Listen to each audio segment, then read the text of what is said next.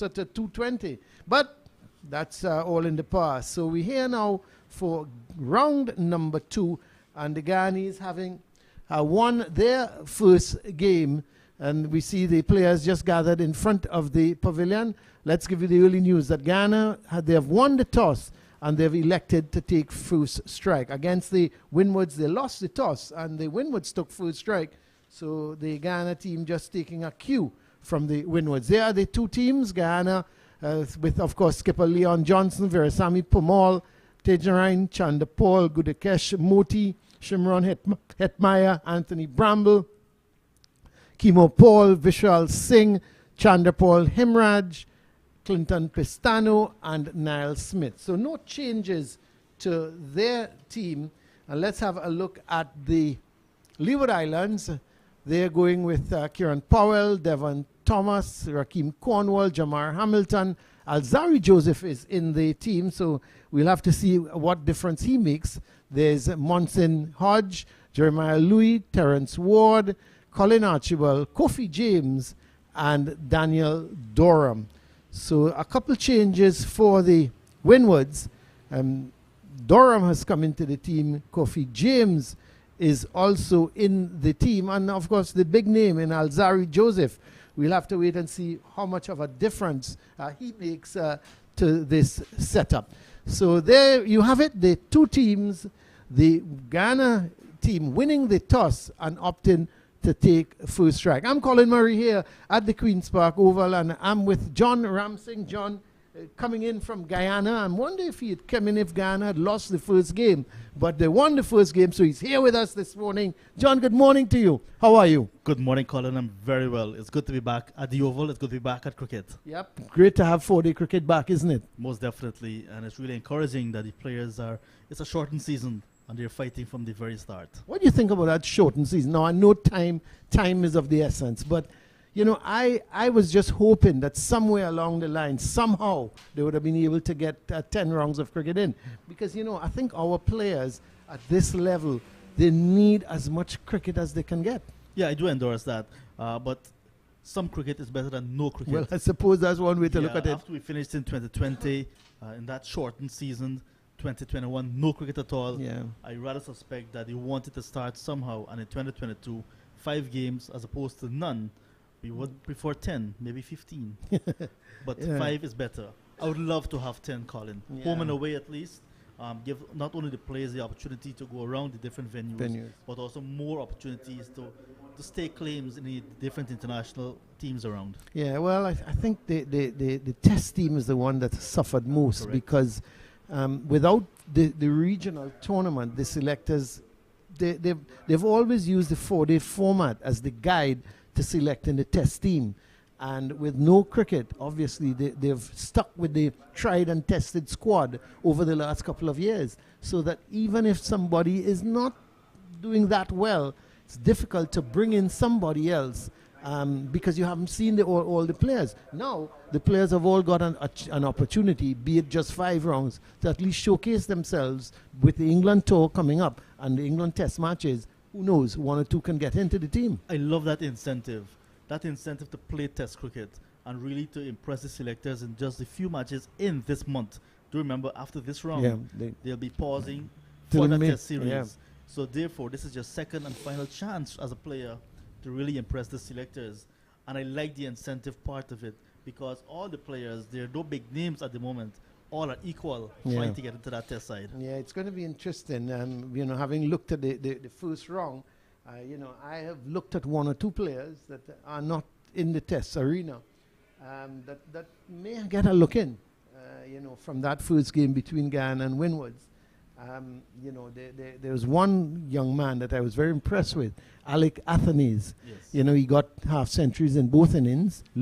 He looked always in control. You know, played, as per usual with the West Indian habit, played an awful shot to get out in the first innings. And then I thought he was a little bit overconfident in his second innings, and gave his wicket away again. And that's the problem. You know, when these guys get, what we need is when guys get into 50, 60, they need to carry on. They need to get 100. And I think a lot of the players are now just happy and satisfied with getting 50 and getting 60 and think, well, I've done well enough, you know, and it's a pity.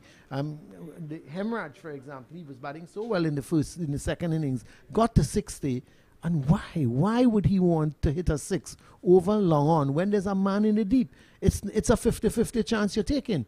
Yeah, if you claim great shot, you get 6, but you also have you may also not get hold of it and get caught. So, which is what happened.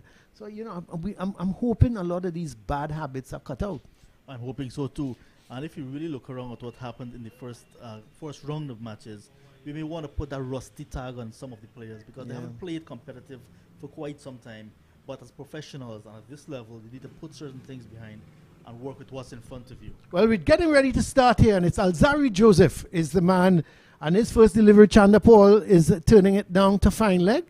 They pick up an easy single. Jeremiah Louis is the man down there doing the fielding. So they're off and running here, the Guyana Harpy Eagles. And pretty attacking field for Alzarri Joseph. 3 slips and a gully. Nice cool conditions here at the Queen's Park Oval, and it should aid some swing bowling. So we'll have to wait and see if Alzarri Joseph is able to swing this ball. Wasn't in the team for the first game against the Barbados Pride, and he must have been a big miss for the Leeward Islands Hurricanes. Hetmyer looking for the single, but Chanderpaul was not interested. So Alzarri Joseph, a shortish ball, and Chanderpaul. Thing is, when you're facing and you're a note, you want to get off that note, and you depend on your partner in particular to take the run. And unfortunately, Chanderpaul was not looking for a single to afford Hetmyer to get off the mark. So you sometimes depend on your partner, and he knows he's a note, so he should have been backing up. But he may have felt that there certainly was not a single in that. And runs here for Hetmyer, just a single, because badly line delivery from Alzarri Joseph. Hasn't got his line all that well yet for the left-hander. And just angling it down the leg side, and Hetmyer clipping it away. Thing with the Guyana Harpy Eagles, their first 5 batsmen are all left-handers. And that should aid the bowlers, because if you don't have a left-hand, right-hand combination, and you don't have to switch your line. So that's the one problem, I believe, with these Guyana left-handers, all 5 at the top of the order. Certainly assist the bowling team. That's a better delivery. Made some height as well, quick, outside the line of the off stump. So the pitch, the ball certainly coming through. Good pace, good bounce at the moment. And Hamilton wasn't able to hold on to it cleanly. Came out of the gloves, but luckily for him, it bounced in front of him. The big figure of Cornwall is at first slip. Then Karen Powell is at second slip. Cornwall with 93 on his back, Powell with 23. Oh, this delivery, it just straightened on Chanderpaul, pitching maybe about middle and leg, maybe about middle and leg. And Chanderpaul was giving the impression he was going to turn it to leg, and then it just straightened on him, and he had to play it out towards a mid-on. So we see Hodge has gone into a wideish leg slip. Still a fine leg. So they're deciding that if Joseph is going to pitch that ball somewhere around the leg stump and the left-handers are going to turn it to leg, that's a beauty of a delivery from Alzarri Joseph, pitching just about off stump. And Chanderpaul had to play at it, pitched, hit the seam, cut away from the left-hander, and went into the gloves of Hamilton. A good end to the over from Alzarri Joseph. He's got some pace and bounce, as is expected from this pitch. In the first and second day, you're going to get the pace, you're going to get the bounce and the carry. So the end of the first over, the Guyana Harpy Eagles, they are 2 without loss.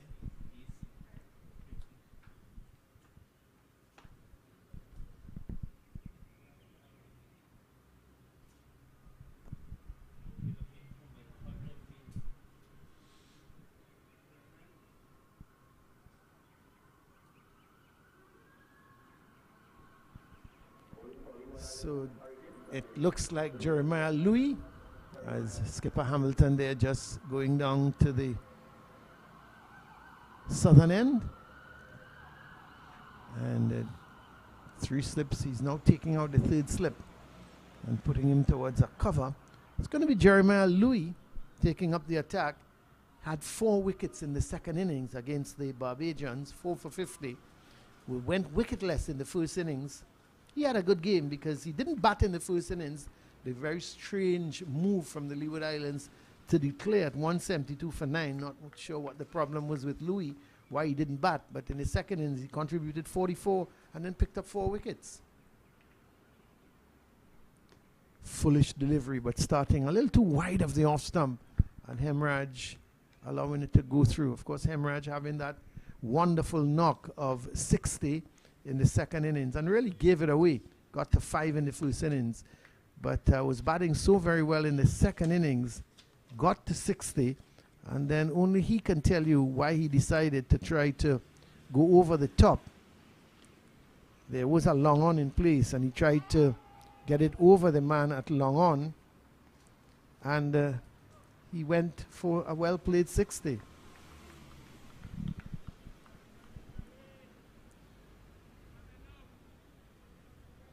Louis there with his 2nd delivery.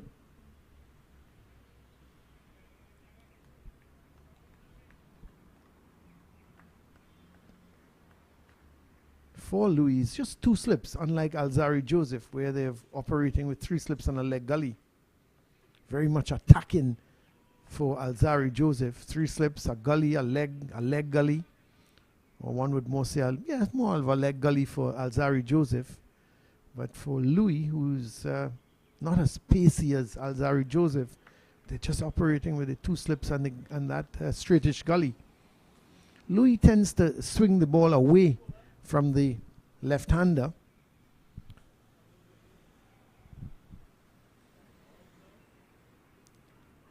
Lined on the pad, and Hemraj is picking up 4. The outfield very quick here at the Queen's Park Oval. Of course, the newly relayed outfield. And that delivery was just short, angling into the left-hander. The previous deliveries were going away from him. This one was angled into him. And Hemraj just turned it very fine. Alzari Joseph is down at that fine leg position, but he's a little bit wide. Now Hamilton is asking him to come a little finer. So yes, he's going a little finer there at that position, but couldn't prevent that boundary. 6 for none. This is outside the off stump short, and Chanderpaul looking to cut. Ball may have come off the bottom part of the bat. Didn't make the height that he anticipated, and came off the bottom part of the bat and just went out on the offside. So Hemraj is on 5. He's the man on strike. Chanderpaul is at the non-striker's end. Always get mixed up between these two because one is called Chanderpaul Hemraj and the other one is Tajnarain Chanderpaul.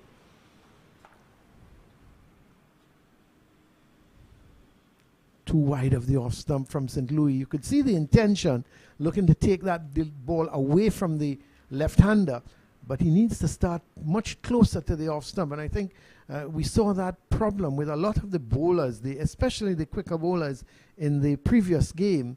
A lot of the bowlers swinging the ball away from the batsman, looking for that away movement, but starting the ball much too wide of the off stump, and gives the batsman the opportunity to just allow it to go through. So 2 overs have been bowled, 6 for none.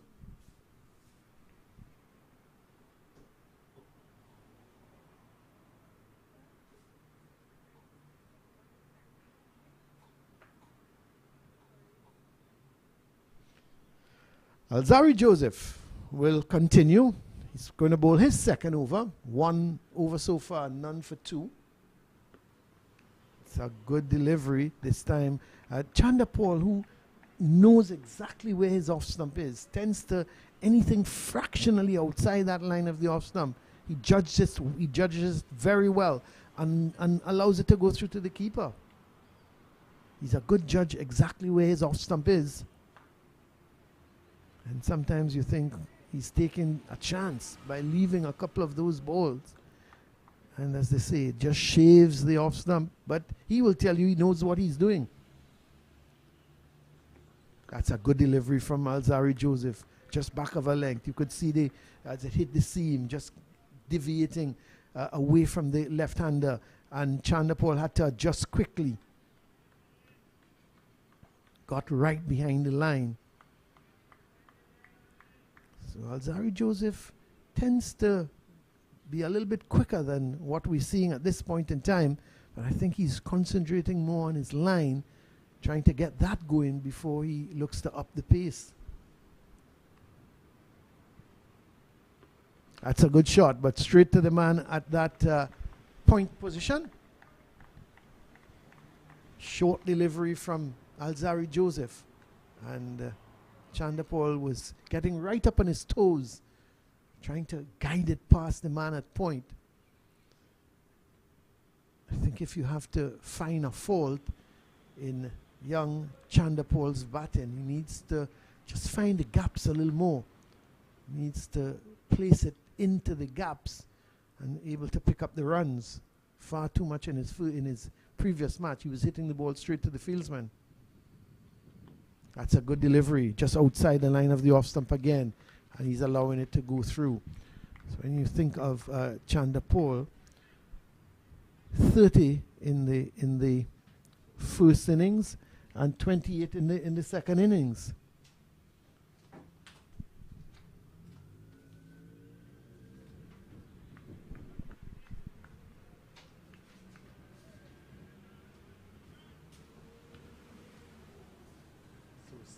Six without loss at the moment. As Alzarri Joseph, the thing is with Chanderpaul, you've got to make him play, because he really plays at deliveries outside the line of the off stump, looking to get the pace and the bounce. Was involved in that 89-run opening partnership with Guyana chasing a victory target of 203. And he got out with a total of 89, and everything went crazy after that for Guyana.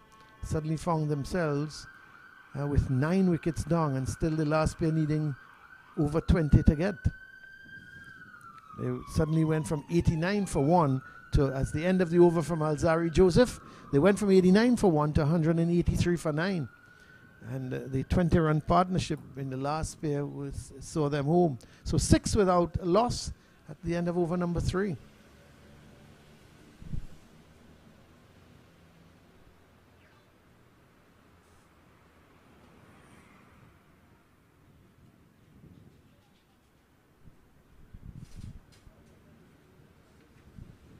So to quickly recap the Leeward Islands team, Jamar Hamilton, the captain, Rakeem Cornwall is the vice captain, and there's Powell, Kofi James coming into the team, Devon Thomas, who had a wonderful game against the Pride. But here's Louis, driving naughty from Hetmyer, looking to drive at the delivery, was pitched up to him, but moving away from the left-hander, and Hetmyer looking to drive, and that right leg needed to get across more to play that, but he was tempted because Louis was pitching up the ball. So just going back to Devon Thomas, started the season very well, 58 and 112.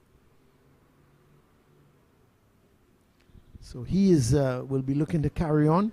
And the surprising thing, he bowled 19 overs in the first innings as well, for 1 for 52. So Devon Thomas, you want him to wicket keep, he will do that. You want him to open, he will do that. You want him to bat in the middle, he will do that. And if you want him to bowl a few overs, he will do that as well. The go-to man. The go-to man is Devon Thomas. Didn't bowl, surprisingly, didn't bowl a ball in the second innings. That's much too wide of the off stump from Louis. not tempting Hetmyer on this occasion. Yes, he didn't bowl in the second innings. The Leeward Islands Hurricanes, they used 7 bowlers in the first innings trying to dismiss the Barbados team, who eventually got to 342, I believe. Yes, that was their first innings total. But in the second innings, the Leeward Islands Hurricanes, they only used 4 bowlers. And this is one of them, Louis. Too wide again of the. You see the away movement from Jeremiah Louis. That ball swinging away from the left-hander, but he's starting it far too wide of the off stump. Got to get that line right. Got to make Hetmyer play. If you're going to make him play, also look for him to drive at deliveries that moves away from him. There are 2 slips and a gully in place. And Louis operating from around the wicket. Again, too wide of the off stump, and to compound matters, it's a no ball. So the total goes up by 1 to 7 without loss. So Jeremiah Louis still to really get his line. He's in his second over, none for 5.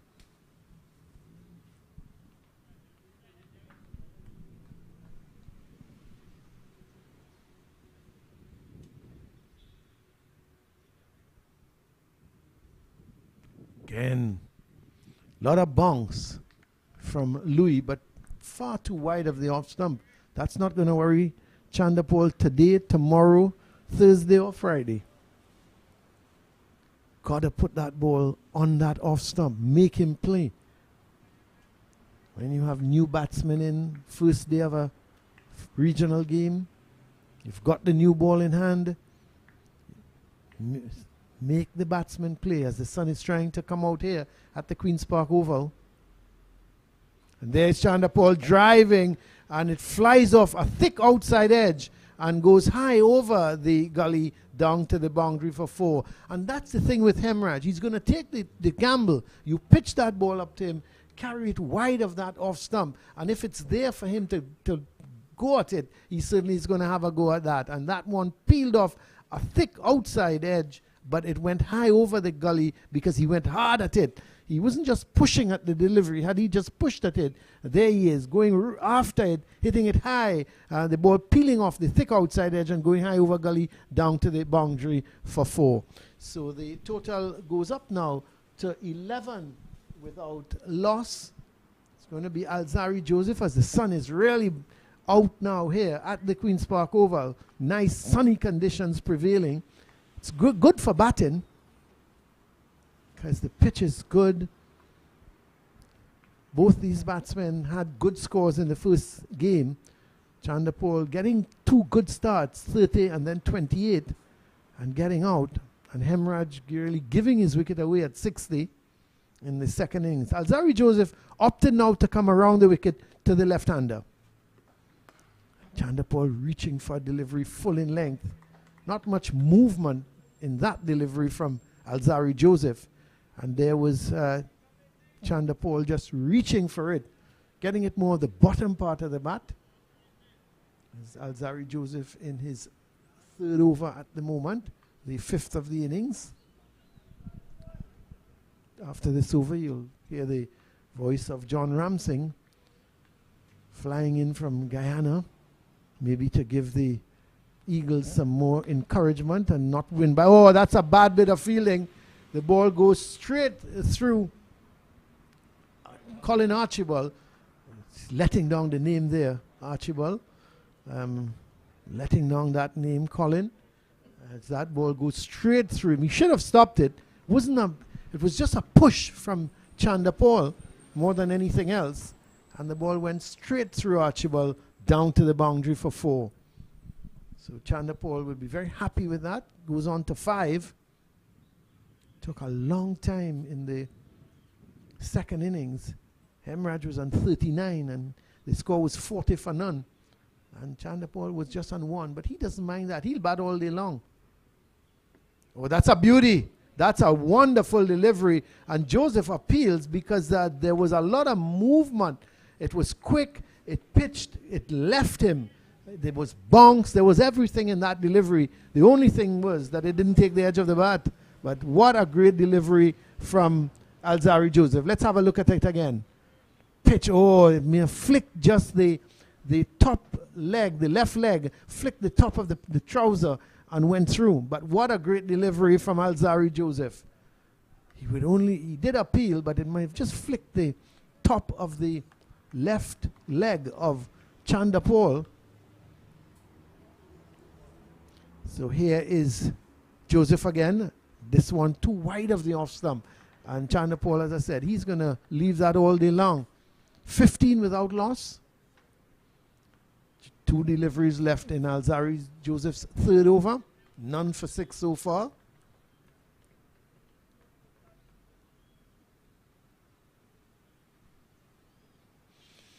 Makes his way slowly back to the top of his mark. Hurricanes would be looking to get some points on the board. That's some good delivery. Well played by Chanderpaul. Taking it right up to the batsman. Not much movement. But Chanderpaul was right back and across.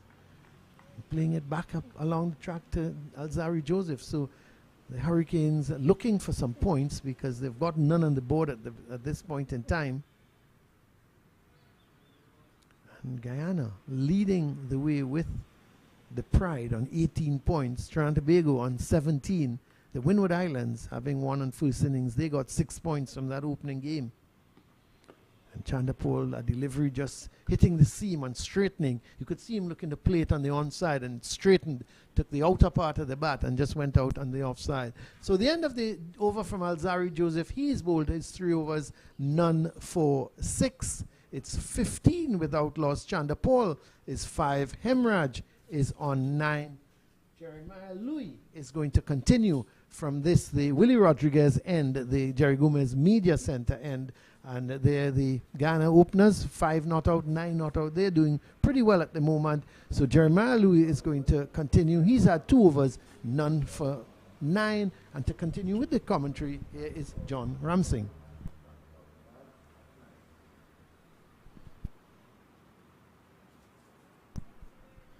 Well, thank you very much, Colin. Sunshine with us, as if it's much better than when Colin started this morning. So I have brought the sunshine to the Queen's Park Oval. The Guyana Harpy Eagles winning the toss. Captain Leon Johnson at the toss. And the Harpy Eagles are batting. So Louis continues to bowl just wide of that off stump, not allowing the batsman to play at the ball more, and he wants to make this new ball count. As an opening bowler, you'll be encouraged to bring those slip and that gully feel into play. And so far, he's just wasting the cherry at the moment. Both left-handed batsmen for the Harpy Eagles, so not much movement in terms of bowling to a different batsman. Swing and a miss to a no ball.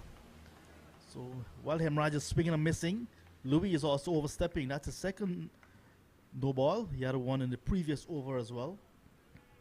So the extras contributing to the total. 16 without loss, the Harpy Eagles so far. In the first round, the pair of Tej Narayan Chanderpaul and Chanderpaul Hemraj put on 10. When they played against the Volcanoes right here at the Queen's Park Oval in that first innings. They had a much better outing in the second innings. But in the first innings, just 10. The second innings, they put on 89 in that nail-biting victory right here at the Queen's Park Oval. So Sun is back with us. It's going to be a cat-and-mouse situation, it may seem.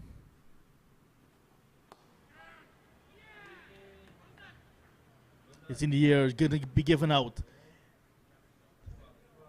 Soft dismissal once again for the Guyana opener. That's Chanderpaul Hemraj. With a score on 16, his personal tally on 9. Just chipped one to extra cover and has taken by the fielder there. So the first wicket going down for the Harpy Eagles in over number 6. Jeremiah Louis, after sending down a no ball, he strikes, and it's 16 for the loss of 1. Not the type of start that the Harpy Eagles were looking for after winning the toss. They wanted to make that toss count with the early loss of Hetmyer. We know Hetmyer can be a pugnacious batsman once he gets going, but he was playing and missing, driving loosely, and in the end just chipped one to cover and lost his wicket in the process.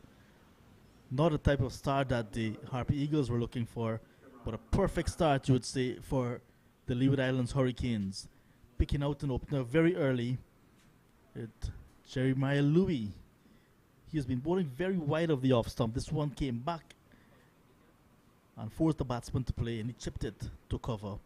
As we see Shimron Hetmyer making his way into the middle, and lots will be dependent on him as a top order batsman, and also for his personal tally he'd want to do well.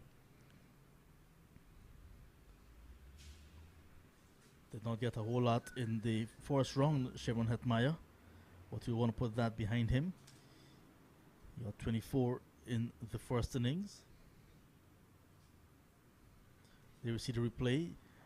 That's Chanderpaul Hetmyer chipping to cover. Looks like Hodge that took the catch. So Hetmyer in the second innings got 9, so 24-9 in the first round against the Volcanoes. Quite talented batsman he is, Shimron Hetmyer. Lots of conversation about him recently, especially being snapped up by the Rajasthan Royals for the IPL 2022.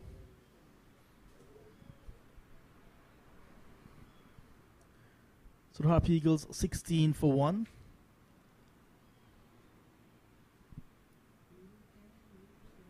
Hetmyer with number 2 on his back, takes guard. It's really nice to see white clothes cricket being played again. We had a heavy dose of colored clothing, various parts of the world. And Jeremiah Louis with number 18 on his back, at the top of his mark. Some adjustments being made to the field. There are 2 slips already in place. And Hodge, who took that catch at cover, is going to go to a 3rd slip position. And the gully moving a little bit to his left. There's a backward point as well, a cover. And a man at mid-off. That's the offside field for you.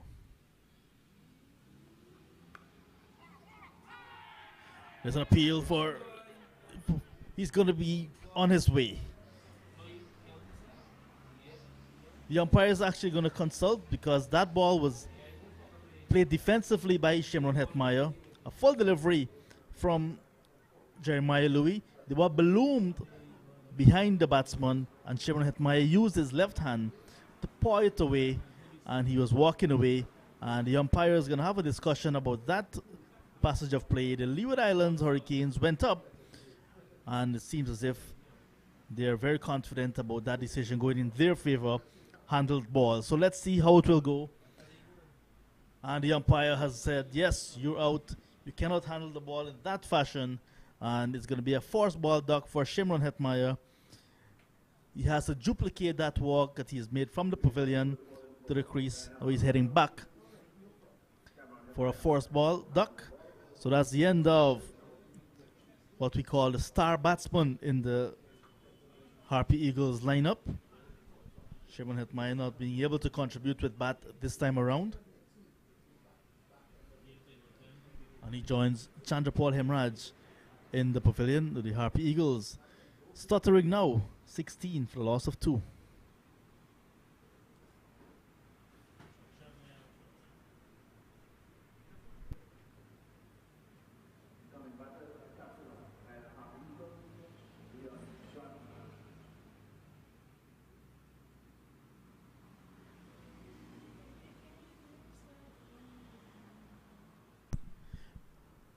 Captain Leon Johnson, lots of responsibility once again.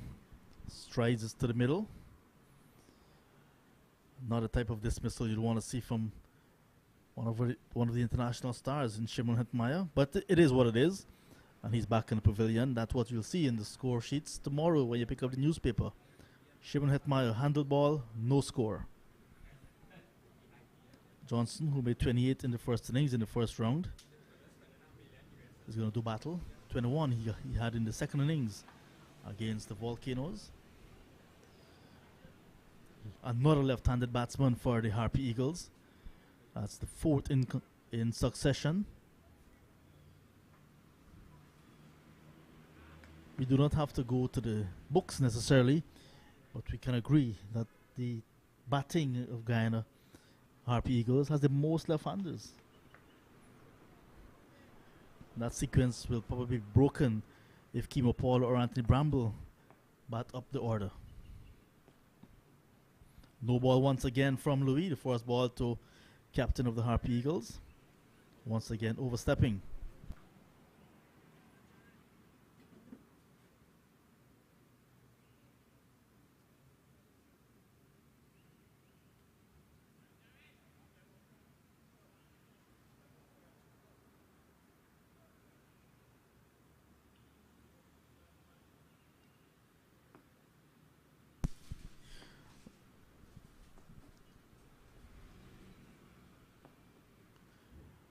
Outside the off stump again from Louis, just targeting that outside off area for the left-handers. In addition to being that consistent outside the off stump, he seems to be having his overstepping problems as well.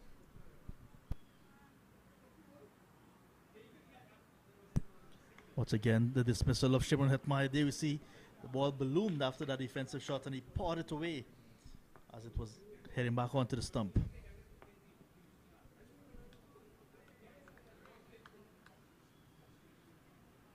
So the end of a successful over from Jeremiah Louis and the Leeward Islands Hurricanes. At the end of it, the Harpy Eagles batting first, 17 for 2.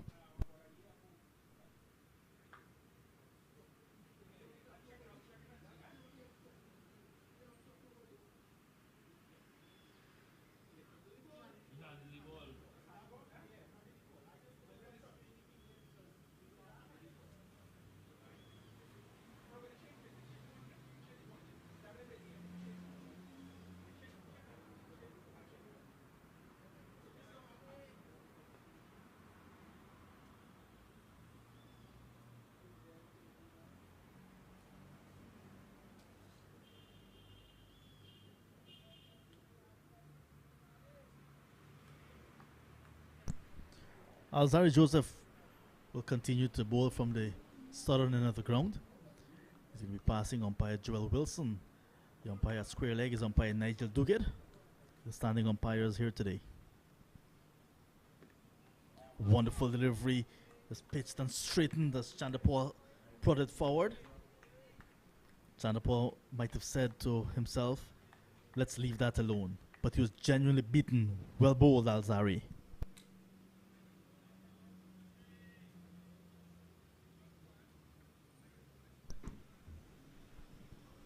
Tej Narayan, Brandon Chanderpaul. We all know the son of Shiv Narayan Chanderpaul. 25 years old. Like Jeremiah Louis, they both played youth cricket at the same time. And Alzari Joseph as well. Up to the face of the bat, and this one is going to be caught as well. Caught at gully. Chanderpaul is unmoved. The full ball actually spooned it to that gully fielder and did not move. The Leeward Islands Hurricanes are celebrating. All of the players are in a huddle and the umpires are in a discussion once again, and he's going to be given out. That's out. Chanderpaul got a full delivery outside the off stump and just spooned it up in the face of the bat to that fielder at gully, and he is on his way as well. So a terrible start for the Guyana Harpy Eagles. Chanderpaul caught at gully by Durham off the bowling of Alzari Joseph for 5, and the Harpy Eagles in over number 7, 17 for 3.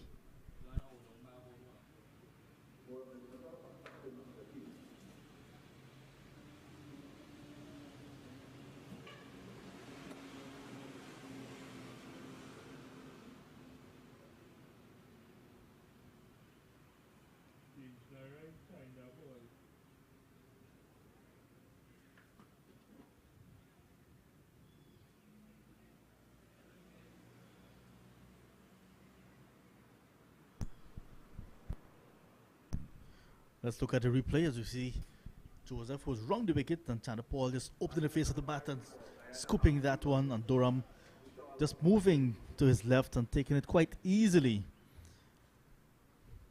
And Chanderpaul not adding much to the scorer's tally today. Just 5 runs for him. So the new batsman coming in for the Harpy Eagles will be Vishal Singh.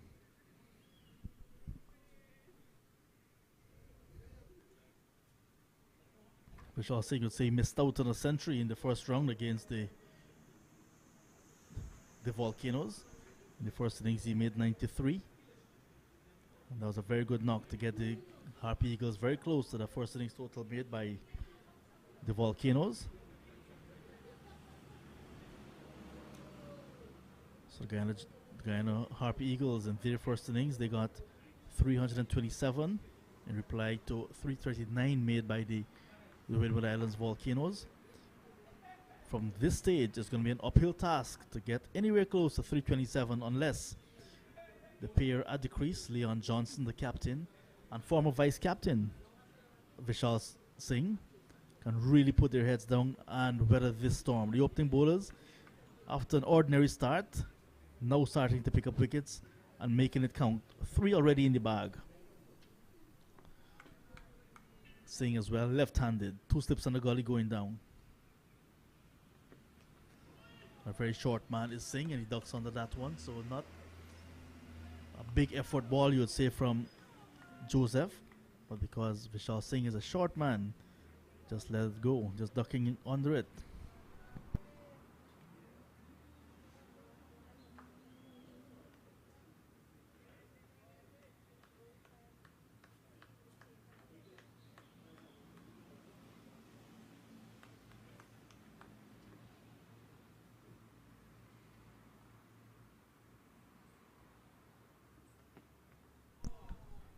Beautiful delivery, nice short delivery to Vishal Singh just beside the off stump. Looking really good, Alzari Joseph. Just goes to show what a wicket under your belt can do. Just picked up that wicket of Tej Chanderpaul, Alzari Joseph, and now he's looking a yard or two faster than he was in the previous over.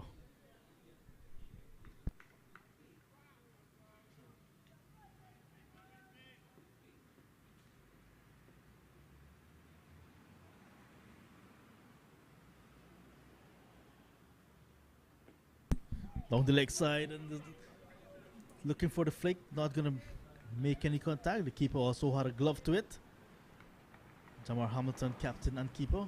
So by signal by umpire Joel Wilson. The Harpy Eagles now 18 for the loss of 3. Still in over number 7.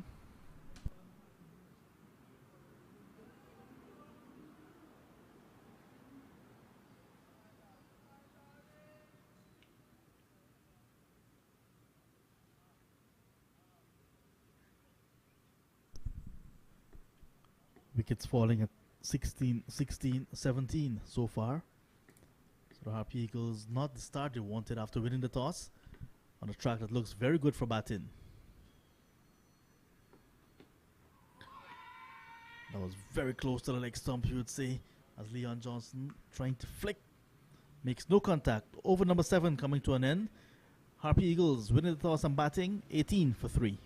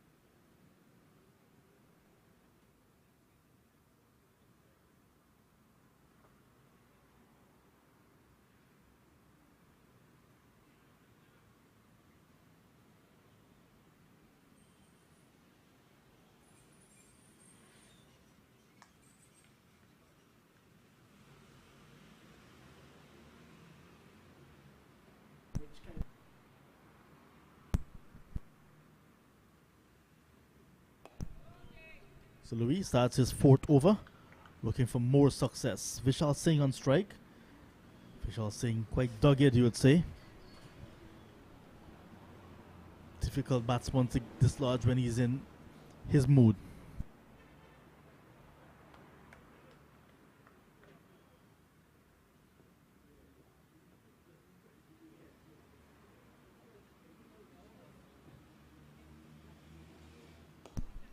Turned it nicely into the onside. Runs for Singh. He's going to get off the mark with at least 2.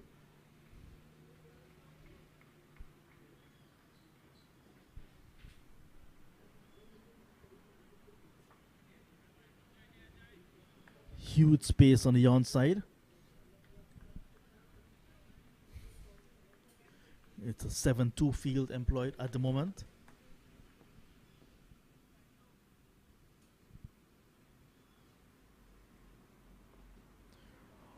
Outside that off stump again, and this time Singh playing and missing, beaten outside the off stump. Well bowled, Louis. Could come back.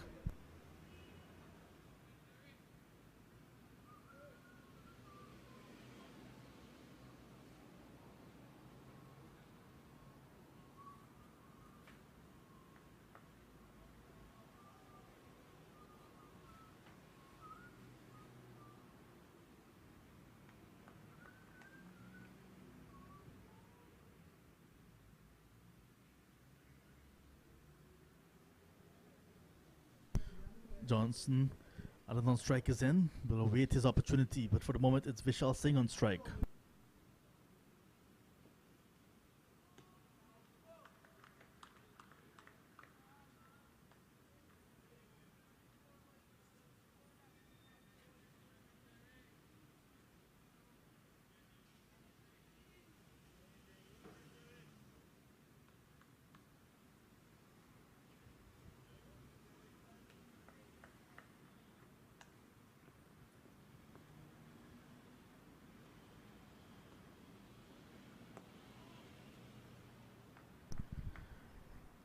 Louis looks just a good bowler when he's bowling on and about that off stump line, that nagging line to the left-handers.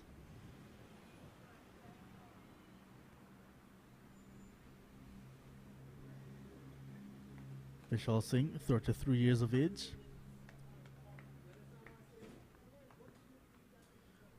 Do remember he played 3 test matches for the West Indies, all against Pakistan.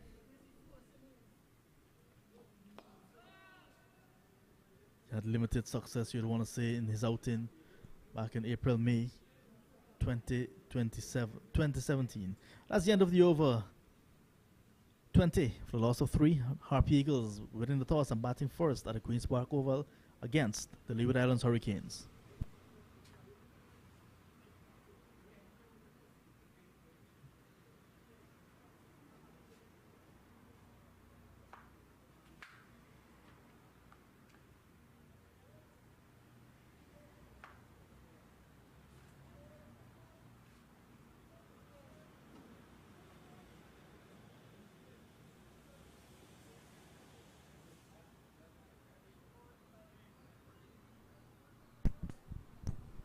It will be Alzari Joseph to continue, and once again it will be the voice of Colin Murray. Quick single, they get home eventually, but good running in the end, well judged. As Johnson is off the mark. Yes, Johnson is off the mark with that single, 20 for 3. Alzari Joseph in his 5th over. But Colin, as you take the hot seat again, let's review that dismissal of Shimron Hetmyer. What are your thoughts on that? Well, crazy, absolutely crazy. That's the first thing I need to say. The ball seemed to be going onto his wicket. So it just instinctively, he just used the hand. But, I mean, you know, for a player of the experience of Hetmyer, you would expect something better. Now, the rule was changed maybe about a year ago where they no longer handball. It's obstructing the field. And that's why the wicket is not credited to Louis, which, again, to me, is a little bit crazy because Louis bowled that ball, and because of the ball he bowled to Hetmyer caused him to handle the ball from going onto his wicket. Had he not done that, the ball would have hit his wicket. So, you know, some of the rules you just wonder who came up with that. You know, because it certainly, you know, I can't see it obstructing the field. That's a great take from Hamilton. Oh boy, that was fast. It was down the leg side, going towards where maybe a leg slip would have been, and he dived across to his right. That's a wonderful take. But badly lined from Alzari Joseph, who's been bowling well halfway through over number 5. He's got 1 for 7. Yeah, you know, and we've seen it, John, before, where batsmen obstruct the fielding team, maybe going for a catch or run out and things like that. But here, there was no fieldsman around. The ball was going back onto the wicket, and Hetmyer handled it. This one he's looking to flick it. I think Alzari Joseph trying to bowl a little too quickly now. And because of that, he's losing his line. He is working up a good pace, actually. He's bowling very quick. But unfortunately, he's just lost his line. He's come around the wicket to the left-hander. So now he's going back over the wicket. I think that's a good move. He's going over the wicket, just probably trying to take the ball away from the left-handed Singh. Singh, who had a wonderful knock of 93 in the first innings. And got to 24 in the second innings and was very disappointed when he got dismissed. But he's a very patient type of player. And that's clipped away nicely to the vacant mid-wicket or square leg region. Is gone into the boundary, and that's 4 runs. So Joseph coming back over the wicket, and this time angling it into the pads of Vishal Singh. There's nobody in that square leg area, so he was a safe shot. He hit it in the air, but he realized that there was no one down there, and he goes on to 6 now. The total on to 25 for 3. That's a good looking shot. So Joseph certainly working up a pace here. Just needs to get back on line. Guyana winning the toss and electing to bat. In some trouble at 25 for 3. And you just have to think, if they were to lose another wicket, Bramble and Hetmyer would have to come good with the bat. It's the end of the over from Joseph. He's completed his 5th over. He's got 1 for 12. It's 25 for 3. Brings, is it Jeremiah Louis going to continue? He's picked up that wicket of Hemraj. I think all the dismissals, Chanderpaul, Hemraj and Hetmyer, especially Hemraj and Chanderpaul, to loose shots outside the line of the off stump, to deliveries that were right up to them, going for the drive and not getting over the ball. One going to gully and the next one to cover. Hemraj went to cover and Chanderpaul to gully. So it's the skipper, Leon Johnson. It's going to take strike. Johnson got to 21 in the second innings, chasing that target. Here he faces up to Louis, and then got to 28 in the first innings. So 28 and 21, which tells me that he's in good nick, but just needs to carry on now. When you get to 28 and 21, it means that you're seeing what's happening with the pitch, the bonks, the carry, and you would have looked at the bowlers as well, and you just need to carry on. Too many of our batsmen are getting into the 20s and 30s and getting themselves out. And Johnson, no ball again, and this is a little bit worrying. Must be worrying for the Leeward Islands that Louis, I think this is his fourth no ball for the morning thus far. And he's only, 4.1 overs? So he's bowled 25 legitimate deliveries, and he's bowled 4 no balls as well.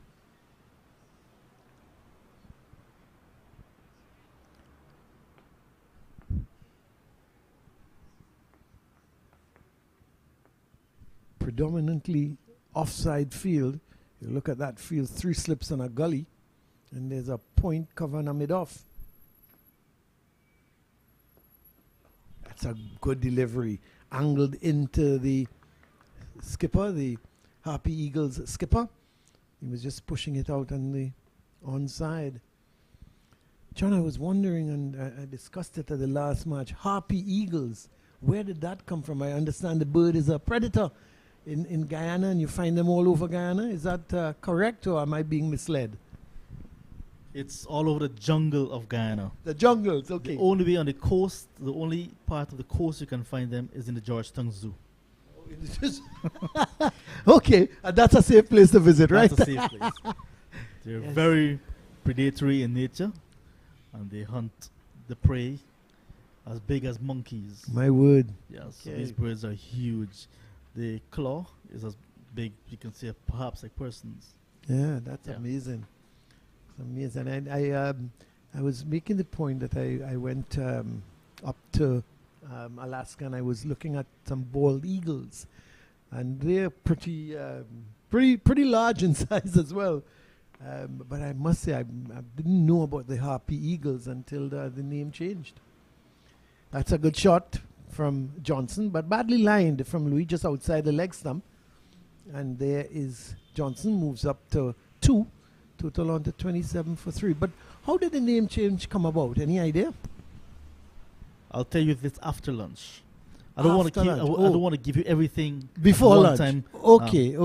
And we have 4 days anyway in which to okay. But it's quite an interesting story. I'll let you know. Yeah. And also all of our viewers and listeners. Yeah, it's interesting because I was surprised when I saw the Guyana harpy eagles.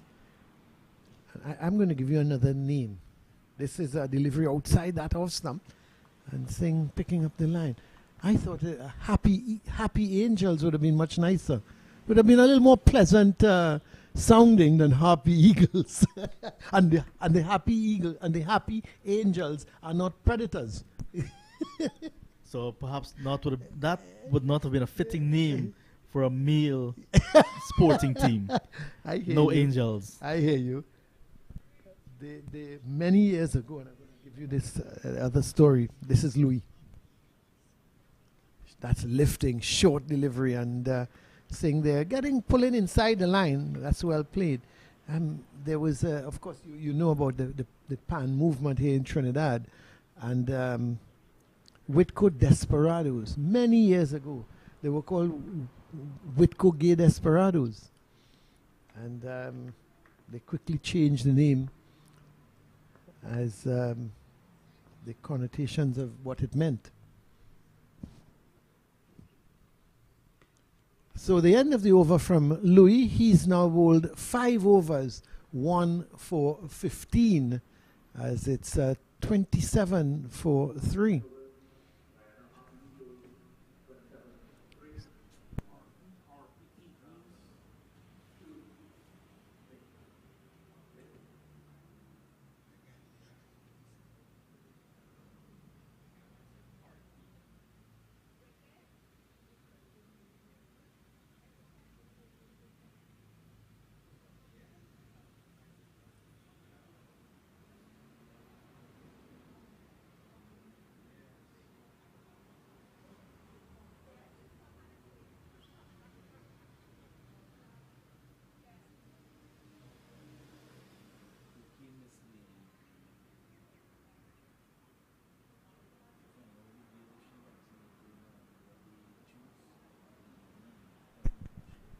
Alzari Joseph is going to continue. He's bowled very well. He's into his 6th over.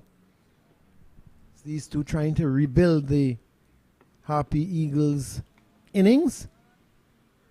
A lot depends on this pair, because after this pair, the wicketkeeper batsman in Bramble, and then you've got Hetmyer, the all-rounder, and really and truly after that is the bowlers. We saw Powell playing a good hand to win the game against the Volcanoes when he got to 20 not out. But Pestano tends to hit the ball,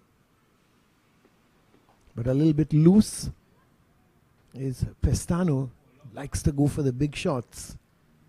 So him giving his wicket away as well against the Volcanoes in the second innings. He had a chance when he was on 5, and then eventually pulled out straight again down to long on for 12. So after this pair, unless Bramble and Hetmyer can get some good scores, the Harpy Eagles could very well be looking at a score of under 200, under 250. And winning toss and batting first, they must have thought they're going to get 300 plus. Oh, he's got the edge, and that's a fabulous catch. An absolutely fabulous catch from the skipper Hamilton. He was diving in front of Cornwall at first slip, and they're having a laugh about it. And look, they're just now congratulating each other. But what a catch. It was a beauty of a ball from Alzari Joseph, pitched up to Leon Johnson, was moving away from the left-hander. He had to play at it. He got an outside edge, and the ball was flying to the left of Hamilton, the wicket keeper. It seemed to be going straight to first slip, and Hamilton took no chances. He flew to his left in front of Cornwall, and he has come up with a magnificent catch. And Guyana Harpy Eagles are in serious bother here at the Queen's Park Oval. Having won the toss and have elected to bat, they are now 27 for 4.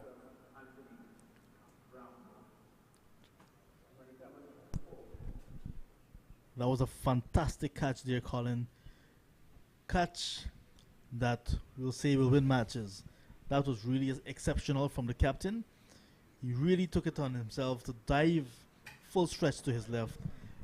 You'd say that Cornwall, moving a little bit to his right, had it covered, but Hamilton was not too certain about that. He felt he had it covered, and he did. And he took that one in front of the first fielder very nicely.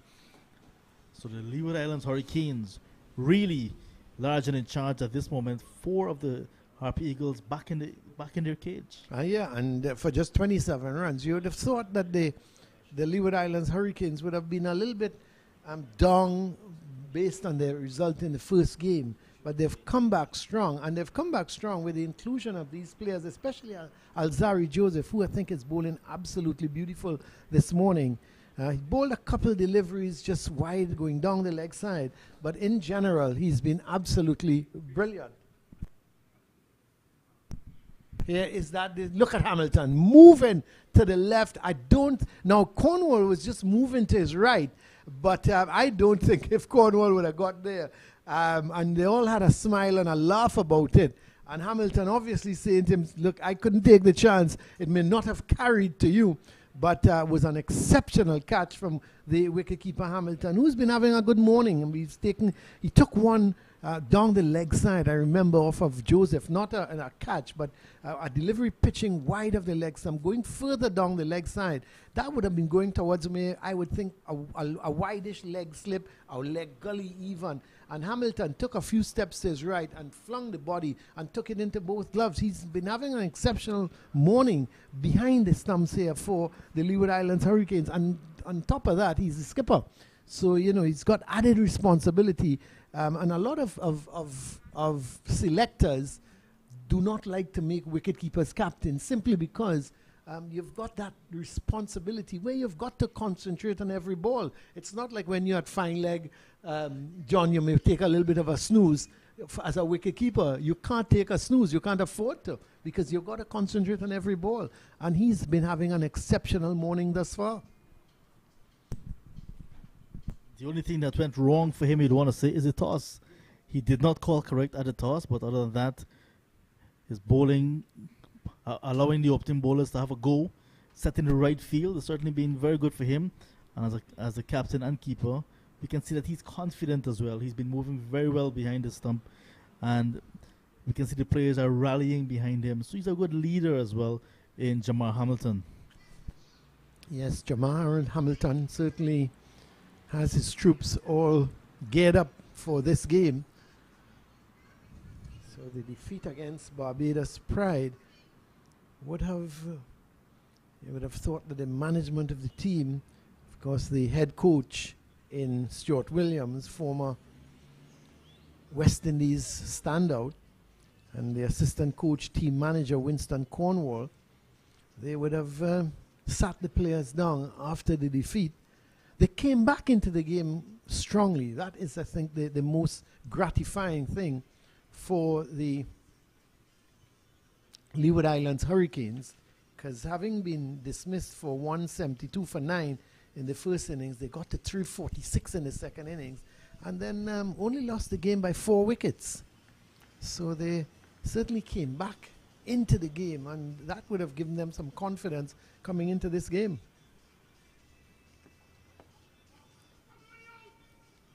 So Joseph continues after the water break. The new batsman, Anthony Bramble.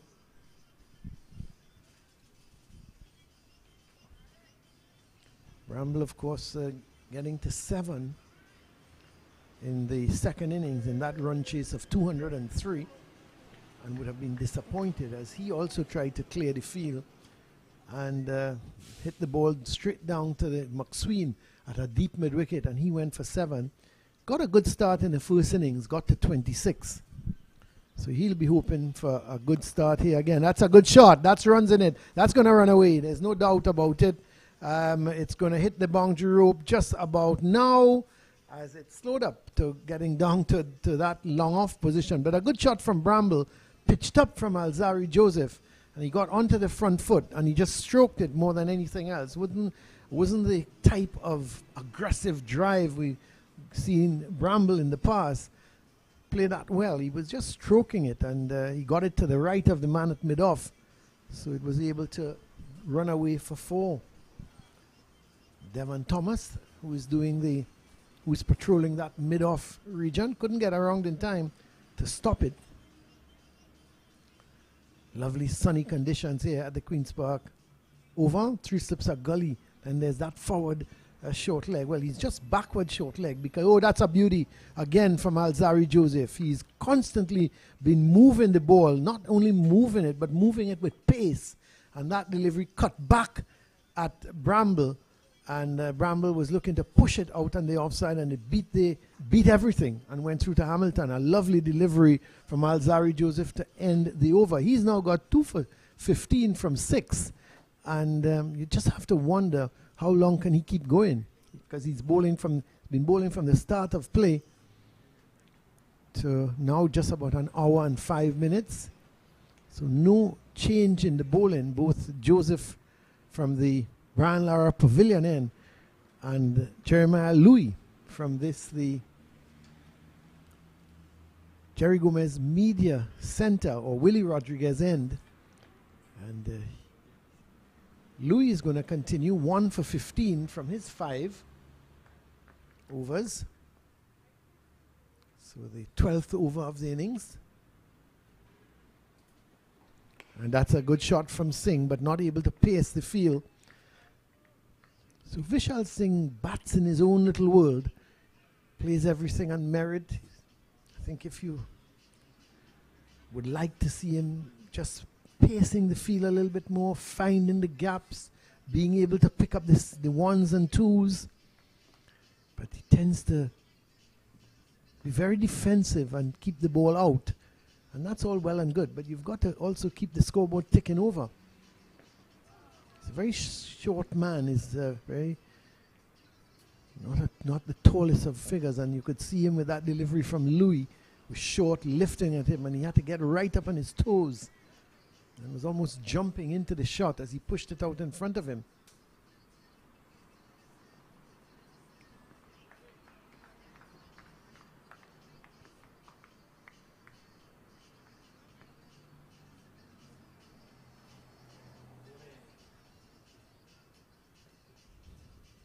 It's well left, just a little too wide of the off stump.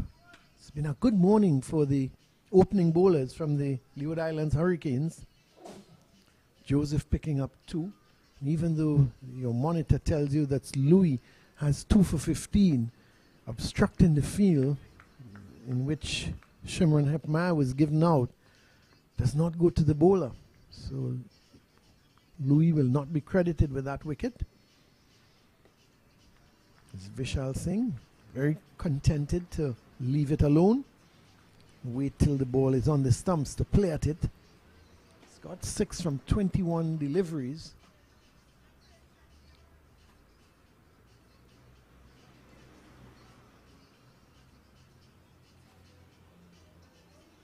St. Louis halfway through over number 6.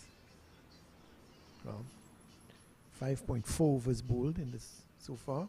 make that 5.5.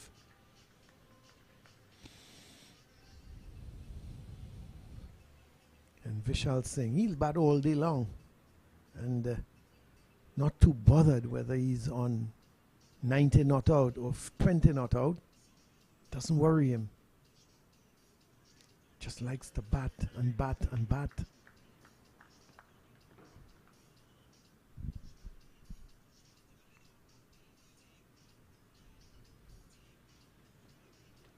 Just down the leg side. He's got away with that one, Louis, because there's just the two men on the onside. There's a fine leg and a mid-on. So had that gone towards square leg, it could very well have, if Singh had made contact, it could have very well have run into the boundary. And Louis got away with one there as he missed it and went through to be taken by the keeper. Well, there's going to be a change in bowling, as I think Alzari Joseph has done his stint. Now, Rakeem Cornwall is going to be brought into the attack, which is interesting because I would have thought they would have gone for maybe Archibald, the left-arm medium pacer, or even Terence Ward. But they decided to go for the off-spin of Cornwall. Cornwall, of course, who against the Barbados Pride had 6 wickets in all, bowled a marathon 38 overs in the first innings, picked up 4 for 99, and then in the second innings also 24 overs, 2 for 69. So he's been brought into the attack, and he's starting with a slip on a forward short leg. Going to be bowling to the right-handed Bramble. There's a long on in position and then a deep square leg. It's going to be interesting if Bramble can resist going over the top. Loves to hit the ball in the air, in the deep. And he gets the edge and it goes past the slip and it goes going down to the boundary. It hits the ropes just about now, and that's 4 in the dark for Bramble. Played forward to 1. It took the outside edge. Luckily for him, it went to the left of the man at slip. So you may just wonder if he's a little too wide at that slip position, and it went down to the boundary. So Bramble goes to 8 with 2 boundaries, but that one was certainly one that he didn't know much about.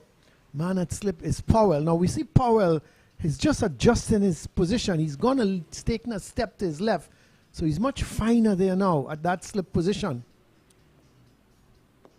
And you're going to find the ball with this newer ball. It's going to run on from Cornwall. It's not going to get the spin.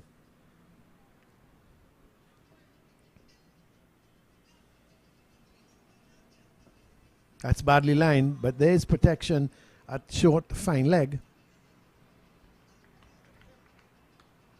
Devon Thomas is at that short, fine leg doing the fielding. As I said, the man in form. 58 and 112 against the champions in the previous round, or the defending champions, I should say.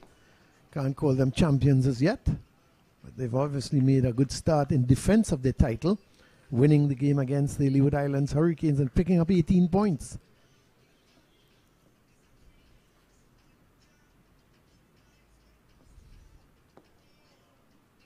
I'm going to ask John Ramsing in a while who he thinks is going to win the tournament this year. He's got a crystal ball. He's left it in Guyana, but I'm sure he looked at it before he came across to Trinidad. But it's going to be an interesting tournament. As I said, it's just 5 rounds, so teams have got to how should I put it, start well. There's not much catching up to do if you lose the first 2 games, or you don't win, at least win one of the first 2 games outright. Got to hit the ground running, Colin, and maintain that momentum. So if you look at the first round, the Barbados Pride out of the blocks, the Guyana Harp Eagles out of the blocks, and the Trinidad and Tobago Red Force.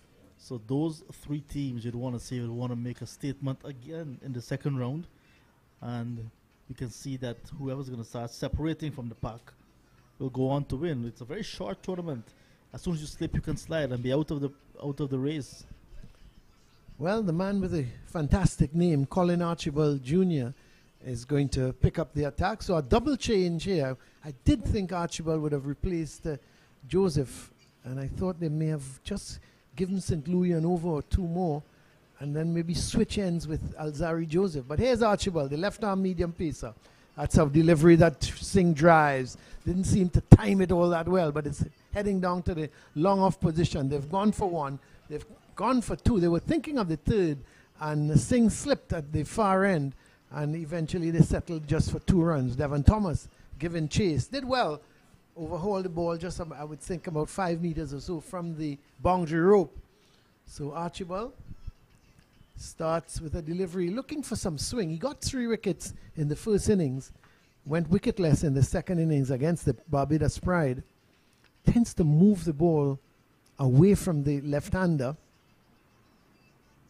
And he gets the edge, and it goes straight into the hands of second slip, as I was predicting. He tends to move the ball away from the left-hander. This was a peach of a delivery. It pitched just about the off stump. It moved across the body of Singh, moving away from him. He had to play at it, and as he played at it, got the outside edge, and it went straight into the hands of second slip. It seems to be Powell, the man who took that catch. And it's now 37 for 5. And the Guyana Harpy Eagles, they find themselves in deeper trouble, because when you look at 37 for 5, their 5 main batsmen are all back in the pavilion. And as we talk about partnerships, coming out is Hetmyer to join Bramble, but Vishal Singh goes. Caught Powell, bowl Archibald for 8. He faced some 25 deliveries, and at 37 for 5, John, what's happening to the Harpy Eagles? Seems to be in all sorts of trouble at the moment. 37 for 5. Colin and I have booked a flight to leave here at the end of this match, which would have been after 4 days. I think I may have to call Caribbean Airlines to have that flight adjusted. don't be too pessimistic at this point in time, John. There's a long way to go. I mean, when I'm just going to recap a little bit the game against the Windward Islands. You know, the Windward Islands, they were 190 for 3, and then all of a sudden they were 215 for 9. And a gentleman called Preston McSween, batting at number 10, got 86. And they got to 339, and things were looking rosy at that point in time. The Guyana team, they were 141 for 5. And you felt, oh boy, if they can get to 225 or 230, they would have done well. Well, they got to 312, right? So that things are, it seems that the lower order at the Queen's Park Oval tend to be doing well. So don't give up hope as yet. But not to take anything away from the new ball bowlers. Oh yeah, and the opening bowlers. They've been bowling very well. Archibald complimenting the seamers as well. That's right. Here he is, bowling to the new batsman Hetmyer. Hetmyer, who batted well in the first innings, got 73. And what I liked about Hetmyer, John, in the 73, it was a well put together innings. You know, his head was down. He was playing each ball on its merit. If it was there to be hit, he hit it. And I thought it was a well-compiled innings. Unfortunately, second innings, he was looking to just work the off-spinner into the leg side, got a leading edge, and went without scoring. But his first innings was an exceptional innings. And, you know, it shows his all-round ability. Hetmyer is no rabbit with the bat. He can certainly bat, you know, and once he puts his head down, see the umpire Duguid is just telling Colin Archibald that he needs to run off the track. He's running straight down the middle, so he's got to be careful because this is his first over. And if after the fourth ball the umpire talks to you about running down the track, well, got to run off. So Archibald, lovely delivery to get rid of Vishal Singh. And here he is again, a delivery angled into Hetmyer, who went for the drive. It peeled off the thick outside part of the bat, and luckily for him, didn't carry into the hands of the man at gully. So Hetmyer, as a delivery pitched up to him, he was looking for that drive. And it could so easily have ended up into gully. There's 3 slips on a gully at the moment, as Archibald bowling very well. Not afraid to take the ball up to the bat, but in doing so, he's moving it both ways. Again, a delivery angle into Paul. That's a good shot. Just a push more than anything else. Got onto the back foot and pushed it to the right of the man at mid-off in Alzari Joseph. And they were able to pick up 2 comfortable runs as Jeremiah Louis had to chase it from mid-on. The end of the over from Archibald, a successful over in which he picked up the wicket of Vishal Singh for 8. Singh went for 8 from 25 deliveries at 37 for 5. So Cornwall is going to continue and John Ramsing will also continue. They were just see on the monitor how good a delivery it was from Archibald in his very first over. Second delivery that he sent down got the wicket of Vishal Singh. So the Harpy Eagles 37 for the loss of 5 at the fall of that wicket. Hetmyer and Bramble, the right-handers. For the very first time we're seeing the right-handers for the Harpy Eagles. All 5 left-handers back in the pavilion. Driven square of the wicket, runs for the Harpy Eagles. Bramble going to come back for the second. Hetmyer back at the crease already at the non-strikers end and was waiting for Bramble to turn for the third. But Bramble was a bit late, so they'll have to settle for 2. 41 now for the loss of 5. So if you're now joining us, good morning and welcome to the Queen's Park Oval. It's Rakim Cornwall, right arm off spin to Bramble at the moment. Over the head of the fielder at mid-off, and it's going to go into the boundary. Umpire will signal 6. That's the first 6 of the morning, and it's coming off the bat of Anthony Bramble. Full delivery and the lofted drive, and it went over long off for 6. So the score getting closer to the first 50 for the Guyana Harpy Eagles. 47 for the loss of 5. So if you're now joining us, the Harpy Eagles won the toss and decided to bat first. They lost Chanderpaul Hemraj in the 6th over, caught at cover of the bowling of Jeremiah Louis for 9. Next ball, Shimon Hetmyer opted to handle the ball and was dismissed via the obstructing the field route without scoring. The very next over, we saw the fall of Teznarain Chanderpaul. He was caught at gully by Durham of the bowling of Joseph for 5. And Guyana at that point were in all sorts of trouble at 17 for the loss of 3. Things did not get better when Leon Johnson was caught at the wicket. A brilliant catch from wicketkeeper and captain Jamar Hamilton. There's an appeal for a catch. All the fielders going up. Umpire Joel Wilson, the main man, is unmoved. And the fielders are very disappointed. But the main person in this context is umpire Joel Wilson. He's unmoved. Bramble as well, gesticulating that there's nothing there for you to go up for. It's the end of the over as well. At the end of it, the Guyana Harpy Eagles 5 down for 47.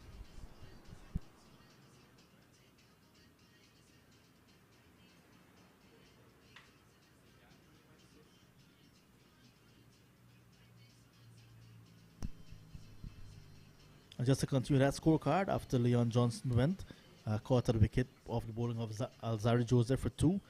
At that point, the Harpy Eagles were 4 for 27.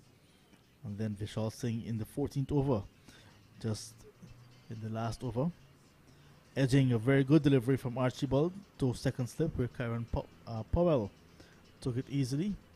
Gone for 8, 5 for 37. The right-handed pair of Anthony Bramble and Hetmyer have so far added 10 runs. With Bramble hitting 2 boundaries of those 10. Hetmyer is on strike, is on 2. Driven hard into the ground, we'll get a single, very quick single taken. Hetmyer running to the non-strikers end, which will be the danger end for this one.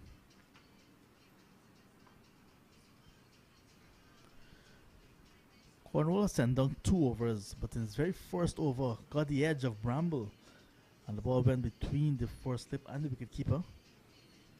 Could have very well picked up a wicket as well, and Bramble could have very well been in the hut. But he survives. He's battling for his country.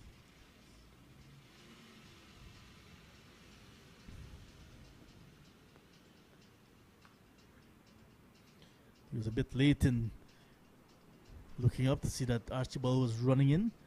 And when he did look up, Archibald was about to deliver as he pulled out of the shot there. Anthony Bramble, the man from Berbice.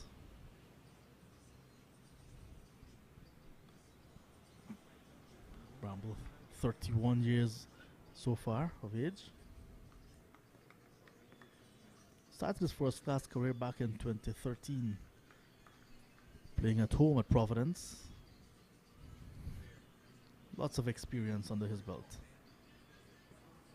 Allows that one to go by to the keeper.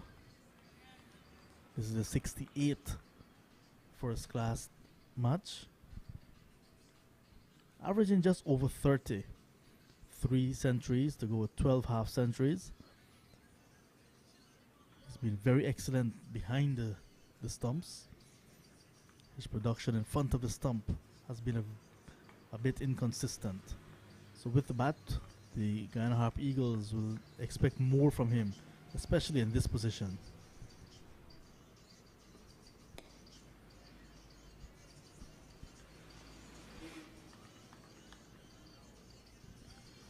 So far it's been all the Leeward Islands Hurricanes of this morning. Joseph picking up 2 wickets in his opening spell, 2 for 15. Other wicket takers Jeremiah Louis and Colin Archibald.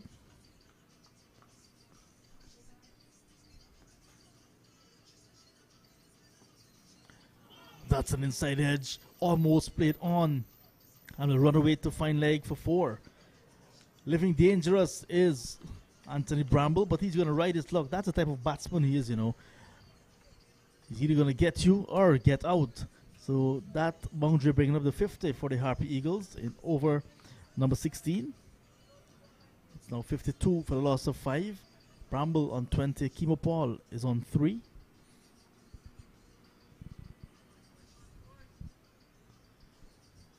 .4 overs to be exact for those statisticians and those who like to make jottings of these milestones.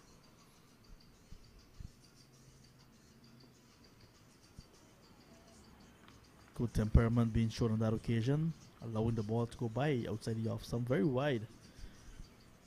Archibald bowling over the wicket, the left arm medium fast bowler.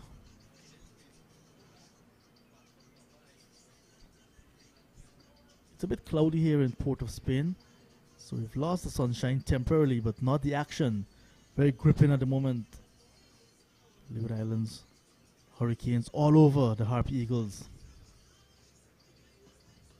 Beautiful delivery, just moving away slightly from the right-hander on Bramble. Not knowing too much about that one, survives. Harpy Eagles winning the toss and batting, 52 for 5.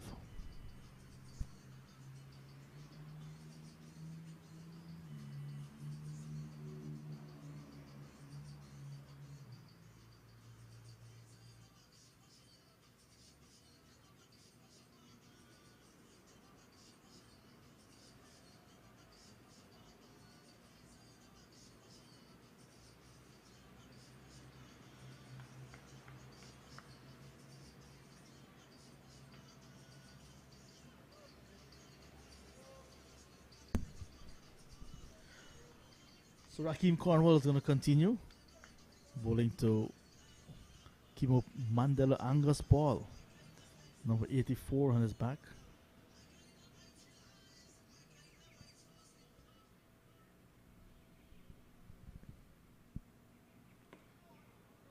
Corn for a single, playing it in the gap nicely. Kimo Paul is picking the gap and off for a single. Kimo Paul has a very good head on his shoulder. We would expect that he's going to look at the situation, analyze what's happening, and try to play on its merit.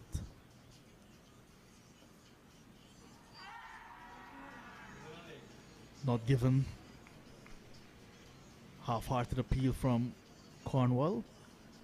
Powell at slip went up as well. The keeper, Jamar Hamilton, not too interested. That tells the picture really. Looking for the sweep to a ball that was just outside the off stump. Bramble looking for the gaps on the onside.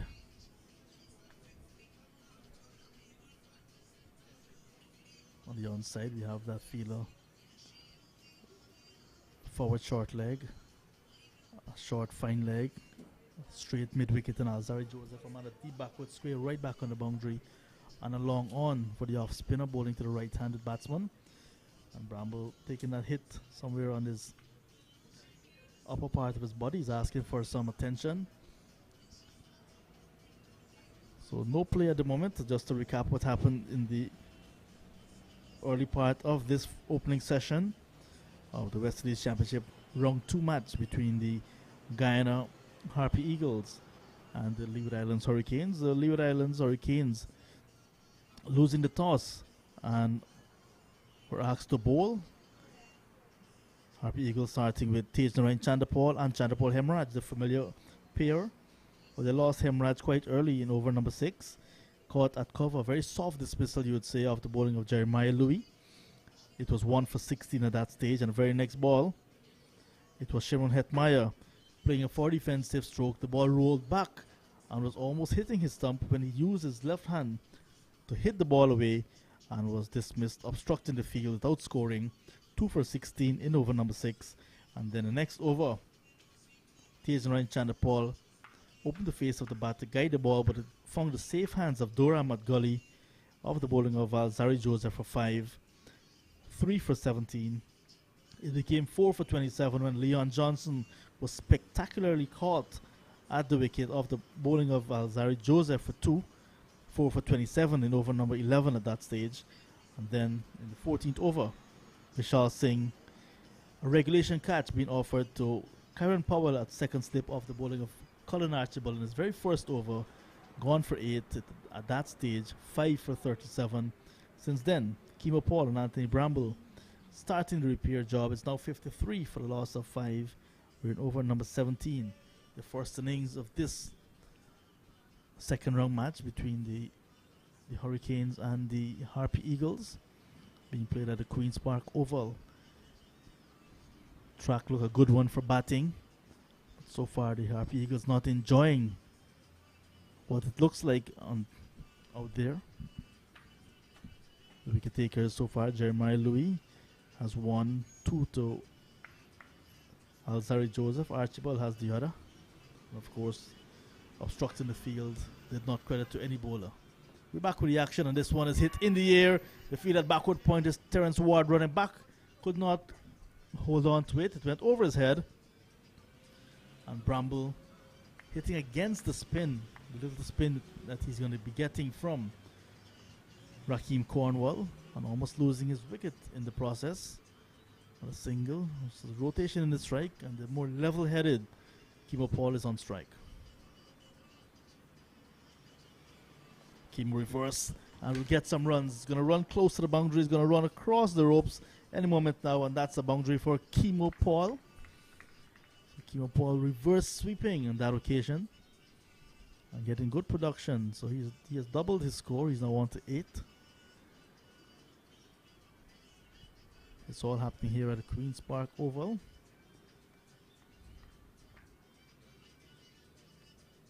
.34 test wickets from 9 matches for Raheem Cornwall. 337 first-class wickets overall. Hetmyer sweeping this time in the air over the head of the umpire at that square leg region. The fielder at that deep backward square, running around but could not come up with a catch. The ball falling well short of him. And Hetmyer and Bramble coming back for 2 to end over number 17. At the end of it, Harpy Eagles 60 for the loss of 5.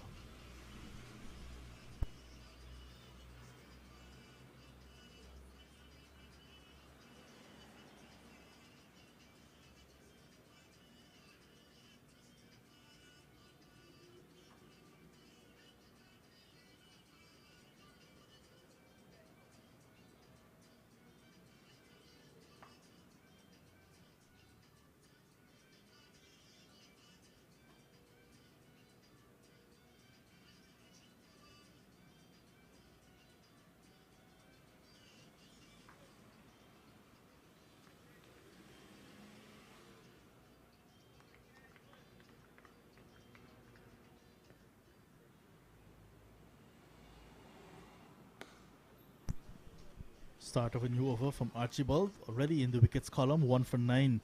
This is his third.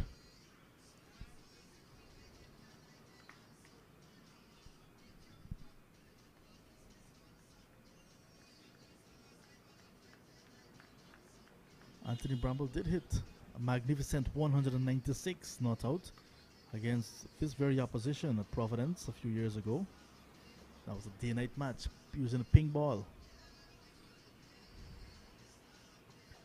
Outside the off stump and driven over the fielder at that mid-off region, and it's going to go into the boundary. 6 being signaled now by umpire Nigel Duguid.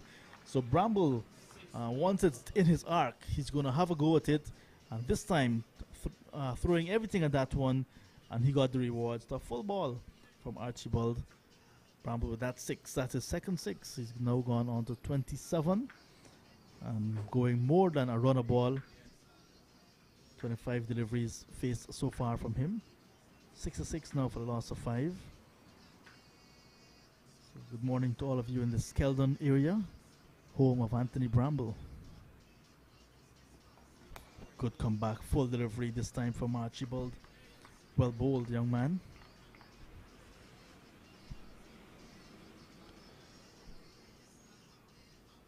Against the Barbados Pride, Colin Archibald did pick up 3 for 47 in the first innings.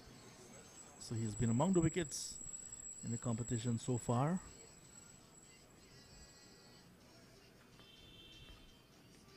Has a good action. Runs to the wicket very smoothly.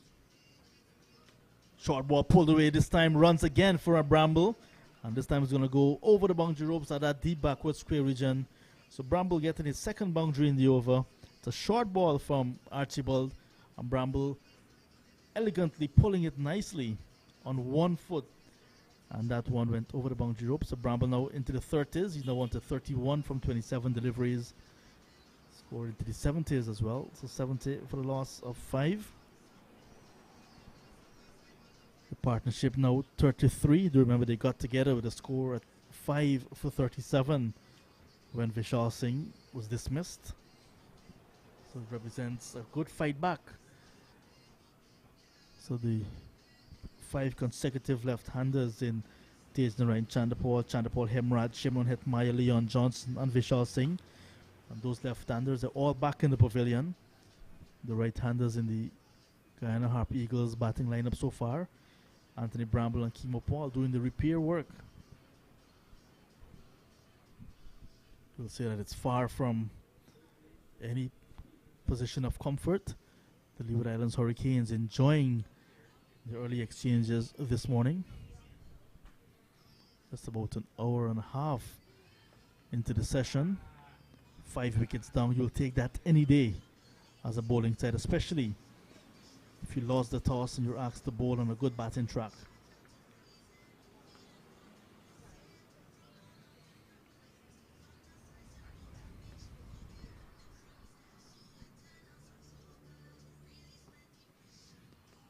Outside the off stump, the ball moving away, and Bramble allows it to go by into the gloves of the keeper.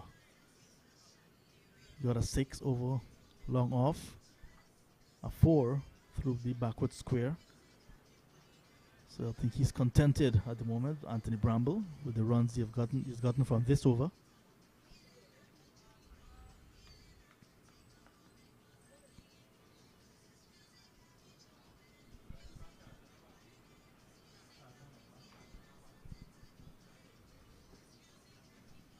Shoulders arm again as the over is completed. So 18 gone. Guyana Harp Eagles winning the toss and batting. 70 for a loss of 5. Brambles on 31. Kimo Paul with him on 10.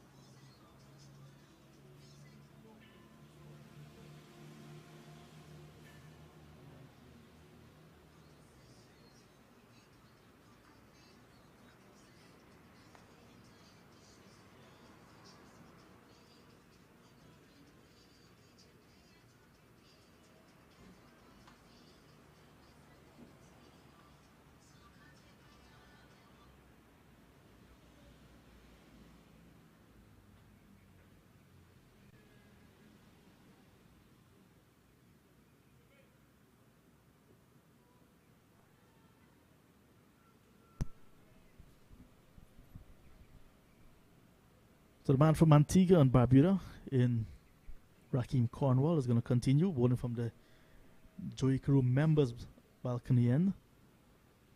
Bowls to Kimo Paul all the way from Saxacali in the Essequibo River in Guyana. And Colin will have a geography lesson if he continues to listen attentively throughout this match. Kimo sweeps well once again, but there's a fielder planted at that long leg position in Terence. Actually, not Terence Ward, it's Devon Thomas. So just a single to Kimo. He said Kimo from the Saxacali area in the Essequibo River. Very nice scenic drive via the speedboat to get to Saxacali.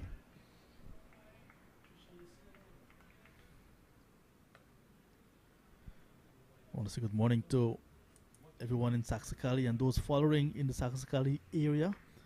Carrier, Wakenham, along the Tushen area. One more as Kimo brings out the broom, sweeping to good effect in this over to the right-handed off spinner. Good morning to Safras. I understand you're listening, my friend. Siddiq never misses a ball. Is also tuned in. So hello Nawaz, hello Fardeen. Martin, trust you're enjoying the game as well.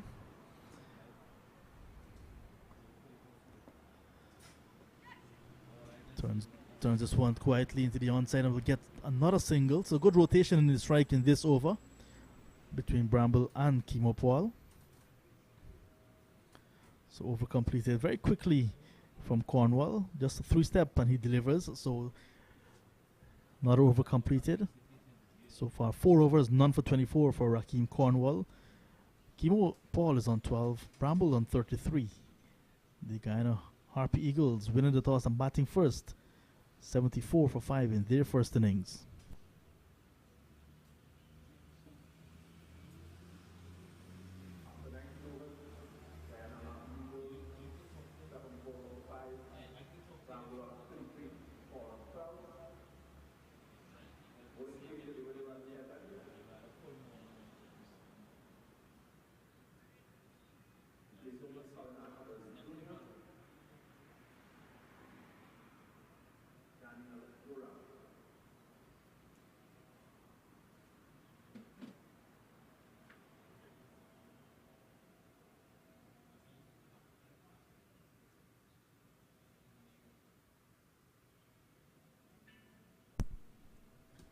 So there's going to be a change of bowling at the southern end, the end that we're operating from. Daniel Durham is going to come into the attack, replacing Colin Archibald. Archibald, in his first spell, picked up the wicket of Vishal Singh. So he's been taken out of the attack. And Durham, very tall figure, number 33 on his back, will come into the attack. Very cool conditions. We'll ask Colin if the conditions may be one of the factors that has allowed the Leeward Islands Hurricanes to pick up 5 wickets quite early. Because it is overcast, cloudy you will say, but no immediate threat of rain looking south. So Durham, with the ball that is just 19 overs old, is into the attack. He's going to be bowling to Anthony Bramble. Bramble asking Kimo Paul just to go a bit wide so he can see the bowler as he comes in. Here he is bowling around the wicket. Left arm. Seems to be putting a little bit of pace on the delivery.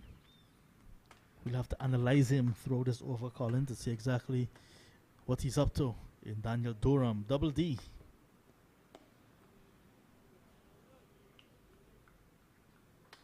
He's looking to target that outside off stump area to the right-handed batsman. Field spreading out far and deep as Bramble is on strike. Cutting off the stump, very close to that off stump. Anthony Bramble, you'd say taking that ball out of the gloves of the keeper. Very close to that off stump and he cut around for 1. want to say good morning as well to Kemchan, Andy, Aditya, and Ruel. Those guys at the VNet Communications down there in Camberville, 29 Dell Street in Camberville. I'll tell you about VNet Communications in a while as Chanderpaul continues to bat here. Played nicely, standing tall and punching it through the offside. As a youth player, Chanderpaul has been hitting at the selectors quite early. And he was spotted by some very good guys, some very humble fellas down at the VNet Communications. And they felt they wanted to associate themselves, that VNet Communications, with somebody of standing order. And they immediately signed Chanderpaul. They offered some assistance because they're from the same area generally. When he was at Saxicali Chemo, he moved to Wakeana, where most of these guys are from. So they became friends. And Chanderpaul and VNet Communication, that's one edge away, and it's going to run away down towards third man and into the boundary. So not a boundary for Bramble. And he's dealing in boundaries this morning. At the end of the first over from Daniel Durham, the first over of left arm spin. Durham none for 6 in his first over, but Bramble survives. He's on 38-80 for a loss of 5. The Harpy Eagles. Chanderpaul is on 13. Yeah, so we're saying that Chemo, as a youth player, was spotted quite early. VNet Communications associated, lined up their brand with him, and they said, as Chemo grows, our brand will grow as well. And it has been growing, and like good poets say, the rest is history. Yes, that's correct. Well, it's an interesting position in the game because you look at Anthony Bramble, he's on 38, and he's taken the attack he's rode his luck a little bit. He's had some good fortune in his innings of 38 from 37 deliveries. The partnership is now with 43, and they've taken it from a precarious 37 for 5 to now 80 for 5. They're still not out of the woods because if this partnership is broken, then you're really into the bowlers. So these two need to bat at least another 15 minutes to lunch, and then they need to go well beyond that after the luncheon interval, if they're still there. So 2 sips. Now Alzari Joseph has been brought back into the attack, so Jamar Hamilton deciding to try and pick up another wicket before the luncheon interval, and he's gone to his main man in Alzari Joseph to try and break this partnership. Joseph is coming around the wicket. Actually, no, it's Colin Archibald. I thought for one moment that it was Alzari Joseph back into the attack, but he decided to switch ends with Colin Archibald, and the very first delivery, a juicy full toss to Chanderpaul, and he's just banked it through the cover region down to the boundary for 4. So not a very good start from Archibald. For the Jamar Hamilton decided that he wanted him to operate from the Brian Lara Pavilion end rather than from the Willie Rodriguez end. He's decided to go to the far end from us at the commentary position, and the very first delivery was a poor delivery from Archibald, and Chanderpaul said thank you very much. So you look at the both batsmen now. Paul is on 17 from 13 deliveries, Bramble is on 38 from 37 deliveries, and these two guys came together with the Harpy Eagles in all sorts of trouble at 37 for 5, but they're batting very carefree at the moment. And Paul plays a lovely shot, runs again for him. Now there's protection out at the deep square point boundary, and the man has to run about, I would think, 10, 12 meters to his right to do the fielding, and they pick up 2 runs. That looks like, is it Louis out there? Seems to be Louis at that deep point position. And Paul goes to 19 from 14 deliveries, and he's looking very composed at the moment, very compact is Chanderpaul. As I said, he got 73 in that first innings and looked very much a good player, looked very much the kind of all-rounder that he can grow into. It's a good bat. He swings the ball when he's bowling. And this time he's going after him again, hitting the square down to the point position, and they pick up that. The man is right out on the boundary. That's actually James out there and not Louis. It's Kofi James, and they pick up a single. So total goes to 87 for 5. Chanderpaul is on to 20, and he's batted really well. So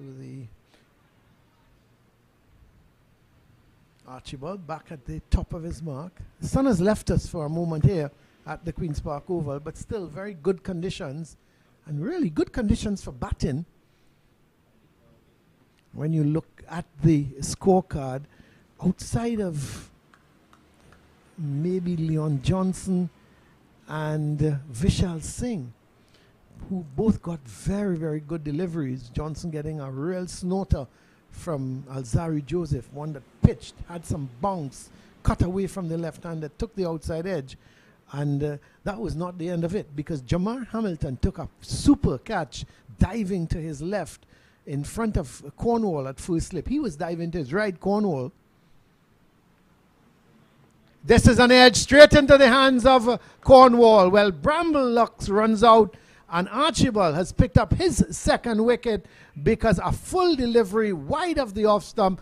Bramble, he just can't resist it. Kenny went after the bowler, and his feet was nowhere near to the pitch of the ball. He just stood there and trying to heave it over extra cover, got the outside edge, and it went straight into the hands, into the lap of Rakeem Cornwall, and the change has done the trick for Jamar Hamilton. So Bramble goes, caught Cornwall, bowl Archibald for 38. He faced the 39 deliveries, and Guyana Harpy Eagles are now 87 for 6. A partnership here with exactly 50 runs between these two. And when you thought they could have carried on a little more, well, it was not to be.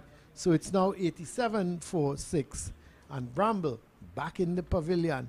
So you have to think that the change of Archibald going up to bowl at that Brian Lara Pavilion end, replacing Cornwall, it has done the trick for the Leeward Islands Hurricanes. And 87 now for 6. So the Harpy Eagles again in some trouble, because you would have wanted these two to carry on a little while longer, certainly at least until the luncheon interval. But the partnership has been broken, and the man coming in now is Clinton Pestano. He's come in. He's looked pretty capable, but very much in the mold of a Bramble. He seems to lack the patience in which to stay there and knock the ball around. He tends to go for the big shots, and sometimes when you go for the big shots, you sometimes pick the wrong delivery to play these big shots. So it's the end of Bramble. In is Pestano, no change in the field. Still the two slips are gully. There's that square point right out on the boundary. So no further attacking. There's not a forward short leg or a man at short point. The field has remained intact as it was for Hetmyer. Oh, sorry, as it was for Anthony Bramble. Hetmyer, of course, is at the non-striker's end. This is too wide of the off-stump. Archibald maybe trying to extract a little bit extra pace, and that delivery was just too wide of the off-stump, and Pestano had nothing to do with it. So the end of a successful over for Archibald and for the Leeward Islands. Archibald is now bowled his 4 overs, 2 for 26. Hetmyer is going to be back on strike. He is on 20, and one would expect that the man in the left-arm spinner in Daniel Doram is going to continue.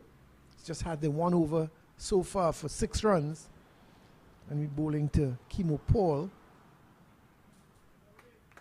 So it's been a really super morning for the Leeward Islands. They have put the Guyana batsmen under some pressure. This is short and cut by Hetmyer, but straight to the man there at that point position in Louis. So, but you have to think that a lot of the batsmen gave their wickets away. Chanderpaul playing at a delivery wide of the off stump, looking to square drive, peeled off the outside edge, went into the hands of Gully.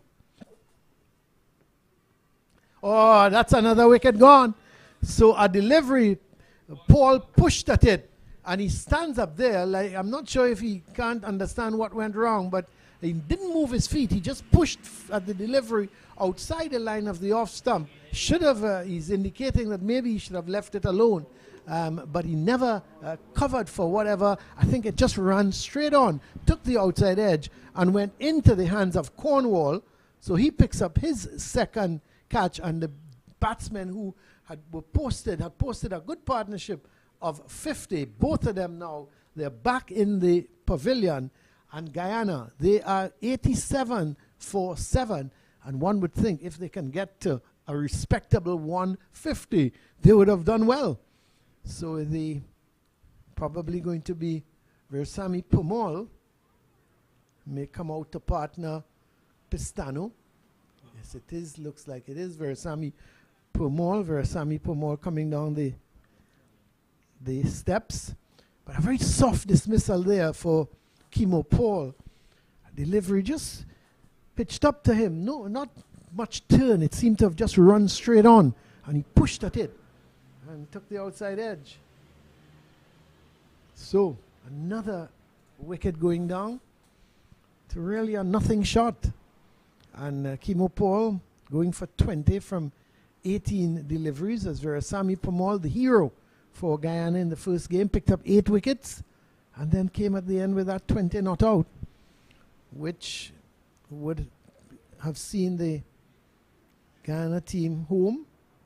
Got to 15 in the first innings, played a very loose shot to Shaman Lewis, a delivery that was outside. Here is the delivery. Now, that left foot didn't go across. It went just straight down the pitch, and he pushed at it with the bat. And that left foot should have gone across.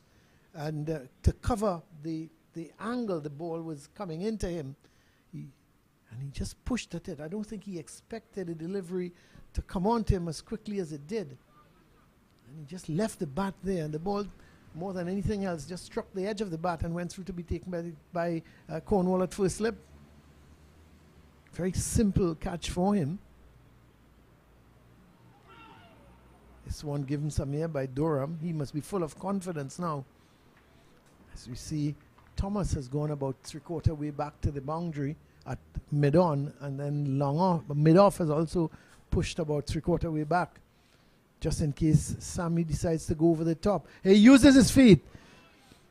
So Durham would be encouraged by that, giving it a little bit of air. And Versamy Powell, we saw that in the game against the Windies. He's not afraid to use his feet, come down the track. So there's no doubt Durham is going to be encouraged by Powell coming down, using his feet. Here he's looking to sweep at a delivery. So it's all happening out there. And Daniel Durham must be pretty happy thus far. Just about 5 minutes away from lunch. And I'm sure they'll be looking to get another wicket, the Leeward Islands Hurricanes. This is much better from Powell. Treat the man with some respect, and he did. For this. So a wicket maiden over from Daniel Durham. He's now bowled his 2 overs, 1 for 6. It was a good over. Had everything in it. Pushed in the ball through, giving it some air, mixed up his deliveries nicely, and was able to pick up that wicket of Hetmyer for 20. You look through the Guyana Happy Eagles, they would not be happy with this scorecard. Chanderpaul 5, Hemraj 9, Hetmyer without scoring. He went first ball. Johnson 2, Singh 8. And the only 2 men getting into double figures, Bramble 38 and Hetmyer 420. They had a partnership of 50, and then they went one after the other.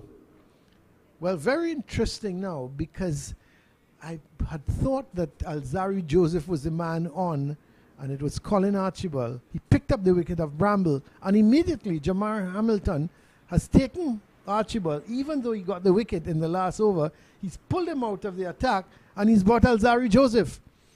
So he's looking to pick up a wicket, as Pistano is getting behind the first delivery from Alzarri Joseph of a new spell. Seems to be just a little bit of a warm-up delivery.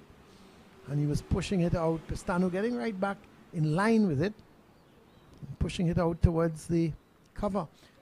2 slips and a gully for Joseph, and then there's a forward short leg, or more of a, no, I would say a backward short leg. because the man is in a catching position just behind the crease. Pestano is going to get off the mark. Delivery angled into the right-hander. Pestano standing tall and just pushing it out on the onside. They're going to pick up that single. So Pestano is onto one. We see some extra protection maybe for Versamy Powell, because he knows Alzari Joseph very well. He knows the pace of Alzari Joseph, and he can be sharp. And he's looked sharp this morning. He's bowled some quick deliveries. Seemed to have bowled well within himself, but bowled some snorters. He bowled the delivery, I thought, to get out Leon Johnson was the ball of the morning. Pitched, made height, cut away from Johnson. He must be saying to himself, well, how come he didn't bowl any other deliveries like that to anybody else? So Powell just putting on an arm guard.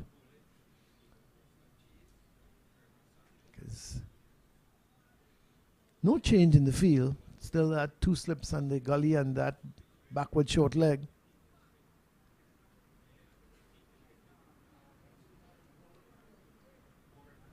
Alzari Joseph in his 7th over. It's made a big difference to this Leeward Islands bowling attack. Didn't play in the first game against the Barbados Pride. Oh, this is a delivery that Powell was jumping at.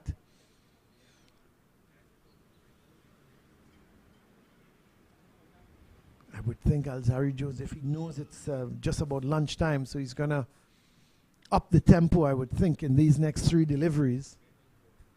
And there's going to be a 3rd slip added. While Powell just gets his bootlace tied. There are 3 slips now. The man at squarish cover has come out of that position. He's gone in, that's Hodge. He's gone into a 3rd slip. Powell just reaching for that delivery, opening the face of the bat. 88 for 7. This is the 23rd over of the morning.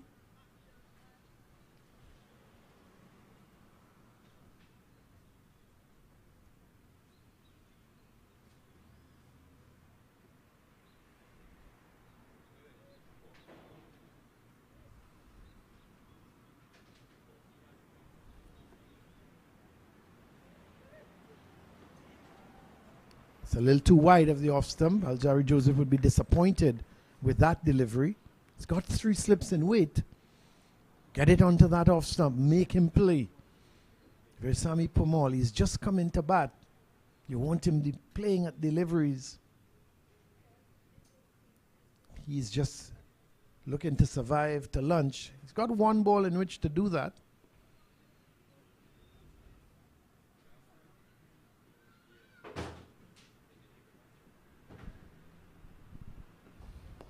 He's going to get a run here. No, he's not, because Pestano was not interested, and that would have been curtains had they gone through for that run. As it was, Archibald had a shy at the striker's end, and had he hit the stumps, there was some doubt that Powell would have been back in time. But where was he going? He must have thought he timed that ball much better than he did. He started to run and was about quarter way up the pitch when Pestano said, it's interestingly enough, it was not Pestano's call, but Pestano was looking back to see where the ball was going, and maybe just as well, because he sent Powell back.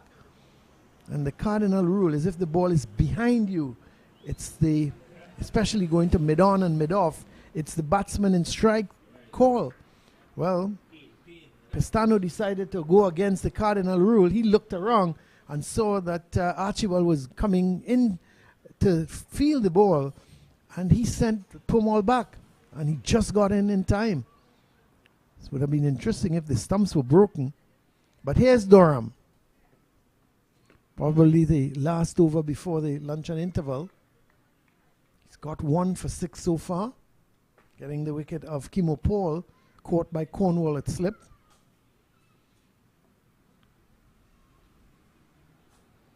So you look at all the dismissals. Chanderpaul was caught in the gully. Johnson was caught by the wicketkeeper. Singh was caught at second slip. But Bramble and Powell were caught at first slip. So all batsmen getting the edge. That's a good ball from Durham. Angled back into the right hand, and Pestano was getting right across. Maybe just thinking that ball would have been straightening on him, or maybe just turning away. It came back at him, the arm ball, and he had to come down on it quickly. He did well in the end. Give him some air, and Pestano drives pleasantly. Didn't time it all that well. But Durham really mixing up his deliveries now. He's bowled well. Still that slip and forward short leg. So certainly the Leeward Islands looking to try and pick up another wicket. Oh, another good delivery angled into the right hand, and he's long forward, and the ball coming off the inside edge, and immediately Hamilton is coming down the wicket to have a chat with Durham. It's going to be interesting if there's a change in the feel or what he is. Just must have seen something in Pestano that maybe put a little more pressure on him. See what's going to happen. Hamilton has led the side well so far this morning. Took that marvelous catch to dismiss his opposite number in Leon Johnson. Runs here for Pestano. Not a well-lined delivery from Durham. Just putting it behind the square leg position, and they pick up a single. The end of the over, at the end of it, it's 89 for 7. The player's turn, as Hamilton himself did the job for Joel Wilson. He just took the bails off, indicating that it's lunchtime here on the first day of this game between the Guyana Harpy Eagles and the Leeward Islands Hurricanes. At lunchtime, it's 89 for 7. The honors solely belonging to the Leeward Islands this morning, after Guyana winning the toss and opting to bat. And let's have a look at the scorecard. Chanderpaul went, caught Durham, bowled Joseph for 5. Hemraj caught Hodge, bowled Louis, 9. Hetmyer out first ball, obstructing the field without scoring. Johnson caught Hamilton, bowled Joseph for 2. Singh caught Powell, bowled Archibald, 8. Bramble caught Cornwall, bowled Archibald, 38. And Paul caught Cornwall, bowled Durham for 20. Pestano is not out on 2. Powell, he is not out on naught. There are 5 extras, 89 for 7. The Guyana Harpy Eagles having won the toss, and the bowling for the Leeward Islands. Joseph, the pick of the bowlers so far, 7 overs, 2 for 16. Jeremiah Louis, he had 6 overs, 1 for 15. Cornwall, 4 overs, none for 24. He's the only man out to pick up a wicket. Archibald, he's had 4 overs, 2 for 26. And Durham, the left-arm orthodox spinner, 1 for 7 from his 3. The Ghana team at one stage, 37 for 5, and they've progressed now to 89 for 7. They're still not out of the woods. They've got some batting to do, but they've got to do it with their bowlers. The 4 bowlers in at the moment. Pestano is with Powell. It's only Moti and Niall Smith to follow, so you'd have to hope that if they, from a Guyana perspective, they need to get to somewhere in the vicinity of 160, 150, 160 to give the bowlers at least something to bowl at. The Leeward Island Hurricanes, on the other hand, they're going to be looking to dismiss the Harpy Eagles for less than 120 to have the upper hand on the first day in this game. So that's it from us at the Queen's Park Oval. It's a lunch break, and at the lunch, the Guyana Harpy Eagles are 89 for 7. We'll be back in about 35 minutes or so to carry on commentary after the luncheon interval.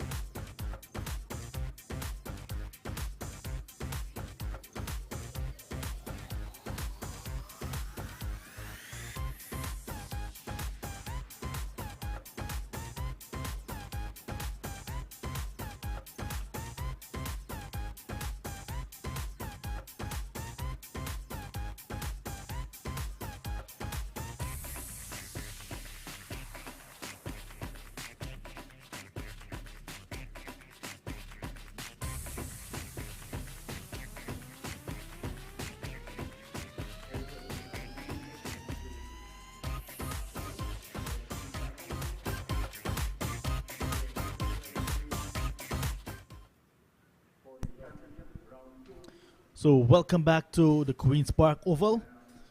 We're about to pick up the action in the second session on day number 1 of West Indies Championship second round match between the Guyana Harpy Eagles and the Leeward Islands Hurricanes.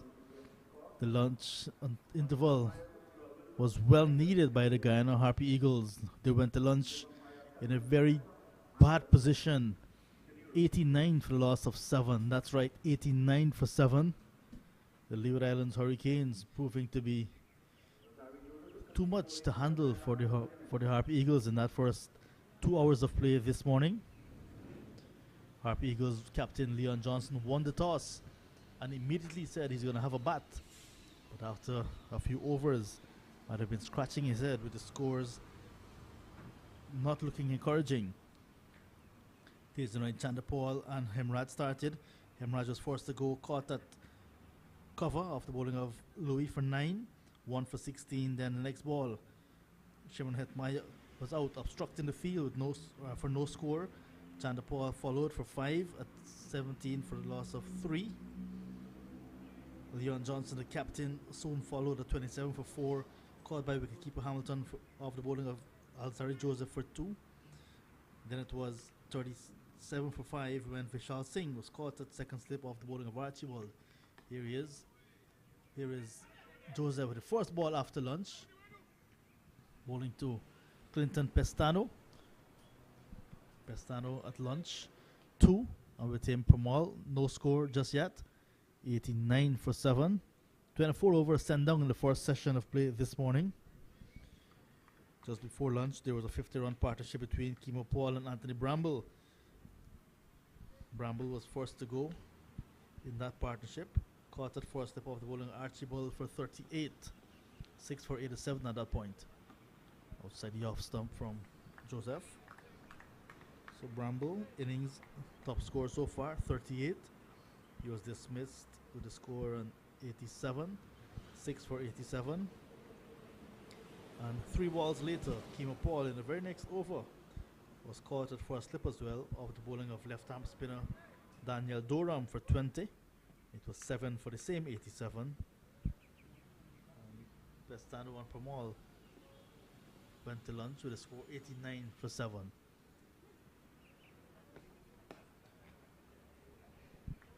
The Leeward Islands Hurricanes this morning made 3 changes to their team that lost to the Barbados Pride in Barbados. Casey Carty, Amir Jangu and Nino Henry missing out. Kofi James, Daniel Durham and Alzari Joseph back into the team.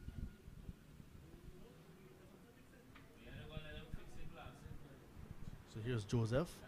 Missed the first game because he was out on West Indies one international duties in India. Short lifting delivery to Pestano, who handles it very well. Joseph, 2 wickets so far, bowling very well. Bowling with some good pace on a pitch that looks tailor-made for batting. Cool conditions in Trinidad and Tobago at the moment. It was raining cats and dogs overnight in Guyana, in Georgetown, but this morning in Trinidad, very fine weather for cricket. And I understand it's in the middle of a dry season, at least in Port of Spain. Short delivery again, well played. Pestano just moving out of the way like a boxer. Bob and weaving, and he pulled away and allowed the ball to go through to Jamar Hamilton. He took it just over his shoulder.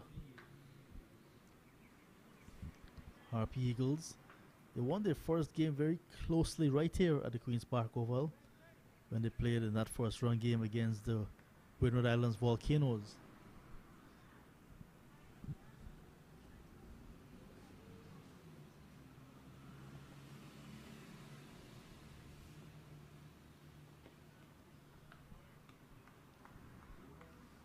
That's Pestano shouldering arm, and that's the end of the first over after lunch. Guyana Harpy Eagles, 89 for 7. Joseph, first over after lunch, a maiden.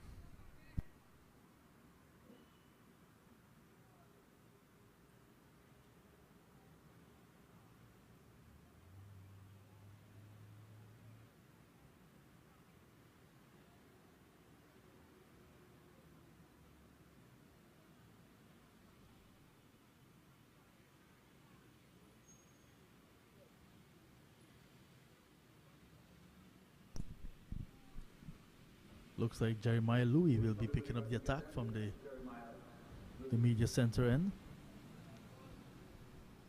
Louis this morning, his opening spell 1 for 15 from 6 overs. Had some no ball problems, sent down 4 no balls in his opening spell. He's looking to correct that.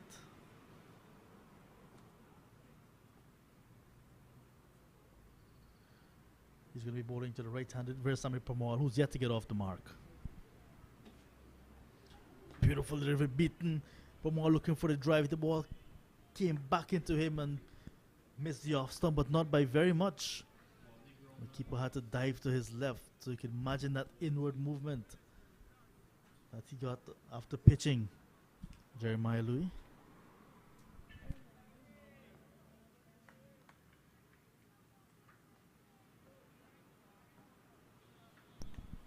There are 2 other matches being played in this round. One in Barbados at the Kensington Oval and the other at the Brian Lara Cricket Academy. At the Kensington Oval in Barbados, Barbados Pride are taking on Jamaica Scorpions, while to the south of Trinidad at the Brian Lara Cricket Academy is the home team, Trinidad and Tobago Red Force, against the Leeward Islands Volcanoes.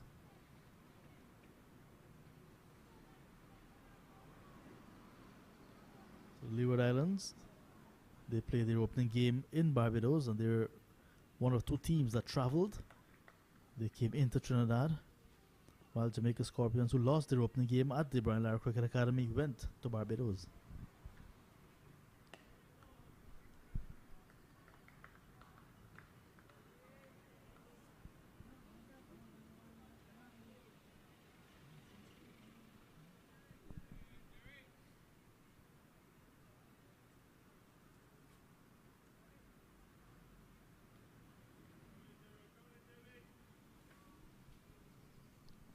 Louis with number 18 on his back runs away from us. The Harpy Eagles still to open their account after lunch. Went to lunch with a score 89 for 7 after 24 overs in the morning session. Pestano, the right-handed batsman from Berbice, is on 2. And with him, Permaul yet to get off the mark.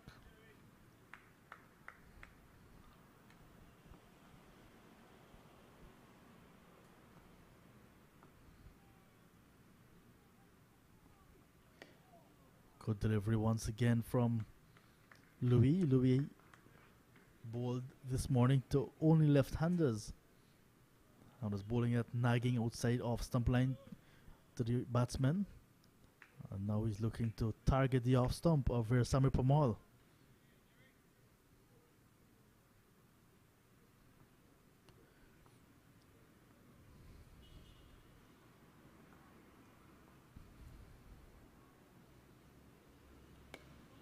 Second consecutive maiden after lunch completed.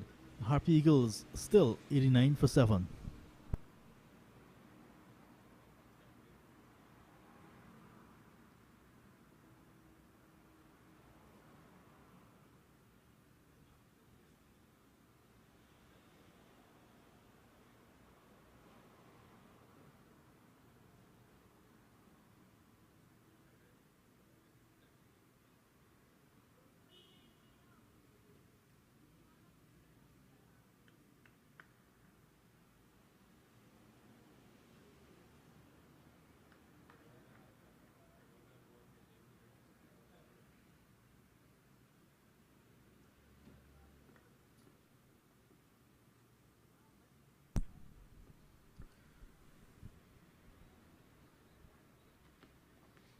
Runs for the Harpy Eagles, and this one is going to be saved by the fielder at fine leg. So Pestano adds to his tally. He's now on to 3. And the Harpy Eagles open their account after lunch. They're now 90 for a loss of 7.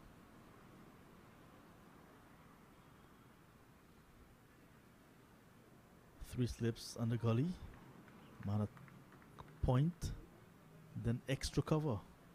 There's a big inviting gap at cover. Joseph attacking.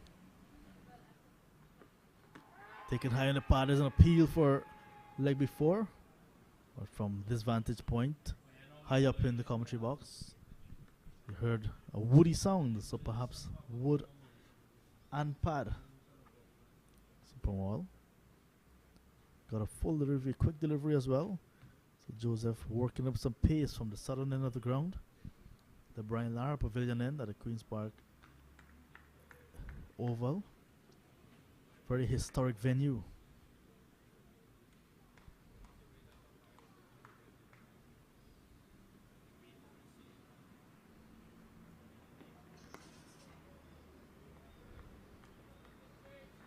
There's a leg gully in position as well.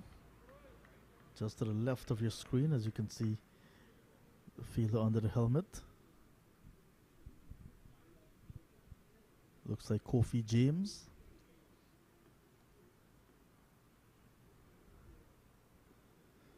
Perhaps a short ball will be coming from Alzari Joseph. Just short of that fielder at that gully, that leg gully position. Joseph there really bowling to his field.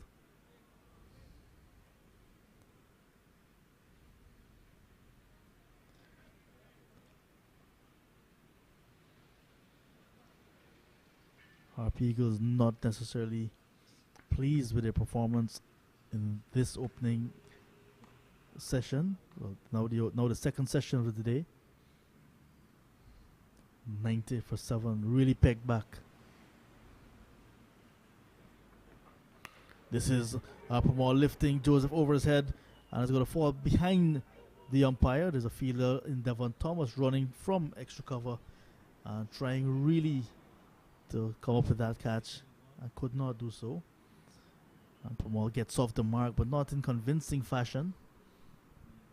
Chipping that one back over the head of the bowler, almost offering a catch.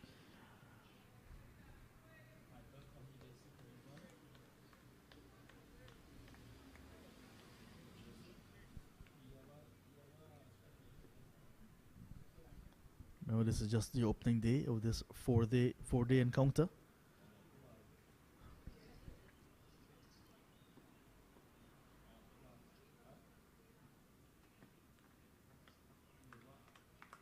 Joseph completes his 9th over.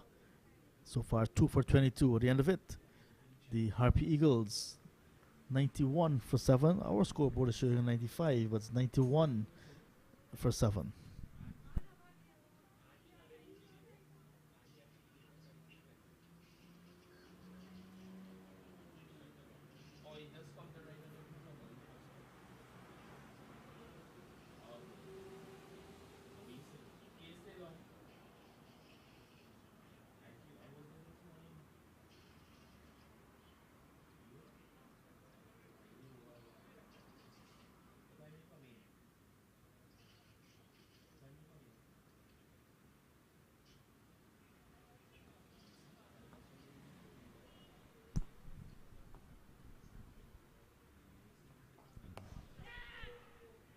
Louis to Powell, and Powell almost offers a catch to mid-on.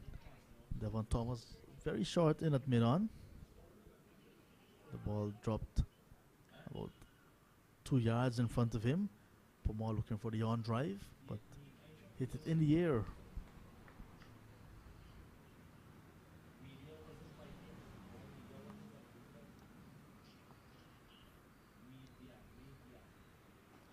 That's a nice flowing cover drive. We'll get some runs per mall as the ball goes into the boundary now with extra cover. Beautiful shot to a ball that was pitched up. Just going with a short flowing cover drive. And he's not going to miss out on that juicy half volley. Takes the score now on to 95, getting closer to 3 figures.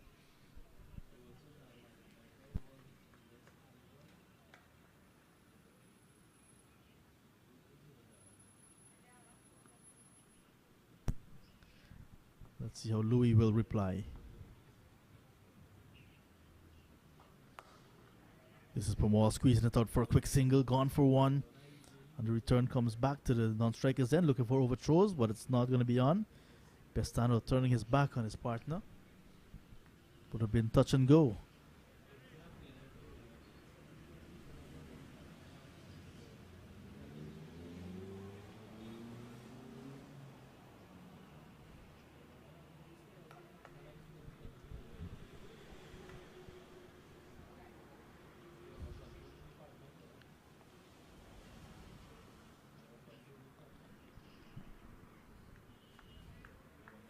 Louis, despite the no ball issues he had early in his first spell this morning with a new ball, picked up the wicket of Chanderpaul Hemraj. He got the initial breakthrough, with Hemraj offering a soft catch to Hodge at cover, with a score on 16 for 1.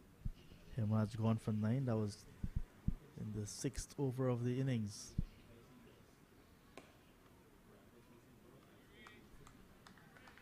And the very next ball, he induced Shimmer Hetmyer into a defensive shot.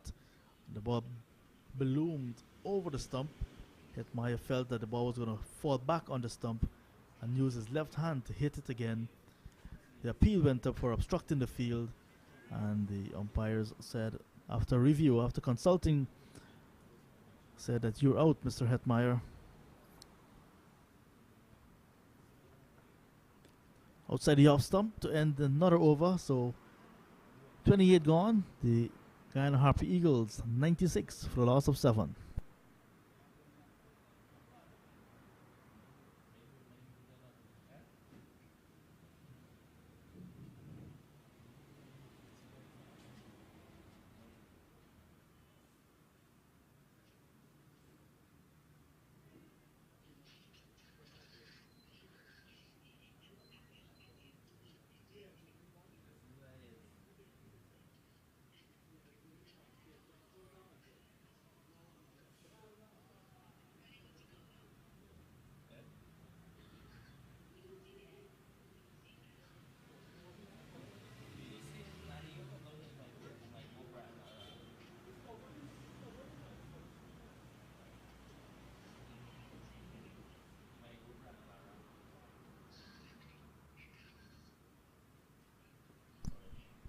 So Joseph will continue. He's going to be bowling to Veerasammy Permaul.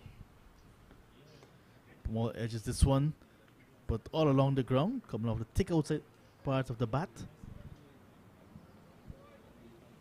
So the 100 is actually on the board for the Harpy Eagles. 100 for 7. This was not what Leon Johnson was looking for when he won the toss and opted to bat first. Perhaps would have been looking for 100, but not for the loss of 7 wickets.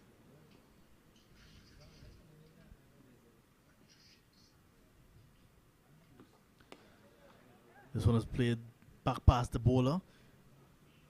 Permaul will get the second run. Pestano running very hard. Second was always on, it was just a matter of communication.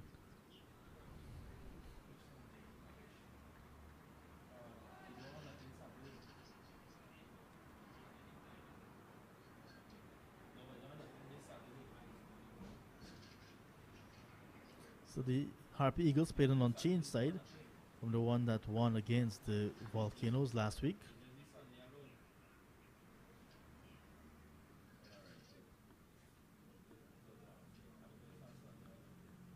So after 5 left-handers, we have some right-handers for the Harpy Eagles. Hemraj 9, Tejan Chanderpaul 5, Shimron Hetmyer no score, Leon Johnson 2, Vishal Singh 8. The top 5 left-handers, and all back in the pavilion. Then Anthony Bramble 38, Kimo Ball 20. Put together a nice 50-run partnership before lunch. And when that was broken, when Bramble was sent back by Archibald for 38, Kimo Paul followed shortly after. At lunch was 89 for the loss of 7.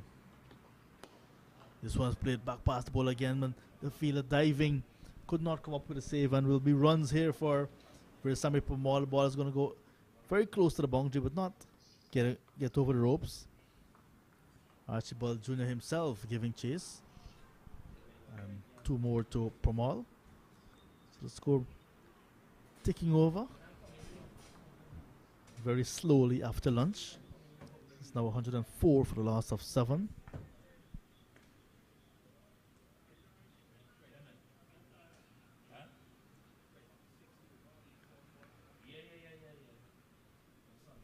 Pestano with number 12 on his back. Must find out what that number 12 represents. All the way from Skeldon in Berbice. Down the leg side from Joseph. Powell is also from Berbice, but he's from the Quarantine Coast, Albion.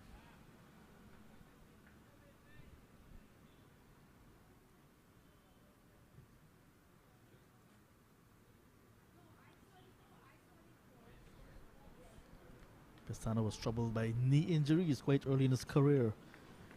Some fast bowlers, they tend to have the landing knee a bit bad, but Pestano had both of his knees giving him trouble quite early. So he missed an entire season because of some knee problems. Over completed, another over from Alzari Joseph. 2 for 26 from 10 for him so far. Harpy Eagles batting first. 104 for 7.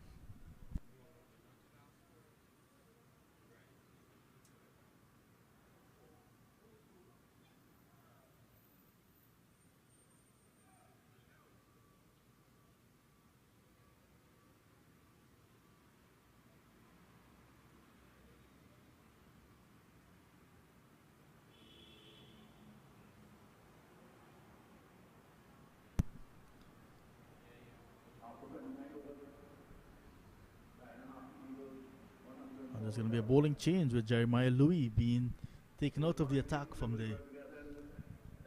the media center end. It's going to be replaced by Daniel Durham, the very lanky left arm spinner. Durham already picking up a wicket, 1 for 7 from 3 overs. He's going to be bowling to Clinton Pestano, the right-handed batsman. I did mention that Alzari Joseph missed the first game because of West Indies duties. He was in India when West Indies took on India in a 3-match one-day international series. The other part of that series will bowl off tomorrow, Colin. The T20 series, the first of 3 tomorrow. Flighty delivery this time from Durham. And what are your expectations, Colin? Do you have expectations anytime a West Indies team go on the field? You don't know what to expect. But I think the T20 format is the best format for the West Indies. Yeah, I've always said that the shorter version of the game is the best chance to win games and to win series. I didn't expect much in the ODI series against India, because if you can't beat Ireland, how are you going to beat India? So the swept away by Pestano, runs for him. The ball goes behind the wicketkeeper, and the fielder at that gully region gives chase, and we'll get 2 more. Pestano gets 2. So you cannot beat Ireland. And worse than that, you're going to try to beat India in an ODI series. I really didn't expect. All I was hoping for was a competitive ODI series. That West Indies would give up their all and lose. I want to say close games, but even lose, not even close, but with a fight.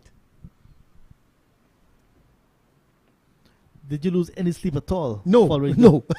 Absolutely not, John. Absolutely not. No sleep. I lost none. But as I say, I expect better things in the T20. I think Pollard, if he's fit, should play a big part. Flighty delivery and driven down towards long off. Louis is on the boundary, and Pestano will just get 1.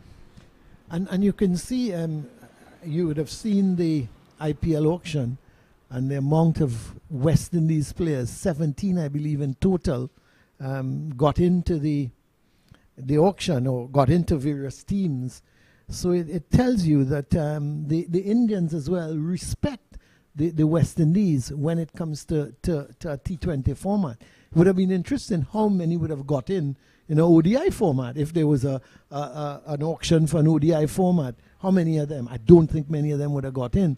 And I still think there are one or two knocking on the door and may very well get into the IPL maybe sometime next year, depending on how they perform this year in the international circuit.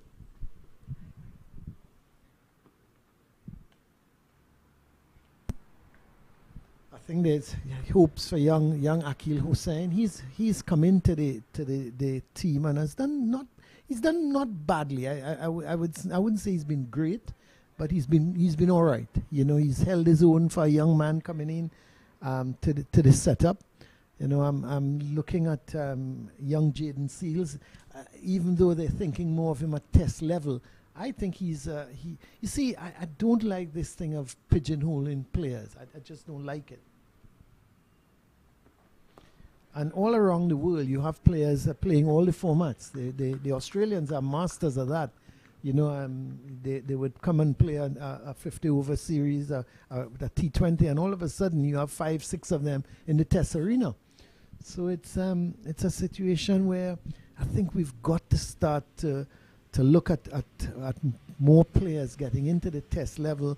And you know, the selectors have this thing that you should be playing the 4-day format to play at test level.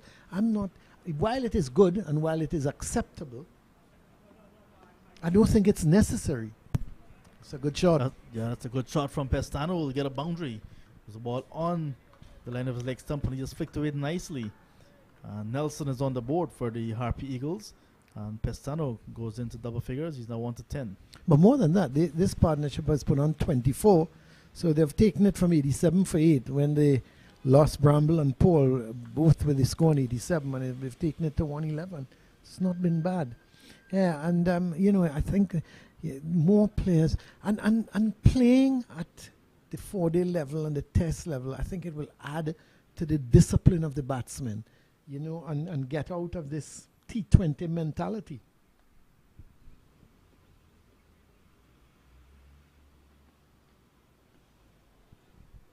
So I'm hoping for better things in the T20 game. I'm not going to be brave enough to predict that the West Indies can win it, but I see it as a little bit more competitive, and that the West Indies can certainly get close to the Indians in that format, because they're missing one or two players in Evan Lewis at the top of the order. I think he's a big miss. Shimron Hetmyer, even though he hasn't scored in these 2 games, he looked good in the first innings. He got to 24 against the Volcanoes, and Ryan John took an absolute snorter at a shortish mid-wicket. He just dived to his left. Hetmyer flicked it, and he dived to his left and picked it up one-handed somewhere by the bootlace. It was a really superb catch. And when you don't have form and you're looking for form, people take these kind of catches to dismiss you. That's a beautiful delivery from Alzari Joseph. Just touched down and left the batsman outside the off stump, feeling for it. And good take from the keeper once again, Jamal Hamilton. But when West Indies lost that ODI series to Ireland, and little turnover time, took on England at the Kensington Oval and won that series 3-2, we felt that indeed T20 is the preferred format because of the world ranked number 1 team, England, against West Indies, and West Indies came up 3-2 victors. Yeah, and that's the thing with them. They can do that 1 week, and then the next week it's a different story. And again, we talk about the consistency of the West Indies team. Over completed. That's another one from Alzari Joseph. At the end of it, the Harpy Eagles 107 for 7. Alzari Joseph there, 11 overs now, 2 for 26. He looked, I thought midway through the over, he looked a little bit jaded, but came back with that beauty of a delivery outside the off stump, pitching and leaving Pestano, and he just wasn't good enough to get an edge. But Alzari Joseph bowling well.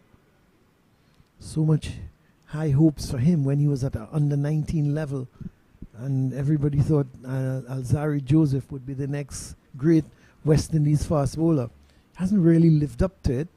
He's been in and out of the West Indies team, and he's had good spells, he's had indifferent spells, he's had bad spells. Again, he's another one who needs to be just more consistent with his bowling. Powell's going to get a single. Batting with some confidence. Of course, he had that 20 not out to win the game for the Guyana Harpy Eagles.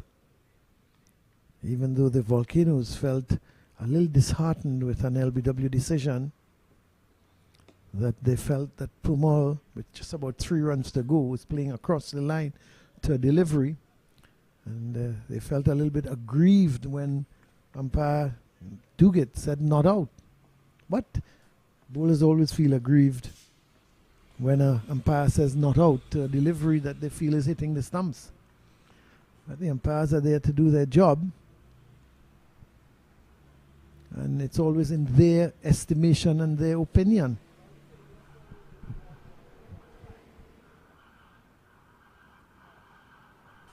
Too short from Durham, and he knows it. You can see him gesticulating with the left hand as if to indicate that was not a good ball. Certainly was not a good ball. And luckily for him, Pestano was only able to get a single. Both batsmen on 11.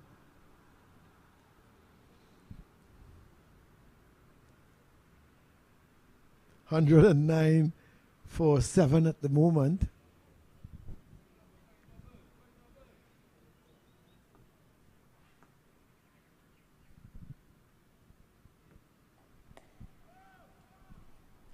The end of the over from Durham. So he has completed his 5 overs, 1 for 12. And it's 109 for 7.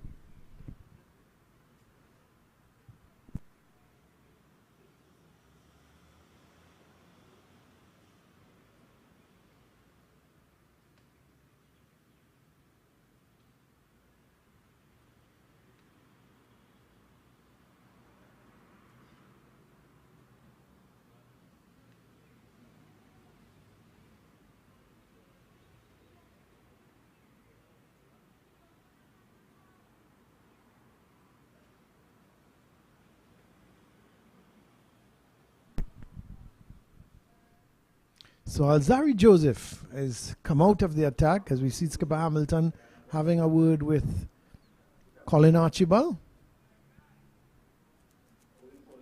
So the left arm medium pace is back in the attack. Like Alzari Joseph, he's picked up 2 wickets so far before lunch, taking the wicket of Vishal Singh and Anthony Bramble, both getting out caught in the slip. Singh went caught second slip by Powell, and Bramble, he went caught at the first slip by Cornwall. And that's too full. That's much too full. And Pestano is driving it through extra cover. It's just about reaching the rope. No, I don't think it stopped just before the rope. And they pick up 3 runs. So that's the long boundary there at extra cover. And was driven by Pestano. It was a full toss. He didn't seem to time it all that well. May have come off the bottom part of the bat as he was reaching for it. And still was able to pick up 3 runs. See immediately a change in the field because there's just the one man in front of the bat at a mid-off. And there's a deep square cover point.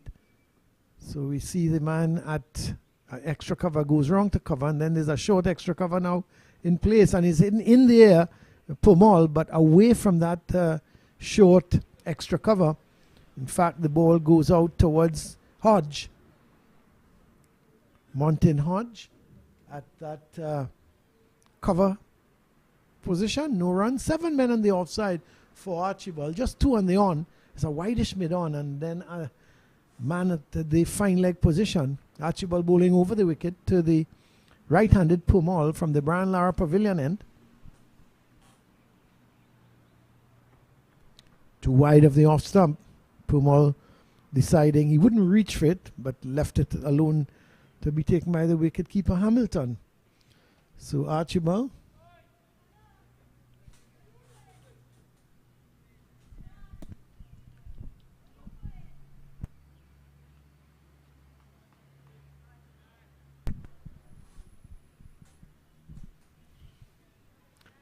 So Archibald continues. Again, too wide of that off stump. So you can see what he's trying to do. With the field set, he's bowling that ball outside the line of the off stump, trying to get Powell to commit himself to maybe driving through the cover region, getting the outside edge, or maybe carrying the ball in the air or lifting it towards that short extra cover, or even deeper towards cover. So you could see him trying to tempt Powell outside that line of the off stump. Again, wide of the off stump, and Powell is doing the correct thing. If it's too wide of the off stump, he doesn't have to play at it.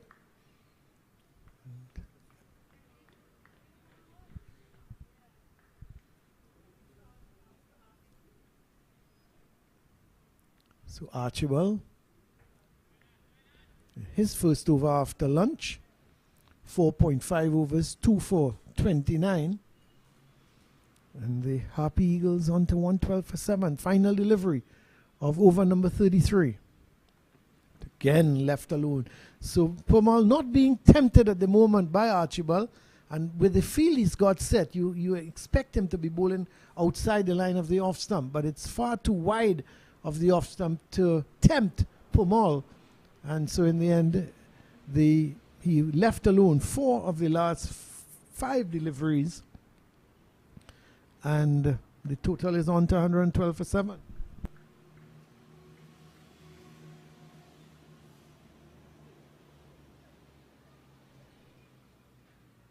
It's going to be Daniel Durham. He's going to continue.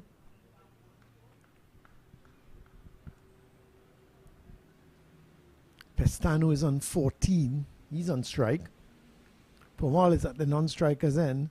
He's on 11 from 35 deliveries, while Pestano has faced 36 deliveries for his 14. So here's Durham. And Pestano hitting it straight into the hands of the man at short mid-wicket. He was looking to go over the deep mid-wicket position, didn't get hold of it. It came off more the bottom part of the bat, and Terence Ward has taken the catch, moving forward at that shortish mid-wicket, held it low, and Pestano, you could see the disappointment in his face, but he's done all the hard work. He was on 14. He's been batting, some 40 minutes after the luncheon interval, and had progressed from 2 to 14, and the score had progressed from 89 for 7 to 112. And basically, he's given his wicket away. He was tempted to try and go down to the deep mid-wicket position. There's a long on and there's a deep backward square. So his eyes open pretty big as he was looking to hit it somewhere in that deep mid-wicket region, and didn't make contact with it. The ball hit the bottom of the bat, and he goes back to the pavilion. Caught Ward for Durham and for 14, and it's now 112 for 8. So, Colin, just when you think that the lower order will put up a better fight, the Leeward Islands Hurricanes came back. Hamilton has been ringing the changes, not allowing the bowlers to get tired or to have the batsmen facing one bowler for too long. Ringing the changes, and the changes have brought success for him. Certainly has brought success as they continue to make inroads here. A partnership between Pestano and Powell with 25 runs, but just as when you thought that they were getting, because they were there for 40 minutes after lunch, and you just felt that they were getting on top of the bowling, Pestano has given it away. And Moti, well, he starts with a delivery that ran off the face of the bat. It's not going to get to the boundary. It's being chased. They've gone for 2. That should have been 3. I don't think they ran it fast enough. I think they must have felt that it was going into the boundary. Devon Thomas, who is at that short backward point, the ball, Moti was playing that ball, looking to hit it through the offside and through the cover region. It peeled off a thickish outer part of the bat and ran past Devon Thomas at that backward point. He must have thought it was going to go into the boundary for 4. So too the batsmen, and it slowed up, and they were only able in the end to get 2. So Moti off the mark right away.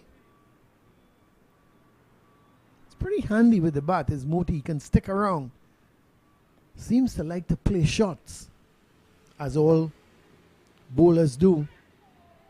I think he's left that. It seemed to have struck him on the pad. We'll have to wait and see if the umpire is going to signal dead ball or signal leg byes. Let's have a look at umpire Duguid. No, it came off the bat. So there was runs. Seemed to have pulled out of the shot at the last minute, but he couldn't get the bat out of the way in time. It took the inside edge and went down to a short fine leg, and they're able to pick up 2 runs. We see a change in the field. Terence Ward is just running across our picture there. He's going into, well, he's decided to go back to cover, and Devon Thomas is the man going out to that square leg, or I would say a short backward square leg position, but there's now a leg gully in place. So there is a leg gully. That's well played by Moti. I think he was expecting a little bit more turn, and it straightened on him, and in the end he could see him shaping to play towards square leg. In the end he just pushed it back up along the track. He's going for a big one, but hits it straight into the hands. Well, did I say he tends to stick around? Well, not today, because all of a sudden he saw that huge gap through extra cover, went for a big shot, and it peeled off the outer part of the bat, and Terence Ward takes his second catch in the over. Moti goes for 4. He decided he was going after the bowling, just faced 5 deliveries, and it's now 116 for 9, and the last man will come in, Niall Smith, who stuck around with Versamy Powell in that win against the Windwards. Well, now they've got to stick around here to try and build this total from 116, a disastrous 116 for 9, to get it up to somewhere in the vicinity of 150. Not too sure that these two can do that, but if they put on 20 or thereabouts, let's see, against the Windwards, they put on actually, yes, 20 runs in a 20-run partnership. They may want to double that here today and get the Guyana Harpy Eagles up to 150, 155. At least that would give them something to bowl at. But 116 for 9, it has not been a very good day thus far for the tournament leaders. Or should I say the joint tournament leaders with Barbados Pride? I don't think they'd be happy. The Barbados Pride would be happy me saying the leaders. So there was Moti having a go at it, and the ball peeling off the outer part of the bat and going straight into the hands of Terence Ward, who took a good catch going to his left. So they not sure what Moti was trying. Maybe he was watching Hemraj and Leon Johnson from a previous innings. So it's going to be Archibald. He's going to continue. 2 for 29 from his 5 overs. Just a slip and maybe Cornwall is at slip. And then we've got Powell at a straightish gully. As that ball coming into Powell. Loud appeal from Archibald. But there was the ball seemed to have struck the, if it's not the bat, the thigh pad of Powell.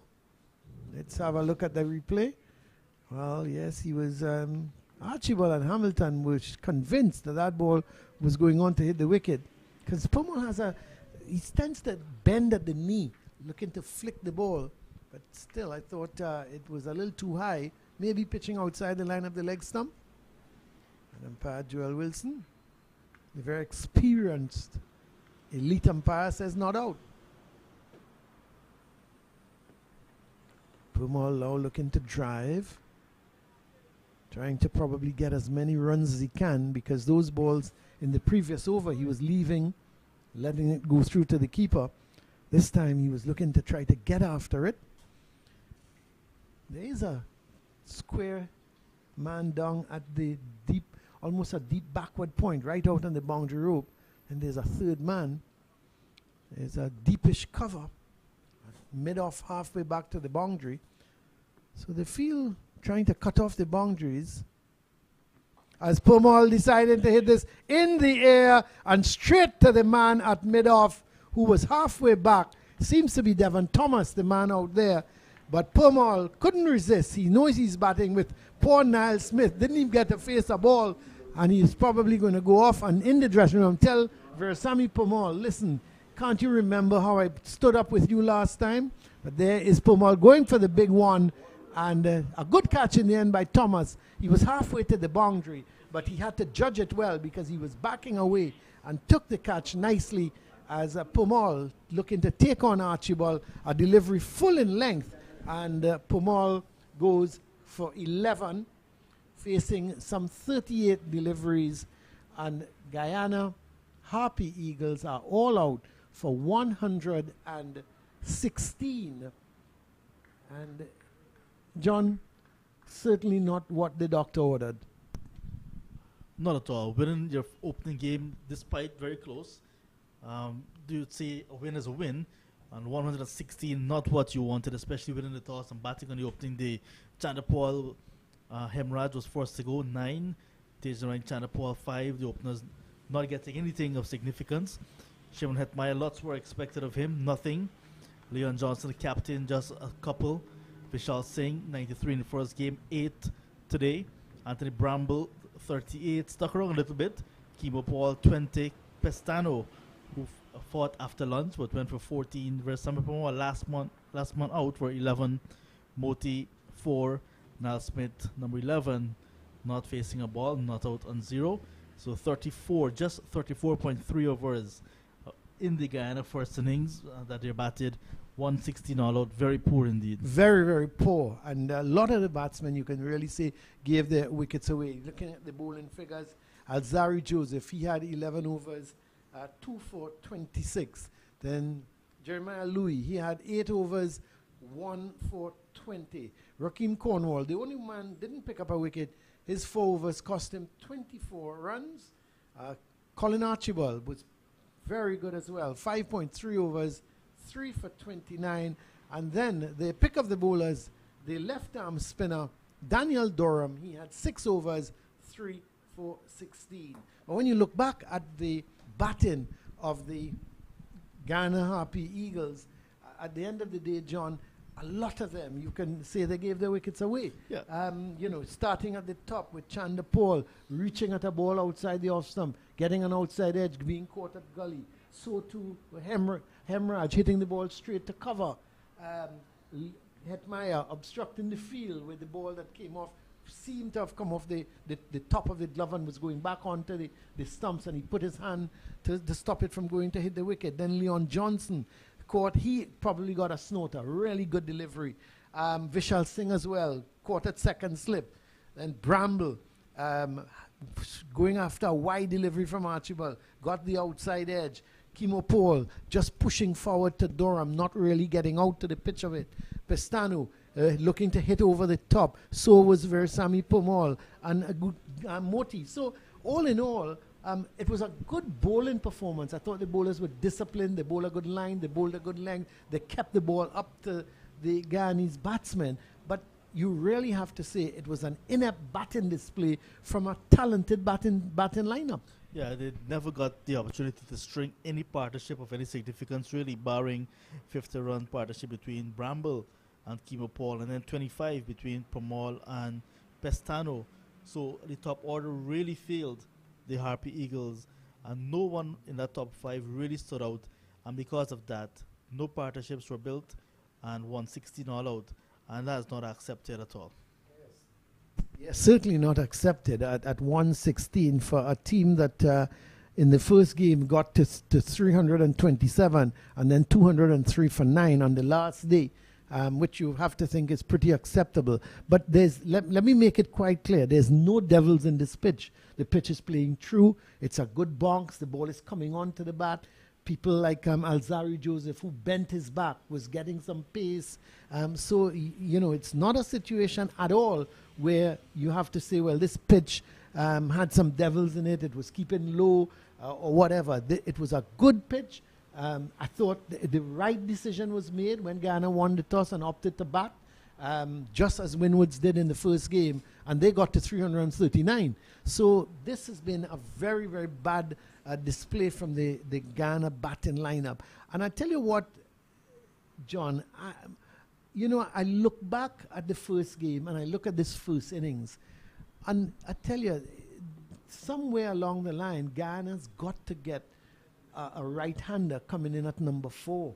It's just too many left-handers, one after the other. I know people will say, oh, so what? If they're quality and they're good enough, they should be able to handle it. But, it's always a situation. If you can get a right-hander stuck somewhere in between those 5, it changes the line of the bowler. When he has to bowl to a left-hander and then a right-hander, it changes the line. And it can work sometimes in favor of the batting side and put a bowler off. And I tell you, a lot of bowlers don't really like to having to change their line. Some of them bowl over the wicket and then they have to go round the wicket, and so, somewhere along the line they're going to have to look at that. So but you look at that, the first 5. When you look at the first 5, Chanderpaul, Hemraj, Hetmyer, Johnson and Singh, those are quality players. And for them to score, 9 and 5 is 14, 24 runs between the 5 of them, that is totally unacceptable. Yeah, very much so. There's always that consideration as well of having perhaps Paul, but a bit higher. Anthony Bramble as well. Would you go for that though? Paul at say at number 4? Paul is the all-rounder in the team. He should bat in that all-rounder position. All right. There's also on the bench, very talented, very capable wicketkeeper batsman as well. And he should have been perhaps given a chance. Devin Imlach, he had some runs in Guyana leading up to the start of this West Indies 4-day championship. And he did not start this year's tournament. Missed out again in this game. Perhaps if he's looking at mixing up those left-handers, Imlach is also a top-order batsman. He should have been there at some point. What about Christopher Barnwell? Barnwell is at home. Barnwell at Leeds. Relaxing? Not quite relaxing. Just Sunday gone. Stroked a magnificent 173 against Everest for his club DCC at Everest, a very huge venue. And that was a first division game. So he's at home. The lead selector for Guyana, just before getting the job as selector for West Indies, Ramner Sarwan, felt that Christopher Barnwell is more suited for the limited overs version. He wanted to prolong his career, and Christopher Barnwell is at home now, not in this 4-day side. Right-handed batsman that could have added some value and add some balance to this team. He's at home with his first division team scoring hundreds. But I'm really concerned what you're saying there in terms of the Ramner Sarwan saying that Barnwell more suited to the shorter version. I sincerely hope that he does not go in to the West Indies format and the West Indies selection panel thinking that way. To me, you just got to judge a player's ability and said, is he good for all the formats of the game? Now, if you're going to say to me that, well, maybe he's getting on and you want to preserve his career, but then that's a decision for not, I think, for a selector. If someone is fit enough and good enough to play all the formats, then why not? I think a Christopher Barnwell, and I'm not saying he is the greatest batsman on the planet, but coming in at number 4, he can make a difference, and he's the kind of player as well that takes the attack to the bowlers, at some time, the Guyana selectors, unless these top 5 score heavy in the second innings, they're going to have to start to look at maybe just mixing it up a bit. But, it's early days yet. The Guyana team can come out and bowl Leeward out for 100 and then go on to win the game, and all of this will be forgotten. Correct. But, looking at it, you've got to think that they've got to rethink their plans. Cornwall was wicketless in this innings, the Guyana Harpy Eagles' first innings. But he was one that, because of his off-spin ability, with the left-handers, that many were looking at. And they felt that they needed that right-handed batsman to change things up a little bit. All right? But Terence Ward is also there, but they were not needed necessarily because Alzari Joseph, Jeremiah Louis, Colin Archibald, they did very well with the ball. Daniel Durham, left-arm spin, he picked up 3. He's somewhat of a mystery, just 24 years old. Started his cricket with the Netherlands, and just his third first-class game now for the Leeward Islands. A good find, 6 feet 7 inch player. But the batting of the Harpy Eagles, we need to look at it much closer indeed. Like you mentioned, Christopher Barnwell, may not have been the answer, but the top 5 left-handers pretty much doing the same thing might not necessarily be the solution either. Yeah, well, I mean, you look at the top 5; they're all quality players. Outside of Chanderpaul, the others have played for the West Indies. All 4: Hetmyer, Johnson, and Singh. They've played one format or the other for the West Indies.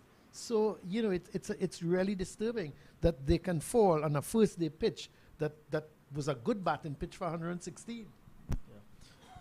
So, Colin, earlier in the opening session, I said I may have to change my return flight. You said no, early days yet. 116 on the board. Colin, I'm going to call my agent. Have some faith, John. Have some faith. I mean, this game can turn. I mean, we'll have to wait and see just how well the Guyana team bowls. I thought they bowled pretty well against the Windward's team. They had them 215 for 9, and they let them off the hook. Preston McSween just came out, and he just swung at everything, and it was his day. Even if he didn't connect, it was dropping either over the head of a fieldsman, just short of the fieldsman, and he was good value for his 86. He just decided he had nothing to lose at 215 for 9. And what I thought, if you have to look at this Guyana Harpy Eagles bowling attack, probably it just lacks a little bit of variety, because you've got the medium pacers in Hetmyer, Pestano, and the other one, Niall Smith, the 3 of them. And then you got the left-arm spinners in Powell, Moti, and you got also Hetmyer, also bowling left-arm orthodox. So you've got 3 medium pacers, all about the same pace, and then you got 3 left-arm spinners. So, it's a pity somewhere in between you don't have a leggy or you don't have an off-spinner. And that's what West Indies cricket is missing. I'm longing for the day to see a good leggy, a good leg spinner, a wicket-taking leg spinner. I know young people are talking about Hayden Walsh Jr. I don't think he's stepped up. He's done well, but I just think he needs now to take that next step. And he doesn't seem, you look through the international circuit with leg spinners, the Rashid Khans, and I'm not for one moment saying that he's a Rashid Khan, but that's your benchmark. When you look at leg spinners, you look at people like Rashid Khan, you look at maybe Adam Zampa out of Australia, Abdul Rashid out of England. Those are the benchmark players that you've got to look at. And unfortunately, I don't think at this point in time we've got that leggy. What we're looking in this regional tournament, in my view, we're looking at some openers, 1 or 2 middle order batsmen, a leg spinner, to sort of make the breakthrough for West Indies cricket. But so far I'm not seeing it. In the last game, I like the look of I mentioned it to you, Athanaze. I thought he looked a good player in terms of the bat, but in terms of the bowling, I haven't seen anything new to suggest that somebody is going to make the breakthrough. Speaking of breakthrough, the players are back in the middle, and Kimo Mandela Angus Paul has the ball in his hand for the Guyana Harpy Eagles, and he'll be looking for the early breakthrough. I think, Colin, that will be the way to get back into this contest. The new ball bowlers need to make that new ball count, pick up wickets. Fielders need to take their chances and to really put pressure on the batting side if they're going to come back into this contest. No, I agree with you. And Kimo Paul bowled well. He was swinging the ball as he normally does. He's bowling from the Brian Lara Pavilion end. I prefer him bowling from the Willie Rodriguez end. But against the Windwards, what I liked about him, he kept the ball up, he was moving it, and he caused problems to the Windwards batsmen. Picked up 3 wickets in the first innings, 2 in the second. And I thought he bowled much better than his figures suggest. So Monson Hodge is the batsman receiving. And with him at the non-strikers end, it's Kieran Powell. Yep. For the Leeward Islands Hurricanes. 3 slips on the gully going down. Here is Paul once again. No ball, and that seemed a problem a while ago with Kimo Paul, and he seemed to have it under control for a little bit, but now it seems to be following him again. So Kimo Paul perhaps could have been a wicket-taking ball and would have spoilt it if he had overstepped. So he just needs to work on that problem again. Quite fortunate I was on the field this morning while the players were going through their warm-ups, and Kimo was actually overstepping, bowling on the pitch parallel to the one that they're playing on. So I rather suspect that it's something that is following him around.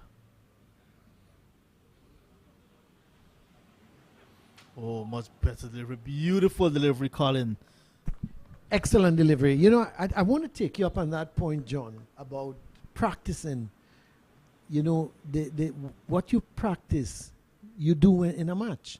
And I've seen guys go in the nets and overstep in the nets. And you say to them, well, you're overstepping. That's all right. I'll get it right for the game. No, you won't. If you don't practice in the nets or outside there, not bowling no balls, then when you get into the match, you're going to bowl no balls. And I just don't, I'm not John, I just don't understand it. You know, practice the proper things. If you're going to bowl in the nets, mark your run up and practice bowling the ball properly. Not because you're in the nets, you're going to overstep. You know, because when you get into a match, you're going to overstep as well. So it just doesn't make sense. Yeah, but maybe it's, maybe these guys think differently, John. The muscle memory, Colin. The muscle memory say, that's what you have been doing. That's what you should be doing. So here is Paul once again. Hodge right back and across. Tight in defense. Still in the first over of the Leeward Islands Hurricanes' first innings. Guyana Harpy Eagles bowled out for 116. That's right, if you're now joining us. The Harpy Eagles bowled out for 116 from just 34.5 overs. 24 overs they batted in the opening session to lunch. Lunch was taken at 89 for 7. Then after lunch, they lost the last 3 batsmen. Good carry, good pace from Kimo Paul. And when Kimo started his career, it was right here at the Queen's Park Oval against the Trinidad and Tobago Red Force a few years ago. And he was immediately in the wickets column. And he had a return catch that damaged his bowling arm, and then he came back with a fighting innings. So he's a fighter, Kimo Paul.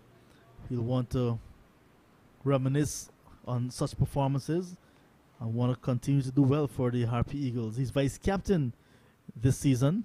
More responsibilities for him.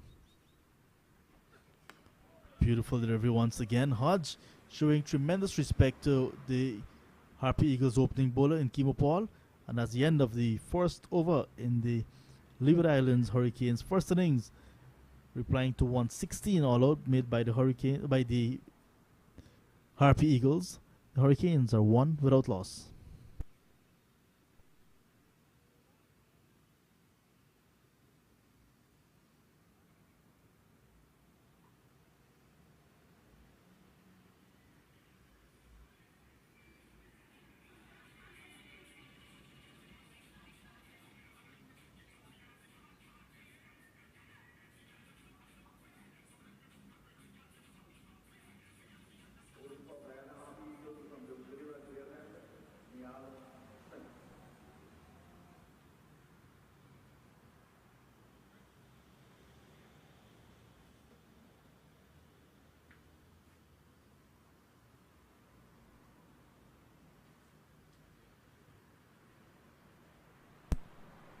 So Niall Smith is going to pick up the attack.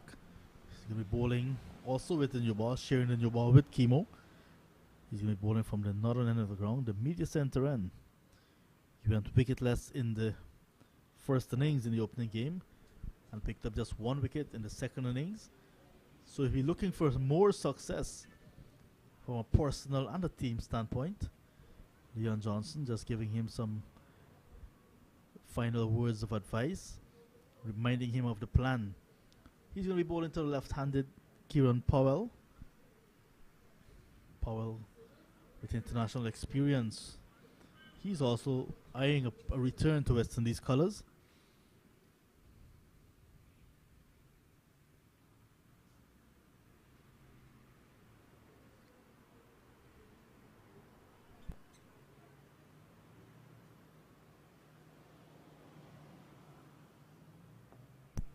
So Kieran Powell from Nevis, part of the Twin Island Federation, St. Kitts and Nevis.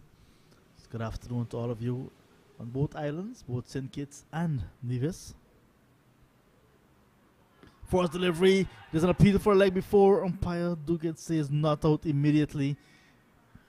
Seems as if it came off the bat as well. So bat and pad. Heard that woody sound all the way in the commentary box.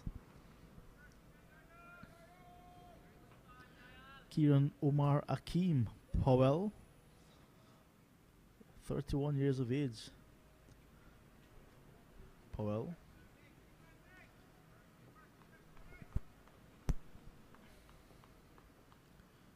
Some 44 tests under his belt. Quite an experienced player.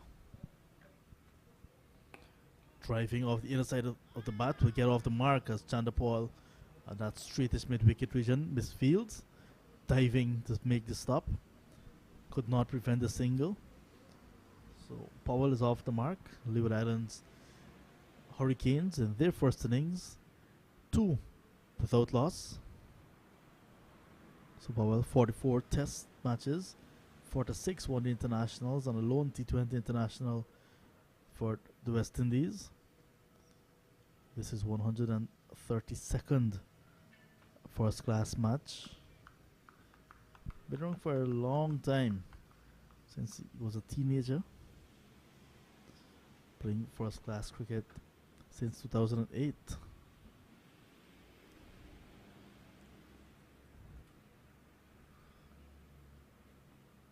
Edge almost found from Hodge. Stretched forward and was beaten. Munson Hodge, very dogged player as well.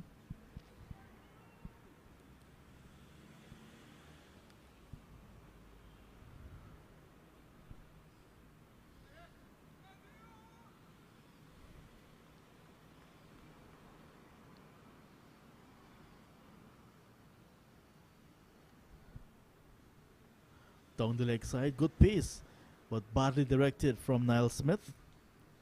And good take from Anthony Bramble.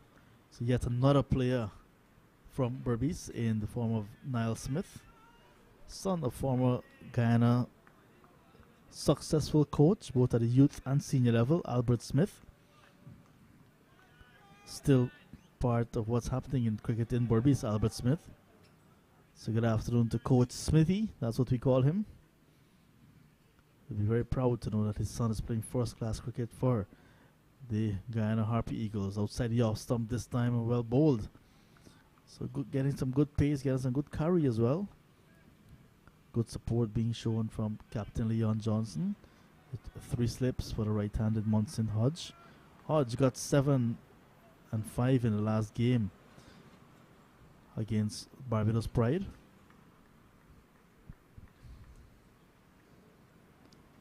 He's short of some runs, so we're looking to get a good score here. It's a perfect opportunity for him. Lots of time in this game. 1 innings already completed.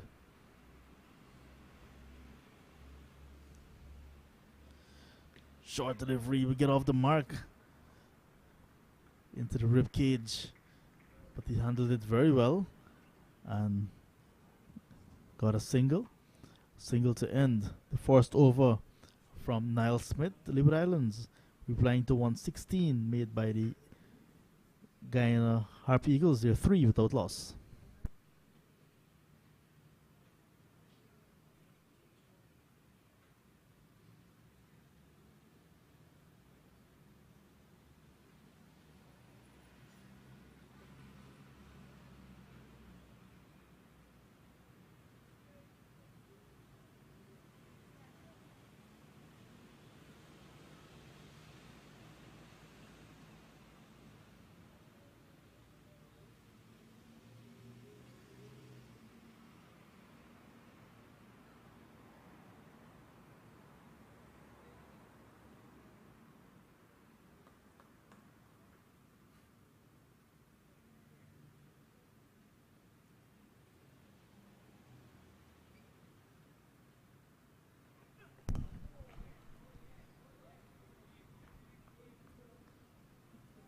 Paul continues.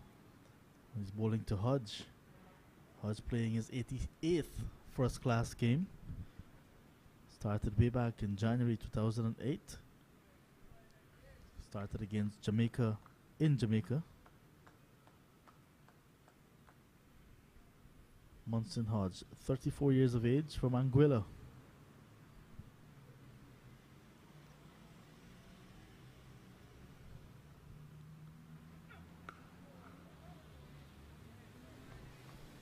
Another short delivery from Paul, but handled well by Hodge. Plays it down to that backward point region. Good afternoon to colleague and good friend Sean Devers.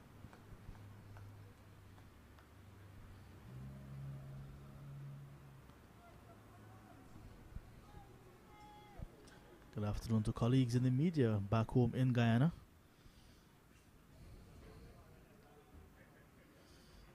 Down the leg side from Paul. The keeper cannot hold on to it, and it's going to run away for byes. So 4 byes signaled by umpire Joel Wilson. So straying on the leg of the batsman. Just allowed it to go by, and the keeper sprawling but could not hold on. And byes given away very early in this innings. So Colin and I were deliberating if you want to defend a very small total that is on the board, 116. Everything needs to count. You need to make sure you're stingy in every department. Tidy up on the extras. Tidy up on the misfields. Good comeback outside the off stump. Good pace. Kemo's been working up some pace in this short spell so far.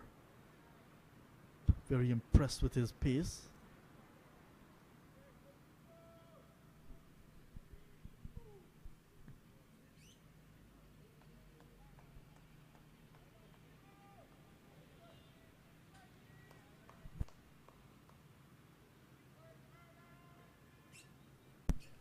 I'll say good afternoon to David and Rita.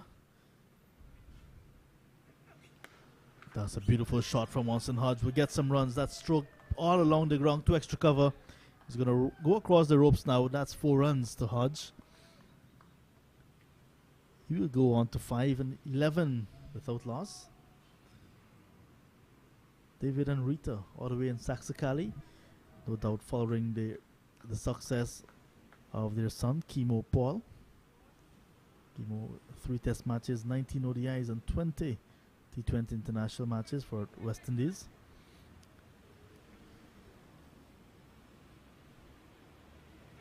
Down the leg side again and again. Bramble cannot hold on to it, and it's going to be byes once again. So 4 more byes to the Leeward Islands Hurricanes. So this is a very expensive over from the Harpy Eagles. It's now concluded at the end of it, 15 without loss.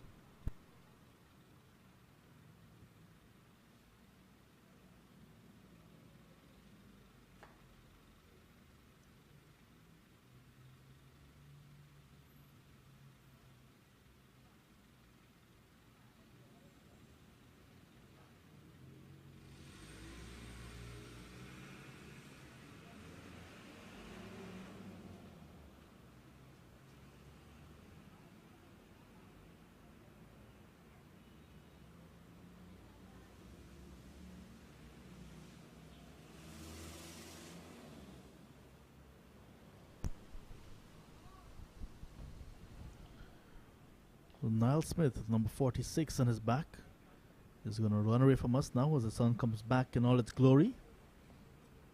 15 without loss, the Leeward Islands Hurricanes. Powell on strike.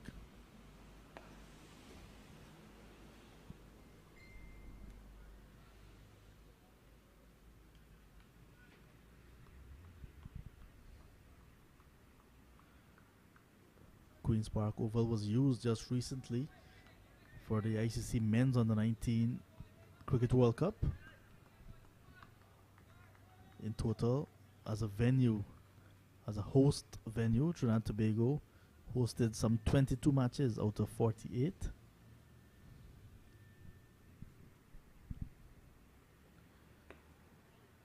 Lifting delivery, handled very well by Powell.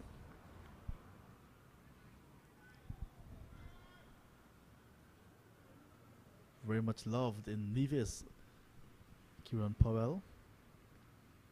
Good afternoon to all of you in Nevis. Lennox Herbert and family.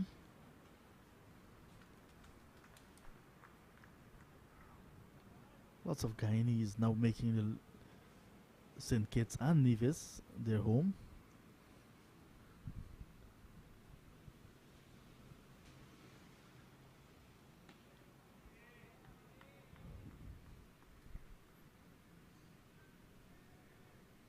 Good afternoon to all of you in Anguilla as well. Antigua and Barbuda.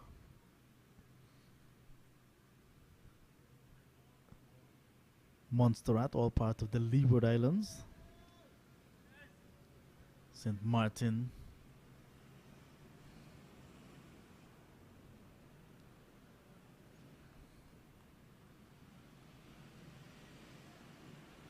Where will the breakthrough come from for the Harpy Eagles? This is outside the off stump, putting pressure on Powell, testing him outside the off stump, but so far showing good judgment, not tempted to play at anything wide outside that off stump.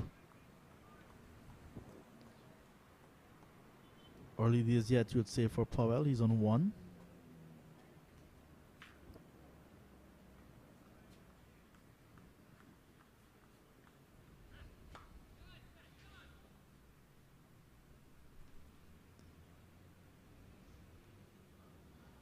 Outside the off stump, but this time a no ball. No ball signaled by umpire Duguid, Nigel Duguid out of Guyana.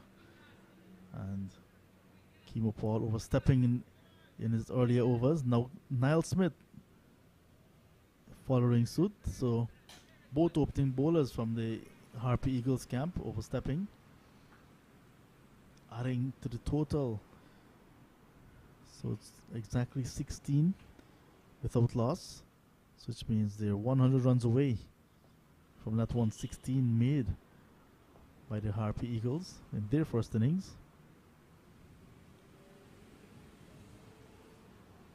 This one is played with beautifully backward of point and into the boundary for 4. That's the width that was needed for Powell to play at any shot.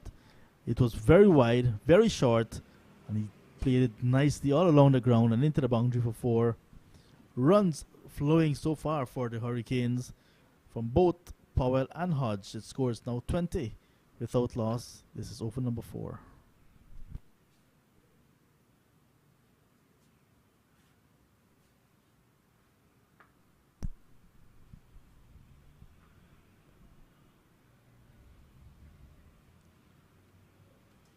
So the Guyana camp all the way in the pavilion looking very quiet.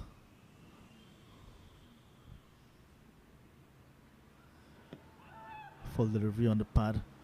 Half-hearted appeal just from the bowler as the over comes to an end. That's the end of the second over from Niall Smith. None for 7 so far from him. The Hurricanes replying to 116 all out made by the Harpy Eagles. 20 without loss. There we see the replay. Ball clearly missing down the leg side.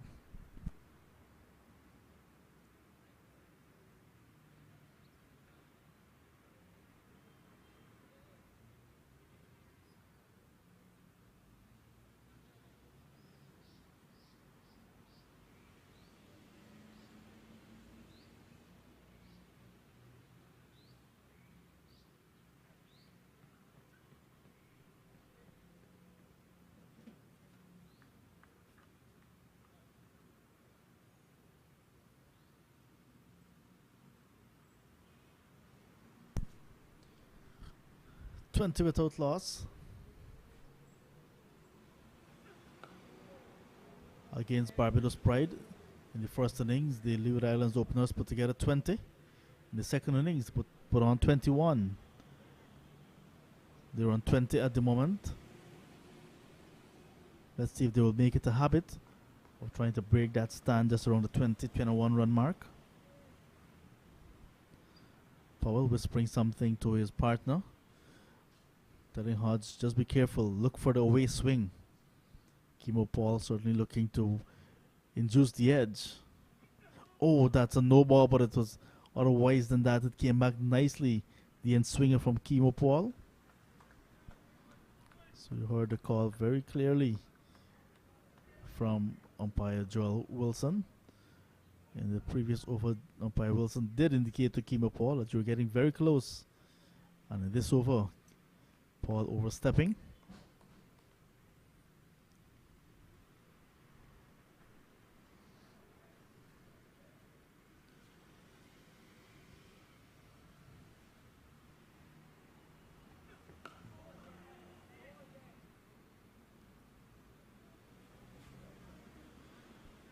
The Hurricanes this morning left out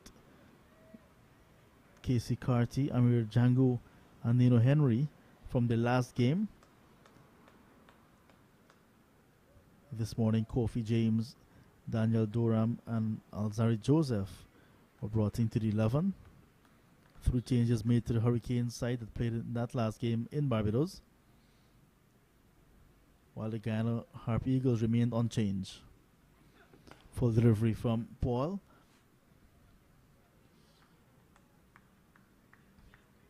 Haven't been seeing too many Yorkers from the fast bowlers, from both sides.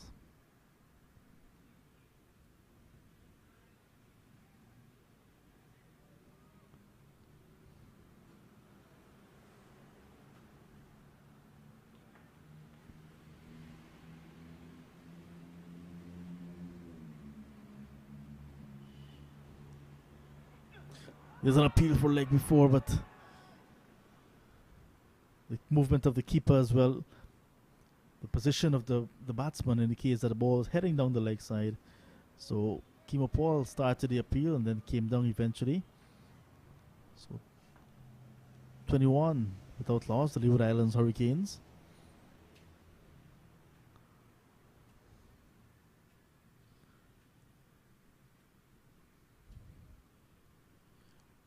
We found out from Colin what a spectator policy here in Trinidad, because looking around the stands, big venue with this, the Queen's Park Oval, not any spectator around.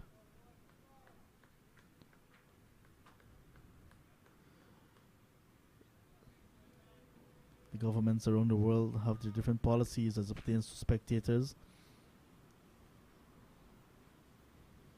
And cricket is a spectator sport, but can also be played behind closed doors.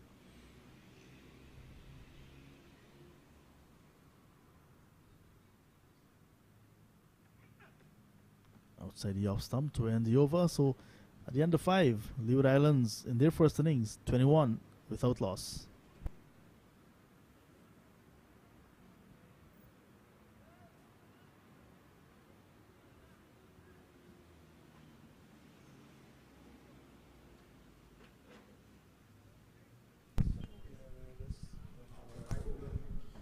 As we welcome back Colin into the hot seat. Colin, I'm looking around the stands, really nice stands, but they're empty. What's the policy? Well, the government, through the Ministry of Sport and the Ministry of Health, they've just opened up a return to sport policy where sporting teams can start to train and start to play again. And there's a 50% for outdoor activities. And so in other words, there can be 50% attendance here at the games. Unfortunately, over the last few years, regional cricket has not had that kind of support. You may have had 100 people, 200 people max, and I'm being kind, in the stand looking on at the games. It's a nice shot from Powell getting onto the front foot.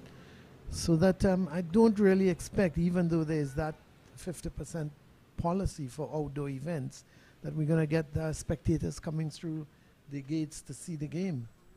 Right now there's just a couple of people watching on, but outside of that, I don't expect to see many spectators. But in the meantime, the Hurricanes are doing well. They're 21 without loss. So they've weathered the early storm thus far.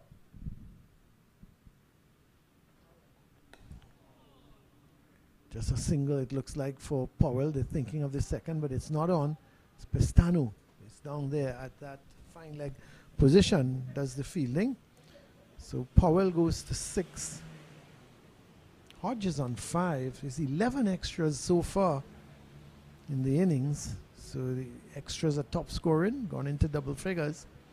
Just to give you a quick update on the Trinidad and Tobago Red Force game against the Leeward Islands Volcanoes. Good partnership developing now between Jeremy Solozano, he's on 56 not out, together with Yannick Carrier, who is on 33.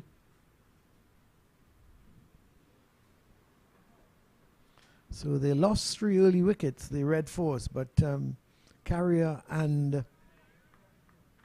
Solozano seem to be settling things down. And it's 105 for 3. Last time I checked after lunch. But here at the Queen's Park Oval, the Guyana Harpy Eagles, they were bowled out for 116. And the Leeward Islands Hurricanes in reply are so far going along nicely at 22 without loss.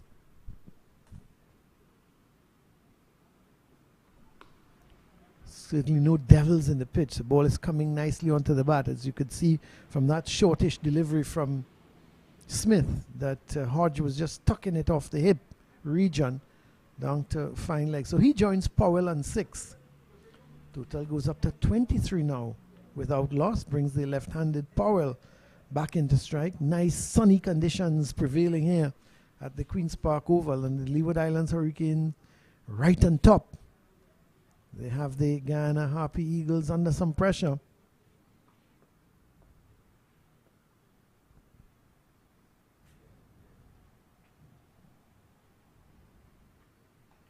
They always say when a hurricane is ready to attack, you got to take evasive action. And the Eagles, they have taken evasive action. But they certainly have been caught by the Hurricanes at this point in time. But there's still a long way to go in this match, even though John Ramsing has called his agent to rebook his flight to go back to Guyana. Oh, ye of little faith. But so far, the Leeward Islands Hurricanes have played a good game thus far. And we're only into the second session on the first day. It's a good delivery from Smith. Thought Smith in the first game, it's the end of the over, it's 23 for none, but I thought Smith in the first game, every time he tried to bowl a little quicker, he lost his line. Had a good opening spell in the second innings to Devon Smith, got Devon Smith out without scoring, bowled him with a Yorker, peach of a delivery. But it appears to me that every time he tries to up his pace and try to bowl quicker, he gets a little problem in terms of losing his line. So today he's much better, 3 overs for 9 runs. And is there going to be a change in bowling? No, it seems that Hetmyer is going to continue. Leon Johnson has had a word with him. But these two have been untroubled, just for 1 or 2 little alarms, Hodge and Powell. But for the most part, they have handled the opening bowlers, Paul and Smith, very well. Still Pestano to come into the attack, and then the left-arm spinners. The spin twins in Pomal and Moti. Both have represented the West Indies, so they're quality bowlers. As I said, maybe just what lacking from the Guyana's perspective is a little bit of variety.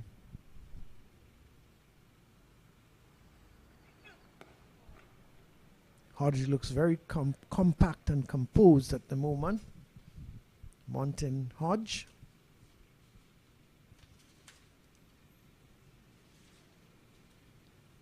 Didn't get much in the game against the Pride, the Barbados Pride. He only got to 7 and 5. So one has to say he's in that danger area now because he's on 6. And while Powell scored 43 and 27, yet another one getting a start, but not able to carry on. That's a good delivery from Paul. Came back at Hodge. Didn't make the kind of height he anticipated, but he handled it well. Came down on it quickly. Came off more the bottom part of the bat. So not a attacking field for Hetmyer, just the 2 slips and the gully. But he's got men in run-saving positions for Hodge. There's a man at the deep point position square, and then there's a deep backward square and also a fine leg. It's another good shot from Hodge. Not really going into a full-blooded drive, just more of a push. And Powell doing the fielding to his own bowling. So Powell in his 4th over, none for 6 so far. Both bowlers bowling a few no balls well. Both Powell and Niall Smith guilty of bowling just too many no balls. Here goes Powell from that Bramble pavilion end. Hodge is going to get a single because it just pushing it out to the man at that deep square leg, and they're just going to get a single. As I said, I just prefer Powell operating from this, the Willie Rodriguez end, the Jerry Gomez Media Center. But he's opted to go from that Bramble pavilion end. Maybe he feels more comfortable. Sometimes bowlers feel more comfortable bowling from one end rather than the other. See Leon Johnson just trying to make an adjustment to the field. Pestano, who was at a deep square leg for the right-hander, has to run across there now to a backward square leg position. And Hemraj going into a short mid-wicket, just out of our picture. But he's in a catching position at short mid-wicket. Gives me the idea that Powell is going to bowl the ball coming into the left-handed. Oh, he takes this one away.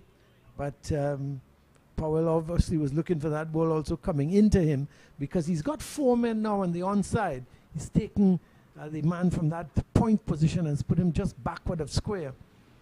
And then there's a short mid-wicket and a catching position.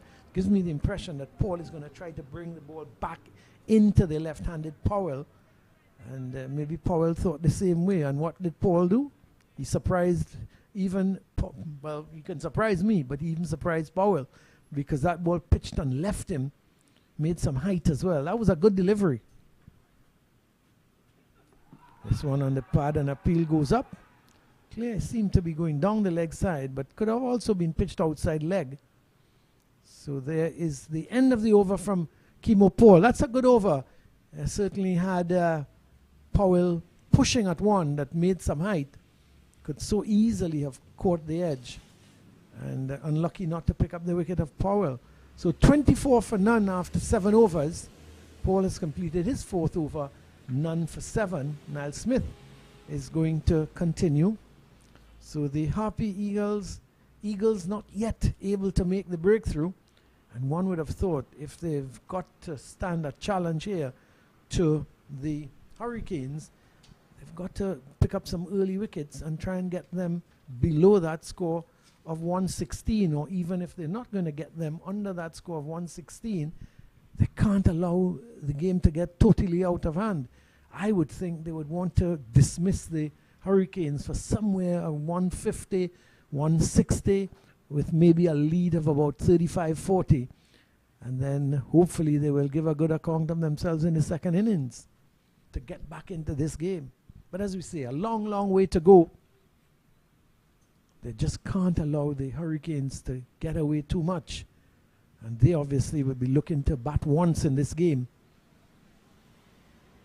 And if they can bat once and get to somewhere in the vicinity of 340, 350, they'd be happy. Smith starting a new over. Powell is looking for the single. It's not on, because Hodge was thinking more about his positioning, how that ball came back at him, struck him on the pad, and he was just looking down at the pitch and the ball. He's gone down there and to do a little bit of gardening now, but he was more or less looking at the pitch, the ball, where it struck him. And Powell, in the meantime, was looking for a single. He was about halfway down the pitch. Luckily for him and for the Leeward Islands Hurricanes, he was able to get back unscathed. Smith continues. It's another good delivery. He's angling the ball back into the right-hander, and he's bowling with some pace. His line is good as well.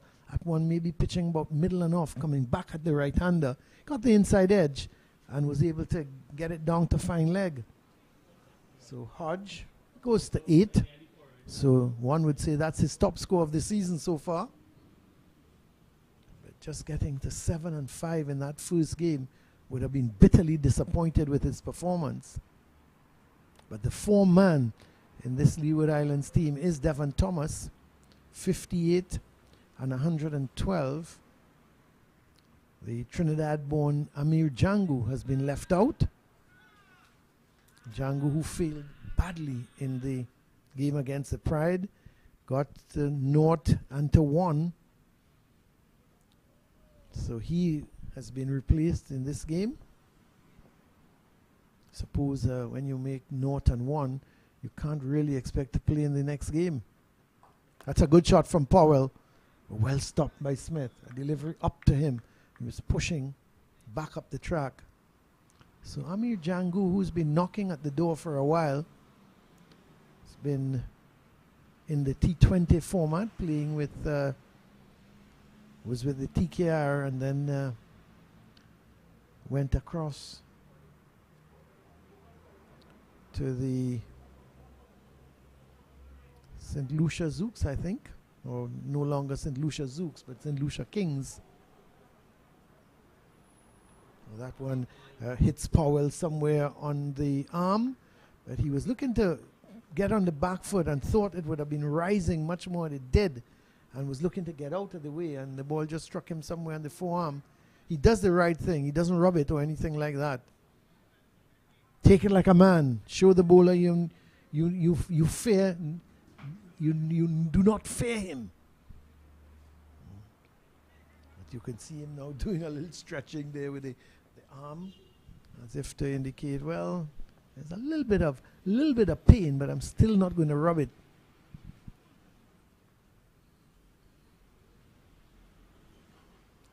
That's a nice, good delivery from Smith, but well played by Powell. It was just outside the line of the off stump, and Powell could so easily have played at it, but did the right thing, allow it to go through. So Smith has bowled. I think this is much better than the first game. Niall Smith, he's come back well. The first game, I just thought he was all over the place, too wide of the off stump, sometimes going down the leg side. Picked up the important wicket of Devon Smith in the second innings with probably the best over of the match. Was targeting the off stump and eventually hit it with a Yorker. Just too wide of the off stump, this one. Angling the ball away from the left-hander, bowling over the wicket. And Powell let it go through. So he remains on 6. The two openers taking their time at the moment, because 8 overs have been bowled. And only 25 for none, but that's still 3.13 runs and over. Hodge is on 8. Powell is on 6. So they're building nicely. Less than 100 runs to go past the Guyana Harpy Angels total of 116. It's going to be a change in bowling for Sami Pamal, the man who picked up 8 wickets in the first game, is into the attack, replacing Chanderpaul, who just had the 4 overs for 7 runs.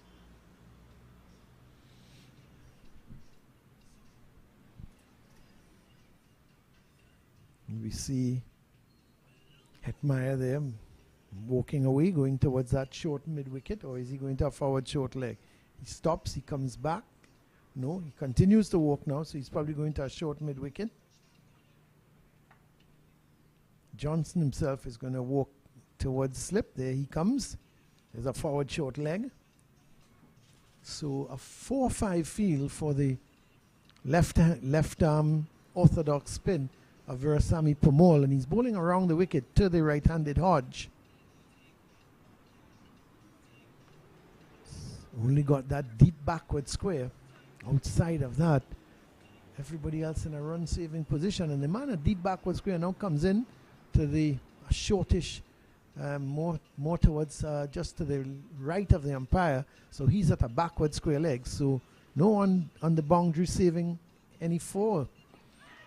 And Hodge is turning that. There's Smith, the man who has come in from the deep backward square leg position to that just to the right of the square leg umpire, saving a single. We see Powell coming down to have a word with Hodge because that ball was angled into him. And Hodge was getting onto the back foot, maybe thinking that that delivery had some turn and maybe just spinning slightly away from him. It came into him. And luckily enough, he came down and it quickly came off the inside edge, went to that backward square leg position. Hodge in defense. So Powell right away on a good line, good length. And so much is expected of Versamy Powell.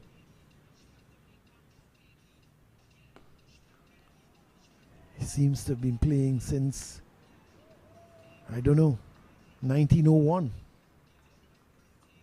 Been a faithful servant to Guyana's cricket.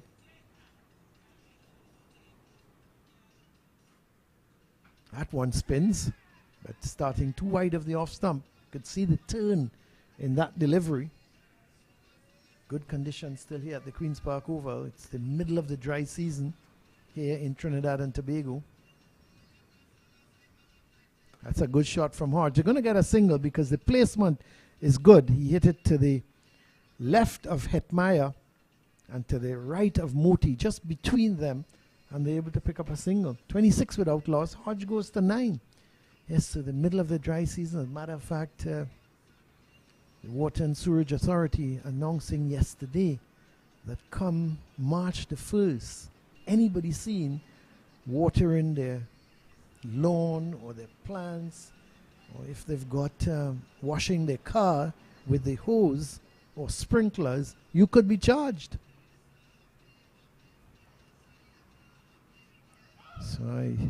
So the Trinbagonians have got to be very careful as it's the end of the over, as Powell is very careful how he's playing Powell. He left that one outside the line of the off stump. It just slipped the pad, but because he was offering no shot, it went down to the boundary and the umpire signals dead ball, meaning that there is no run added to the score. So that remains 26 without loss. Powell has bowled his first over, 1 over for 1 run. Is Smith going to continue? Most likely he is.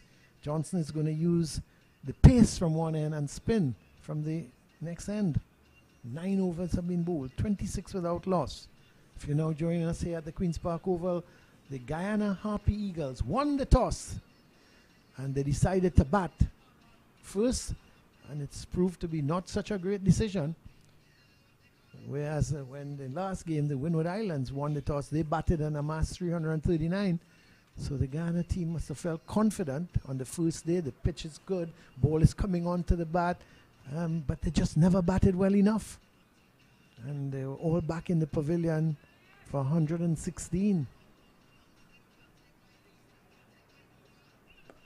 That's a delivery line on the leg stump. It's coming into the right-hander, so Hodge just goes with the angle of the delivery, plays it out to that forward square leg, and Chanderpaul runs around to his right. 27 without loss. Hodge is into double figures. Just got to feel Guyana need a breakthrough, and they need it sooner rather than later. Just got a couple, maybe about 15 minutes or so to 20 minutes, sorry, to the tea interval.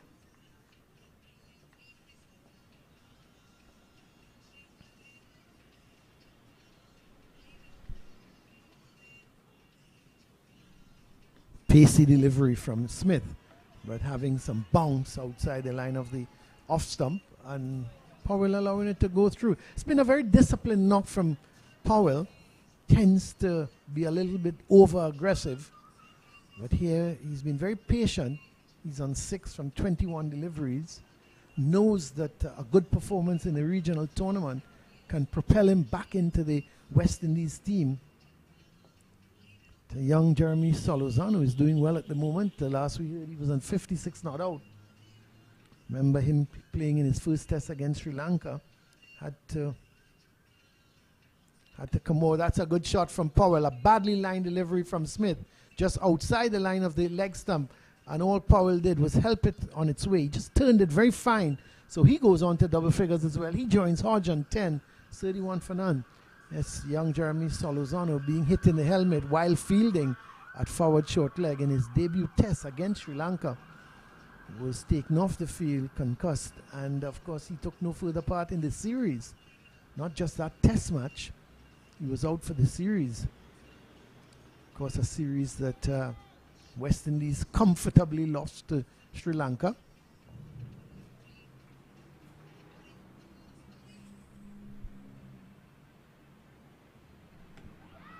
Just coming off the inner part of the bat. He's going to get a single, is Powell. And obviously he's asking for a bat. Maybe he didn't like where that hit, or there could be a little crack if it came off the inside edge or the inner part of the bat and not the middle. But they don't make bats like they do when I was playing, John. I thought I was batting with a toothpick. Now these guys bat with a tree trunk. It's a huge difference. You top edge now for 6. When I top edge, the wicketkeeper caught it. Suppose it's just like tennis. They say the rackets that Bjorn Borg and these guys played with. It's different to what Nadal plays with and Federer. Remember Bjorn Borg, one of my favorite tennis players. Don't know if you follow tennis at all, John. That's a delivery that Hodge is looking. He's looking comfortable, playing well within himself. 32 without loss. 1 delivery left in this over, and then John is going to be back on. As it is, he wants to go back home early, so we've got to work him here at the Queen's Park Oval. Get everything out of him before he looks to depart one day earlier.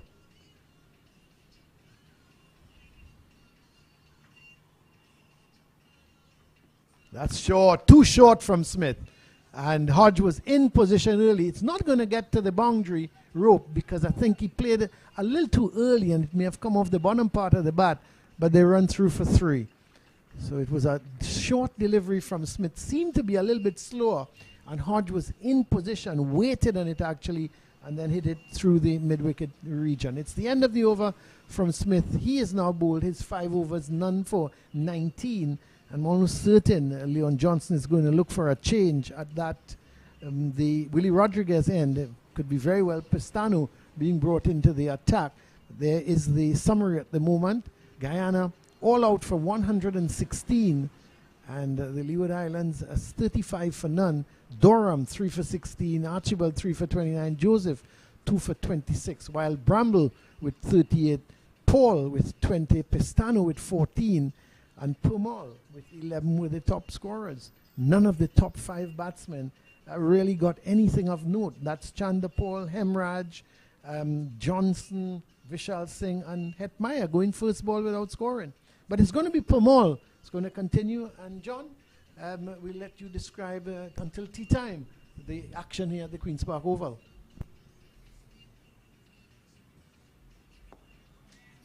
Powell to Hodge, and Hodge is certainly having his best knock this season.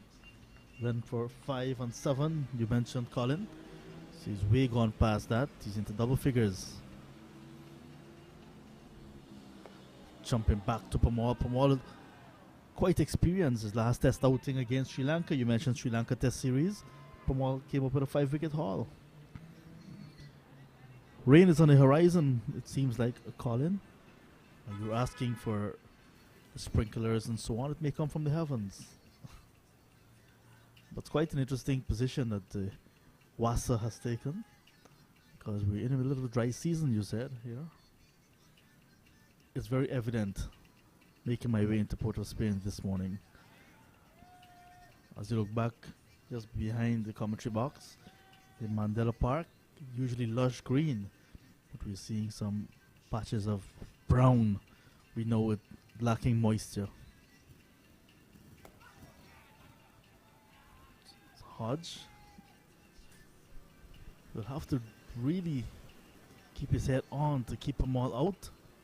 Powell using his variety so far, but Hodge is equal to the task. Tight in defense. Johnson bringing the cover in much closer in Hemraj. Good delivery to end the over. A maiden sent down by Veerasammy Permaul to Munson Hodge. Hodge remains on 13. Powell is on 11. Leeward Islands replying to 116 made by Guyana. They're 35 without loss.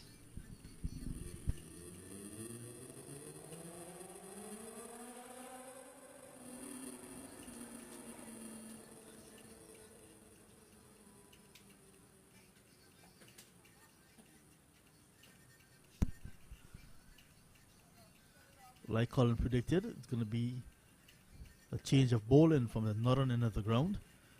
Clinton Pestano is going to replace Niall Smith. Smith opening spell,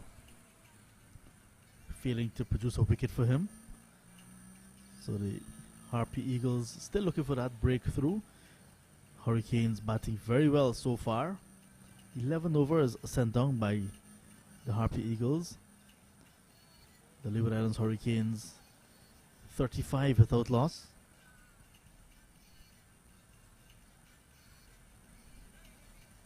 So Pestano with number 12 on his back from Skeldon in Guyana will pick up the attack. Right arm medium fast bowler. Bowling to the left-handed Kieran Powell. Powell is on 11.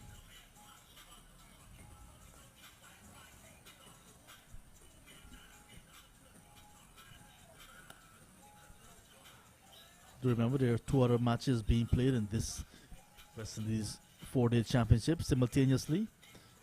In Barbados, Barbados Pride are hosting the Jamaica Scorpions at the Kensington Oval.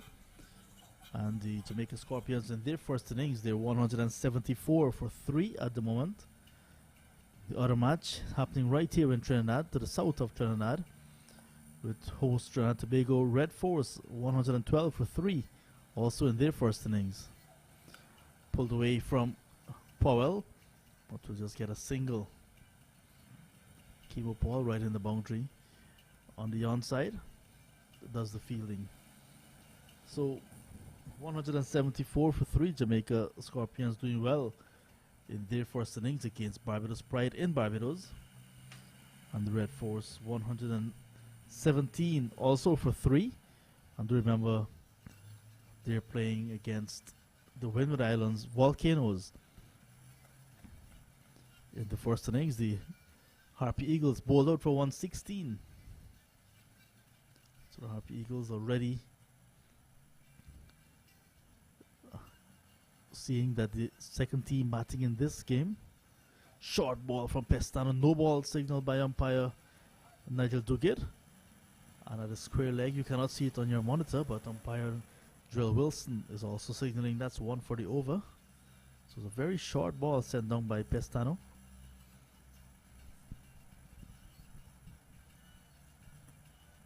And remember, West Indies T20 team will be in action tomorrow. The West Indies men's T20 team will be in action tomorrow against India in the first of 3 T20 internationals. That will be 10 a.m. Eastern Caribbean time.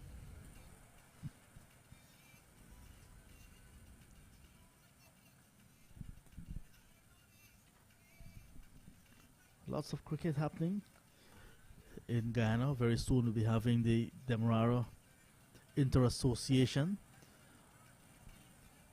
So teams are preparing at the moment for the Inter-Association, bringing together Georgetown, East Coast of Demerara, East Bank of Demerara, and West Demerara. That will be used to select the Demerara side to contest the Dave West Indian Imports Inter-County Championships that will be played in March.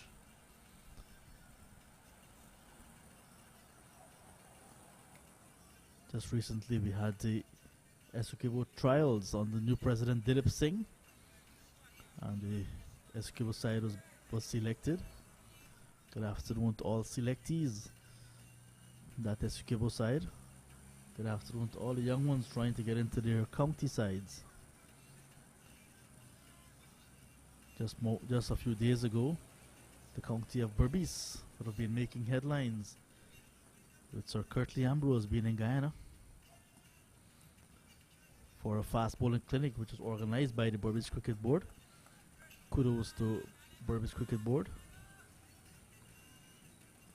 Once Berbice Cricket Board wins, the entire Guyana will win as well.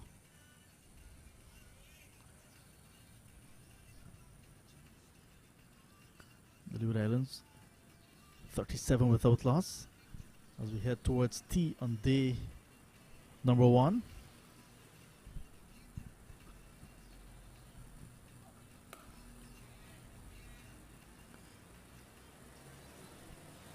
So that's the end of Pestano's first over. At the end of it, the Leeward Islands 37 without loss.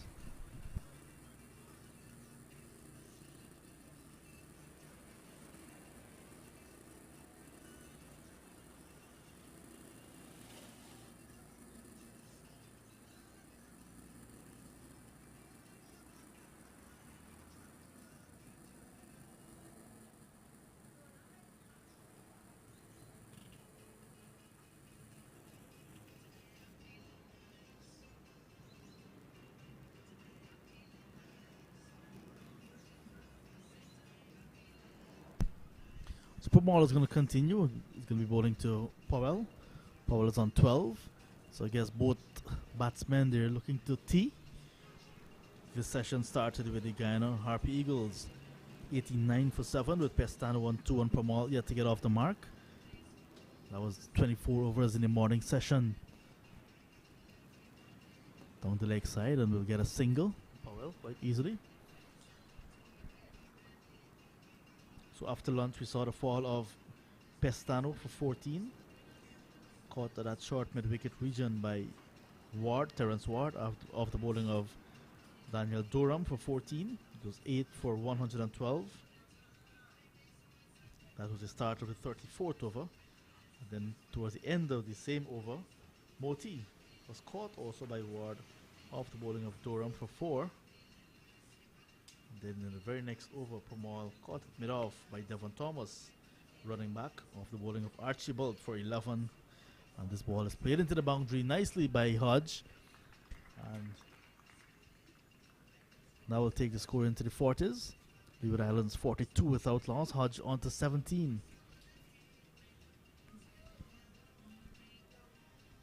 So Guyana Harpy Eagles losing the 3 remaining wickets right after lunch. Pestano 14, Moti 4, and Powell 11, leaving Niall Smith not out on 0 without facing a ball. There were 5 extras. Harpy Eagles won 16 all out from 34.3 overs.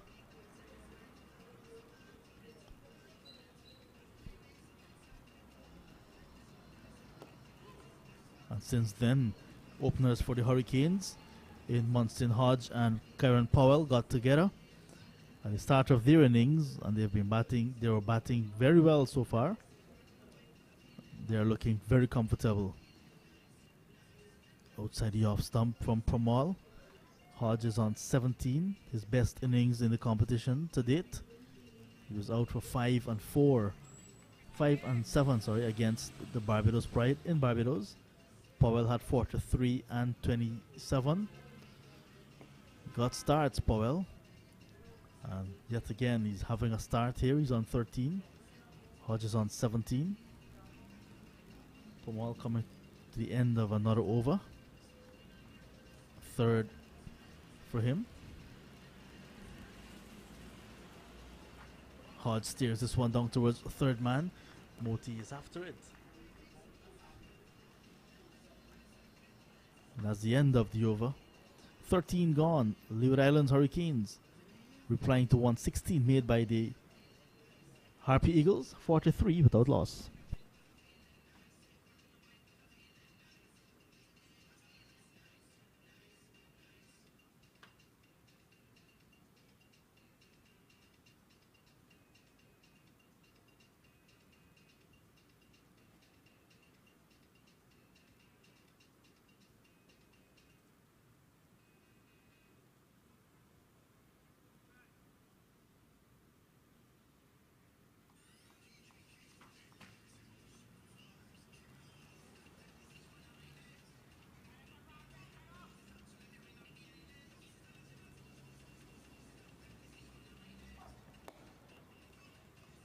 Pestano starts a new over.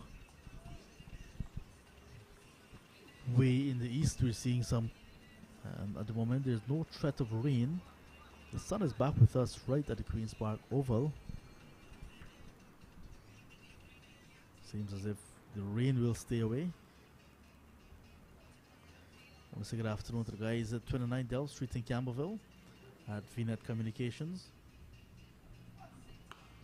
This one is played into cover. And as we speak of VNet, brand ambassador Chanderpaul makes a tumbling save at cover. Remember, with VNet you can stay connected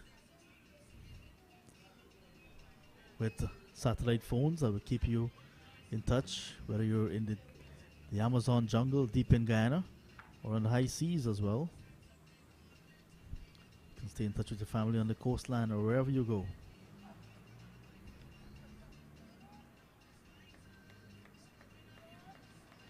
Keeping you connected anytime, anywhere, VNet Communications.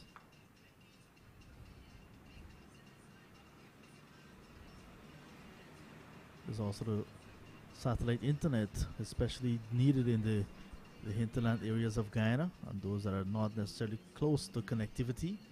With VNet, you're much closer to connectivity now. Here is Pestano passing umpire Dugid, and Dugid, the umpire, signals a no ball. So Pestano continues to overstep.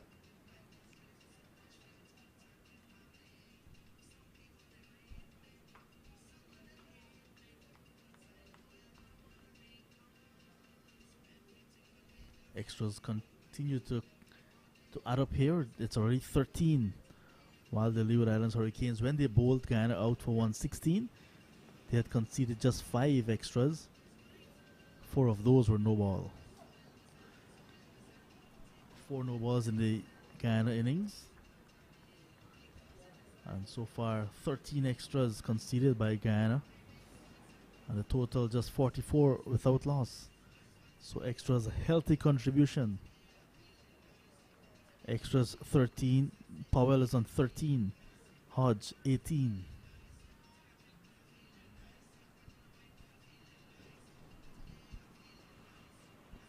This may very well be the final over before tea. Hodge behind it nicely. Stares it down to cover.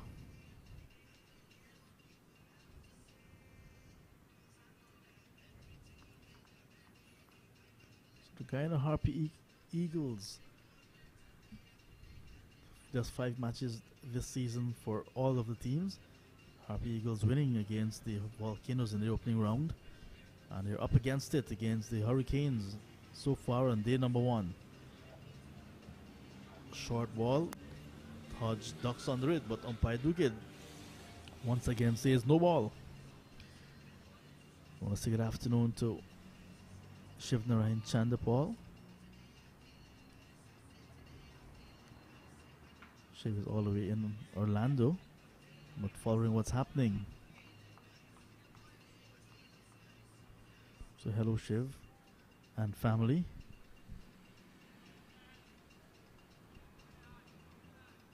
So as we get closer to tea on day number 1, we'll bring you an update after tea with what's happening in the other matches. So here is the final delivery of this over from Clinton Pestano, and it's going to be tea on day number 1 in this match. The Guyana Harpy Eagles against the Leeward Islands Hurricanes. It's tea on day number 1 with the Hurricanes 45 without loss after 14 overs in their first innings, replying to 116 all-out made by the Guyana Harpy Eagles. Remember, the Harpy Eagles won the toss this morning. They went to lunch at 89 for 7, came back right after lunch and were bowled out for 116. And now the Leeward Islands Hurricanes, in reply, they're already wiping off some of those runs. They're 45 without loss. There you see the scorecard. 116 all out from just 34.3 overs. Top score 38 from Bramble. And now in reply, Hodge is on 18, Powell 13, and after 14 overs, there are also 14 extras. The Leeward Islands Hurricanes 45 without loss. 4 bowlers bowl so far. Chanderpaul 4 overs, none for 7. Niall Smith 5 overs, none for 19. Permaul 3 overs, none for 7. Pestano 2 overs, none for 4. So we'll be back in about 15 minutes to bring you action in the final session on day number 1 in this match. Guyana Harpy Eagles against the Leeward Islands Hurricanes, live from the Queen's Park Oval in Port of Spain.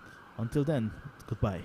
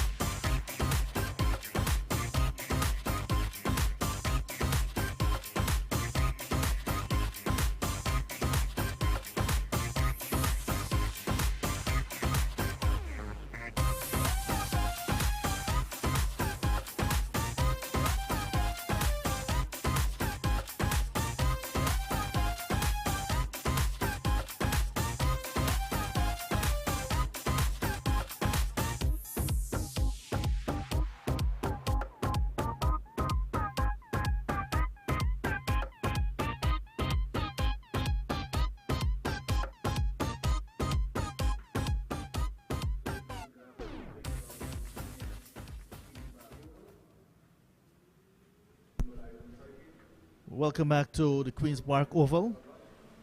This is the third and final session on day number 1 of this West Indies 4-day championship match. Guyana Harpy Eagles against the Leeward Islands Hurricanes. The interval is just about over. The umpires on field, Joel Wilson and Nigel Duguid, making their way back on field. At tea, the Leeward Islands Hurricanes replying to 116 all out made by the Guyana Harpy Eagles. They're 45 without loss. 14 overs bowled so far in their first innings. Monson Hodge, the opener, is on 18. With him is Powell, Kieran Powell that is, on 13, trailing by 71 runs still on first innings. And at the same time, remember that we have 2 more matches being played in the second round in Barbados at the Kensington Oval. Jamaica Scorpions 186 for 3 at tea. Jamaica Scorpions against the Barbados Pride.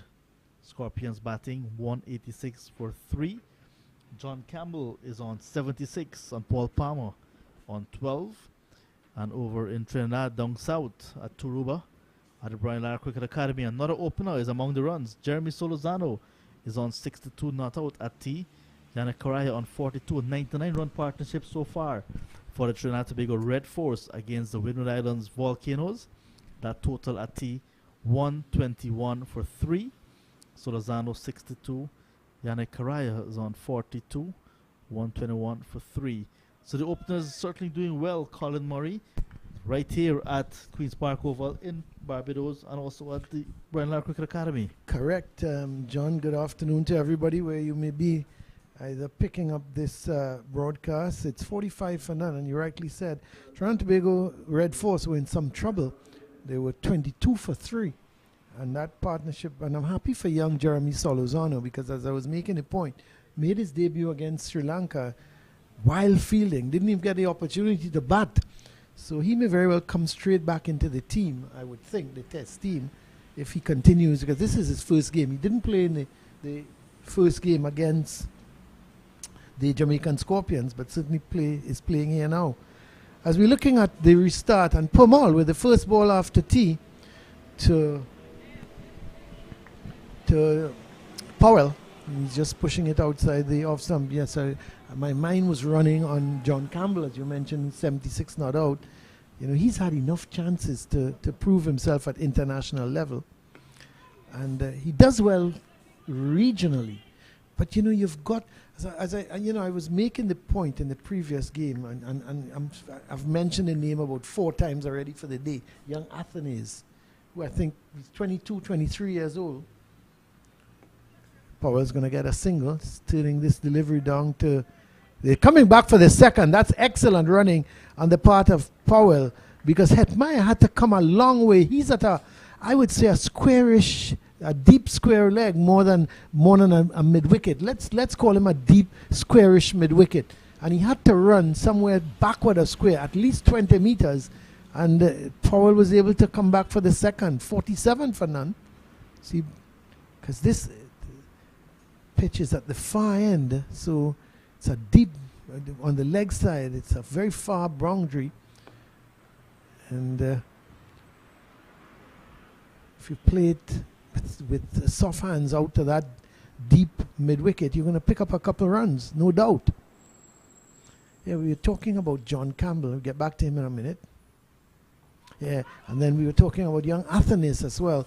And, you know, he got 2 half centuries in the first game against the Harpy Eagles, and you just thought he needs to carry on, you know, because at regional level you need to make hundreds. Because, you know, if you cannot make 100 at regional level, when you get up to the international level, you're going to struggle to get 100. So he's one to look out for. I think he's got a lot of talent. There's no doubt in my mind that young Athens has talent. It's going to be interesting how he copes against the Red Force. I'm looking forward to see that. But John Campbell has proven himself at regional level, but when he gets into the test arena, just not able to transform the form he shows at regional level into international level. And he's coming up against England, if he does get selected, And he's always struggled against the English. There was, they say, John, horses for courses sometimes. So he has a start 76 at T. Just say he crosses that 3-figure mark. Will he be in your test squad? No, I'm sorry. I'm just going on the fact. I would like. Well, Craig Bradford is going to play because he's the captain, unless they remove him as captain. There's Pestano.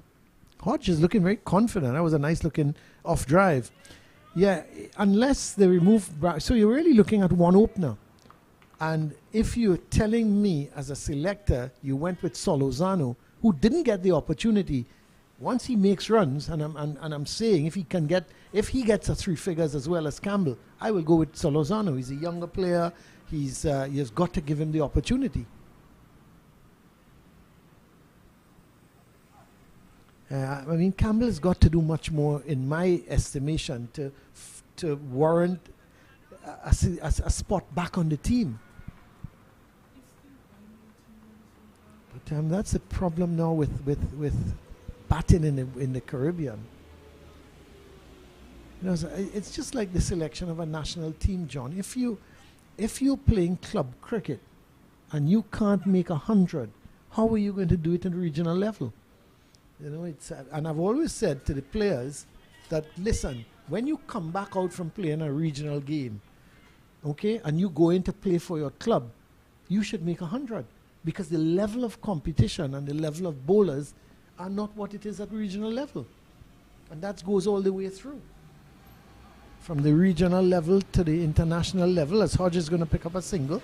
It's a short delivery from Pestano, making a little bit of height outside the off stump, and there was Hodge getting right on top of the delivery. He goes to 19, and I must say, from 67 deliveries, he's looked untroubled by the bowling. Just 1 or 2 deliveries may have beat him. One outside the line of the off stump, and one that came back and hit him on the pad. That was high up. It was an appeal from Hetmyer. The umpire, Joel Wilson, at the time was unmoved.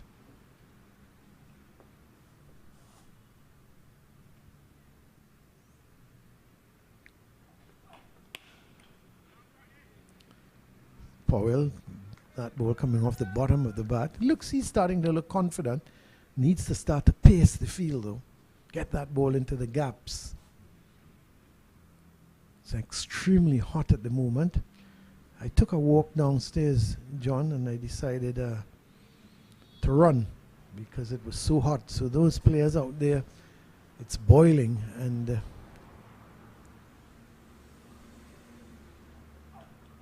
it's a much better delivery again from Pestano. Hasn't bowled badly. He is in his 3rd over, none for 5. I don't think the bowling has been bad. They've bowled a good line, they've bowled a good length. But give these 2 openers credit. I think they've not done anything rash thus far. They've played everything on merit. They've got onto the front foot. They've watched the ball onto the bat. And because of that, they're putting together a very good opening stand. 48 runs thus far. And they're both taking their time. Powell has curbed his attacking instincts. And 15 from 34 deliveries.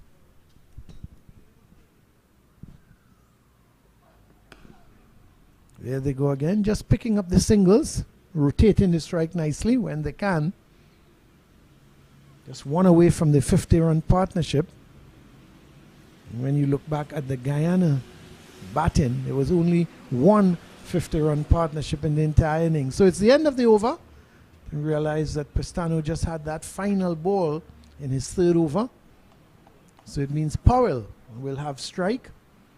And he's on 16. And, most likely Powell is going to continue unless skipper Leon Johnson decides on a change of bowling from the Brian Lara Pavilion end. Doubt it very much, because Powell is the go-to man for the Guyana team. So they've opted to go with spin from one end and pace from the other end.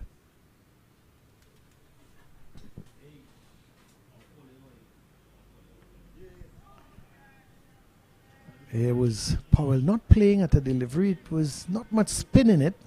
Powell just pushing that one through.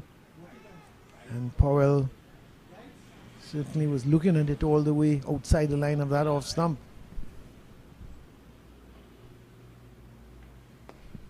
And that's the 50-run partnership. Really a good partnership between these two. Powell just getting onto that back foot, waited on it, and just punched it down to long on. So this has been a very, very good partnership just because of the way these two have approached the innings. They haven't been taking chances. You could, you compare this start with the Guyana start, and it's really chalk and cheese because these two are very circumspect in their approach. They're playing everything on the merit, whereas the Guyana batsmen seem to lose patience. So commentators curse as soon as you say something good, a batsman seems to get in trouble. I thought that was playing a little bit away from the pad was Hodge. Outside of Leon Johnson. Somebody sent me a note asking me, how did Hetmyer get out? First ball obstructing the field. Was he going for a sharp single? No, he played a ball just in front of him. The ball hit the ground and went back over his head and was going on to the stumps, and just quick instinct, he just used his hand and brushed it away. Now, in the old days, that would have been handle ball, bowl Louis, because Jeremiah Louis at the time was the bowler. But that rule has since been changed to obstructing the field. And that has me a little baffled as we see the end of the over from Powell. Just the 1 run coming in the over. He's now bowled 5 overs, none for 10. Yeah, that rule has me a little baffled. Like many things sometimes in cricket, the rules in cricket and in football, the handball rule in football now is you don't know when a handball is supposed to be a handball and when a handball is not a handball, even though the ball hits the man in his hand. But obstructing the field now, apparently, it's even if you use your hand to knock the ball away. I always thought obstructing the field is when you get in the way of a fieldsman. But the more you live, John, the more you learn. With this beautiful game we call cricket. Well, actually, the beautiful game is football. The gentleman's game. Let's stick with the gentleman's game, even though people tell me it's no longer a gentleman's game. Talking about football, some interesting games today. The Champions League is back. Those of you football lovers out there. Paris Saint-Germain against Real Madrid. What a game. And then Sporting Lisbon is opposing Manchester City. Those are the 2 Champions League games today. And of course, Manchester United, many people's favorite. They play today against Brighton. They've been struggling lately, not able to put wins together. Even with the great Cristiano Ronaldo, who has gone goalless for quite a few games. And they said it's the longest drought Ronaldo has had. But you've got to remember, he's getting up to that age of thinking. He must be thinking of retirement shortly. But they say when you're a great player, class is class. Class is class and form is temporary. So I would expect that Ronaldo will come good. Let's hope for his sake that he and for the Manchester United fans' sake that he can do something for them this afternoon. But we're here at the Queen's Park Oval, nice sunny conditions. And Pestano is trying to do something for his team by getting a breakthrough.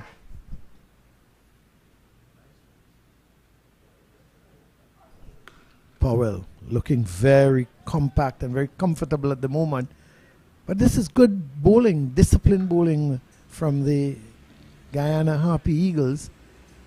Much better than what we saw especially from the quicker men against the Windward Islands Volcanoes. Against the Windward Island Volcanoes, the quicker bowlers was a little bit inconsistent in terms of their line. A lot of the deliveries, they were bowling wide of the off stump, down the leg side. Here, Another good delivery. Powell maybe looking to give himself some room. Could see him just backing away and found that that ball was just straightening on him. Didn't have the room in which to punch it through the offside.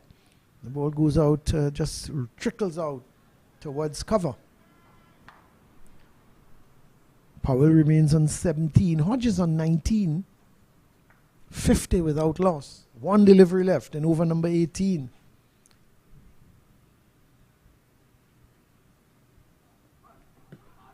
Loud appeal goes up.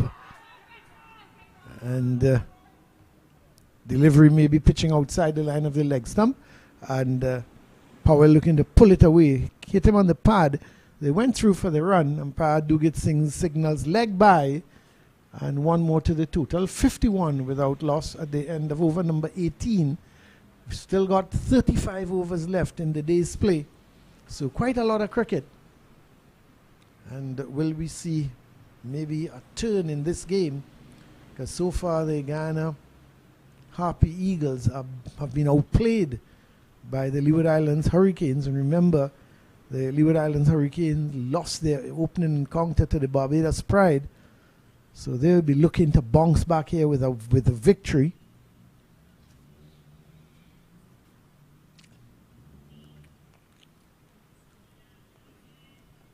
As Powell will continue. He's bowling over the wicket to the left-handed Karen Powell.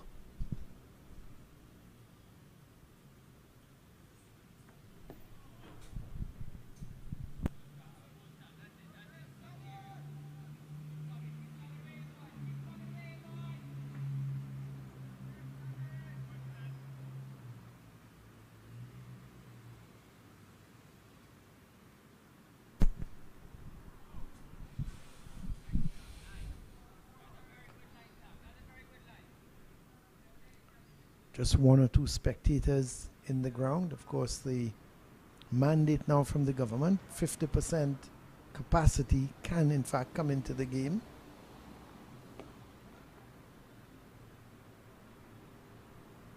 Single for Powell. Powell didn't too like that Hodge may have got in the way of him stopping that ball from going to long on. They still go through for the single. 52 for none. It's been very good batting from these two. As Powell coming back over the wicket to the right-handed Hodge.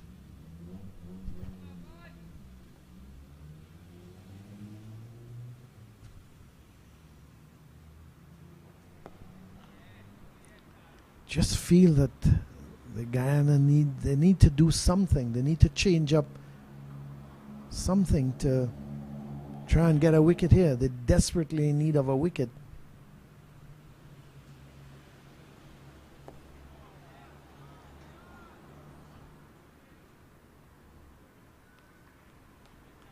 Maybe bring Paul back into the attack, try him from the Willie Rodriguez end.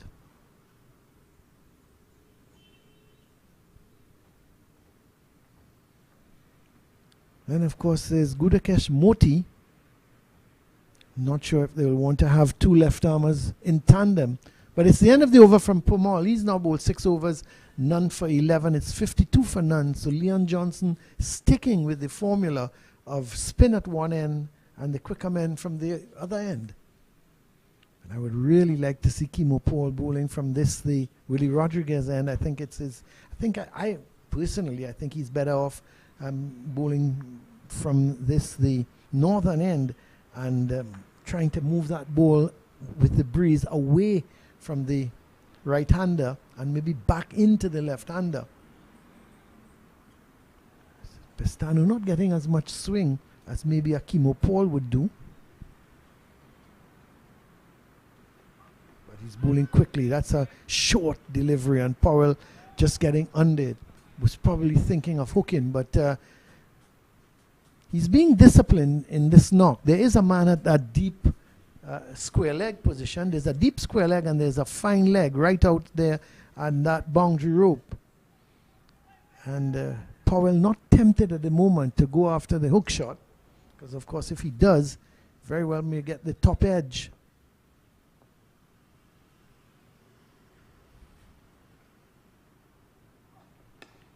A delivery lined on the leg stump, and Powell comfortably negotiates it out towards that deep square leg position, and they go through for a single. Both batsmen now on 19, and this partnership continues to defy the Guyanese attack. And they're desperately in need of a breakthrough.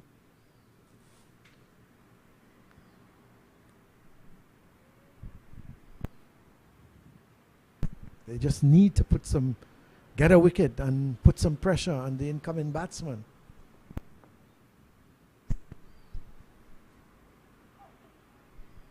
Not a good delivery. Pestano is lucky to get away with it. Was outside the line of the leg stump, and Hodge just had to help it on its way. Was trying to pull it rather than just maybe playing it fine. Didn't make contact, and it went through to be taken by the keeper. So the sun has left us. It's been a really hot day. It hasn't been hot. It's been extremely hot. But the sun has left us for the moment, and the players would be happy about that.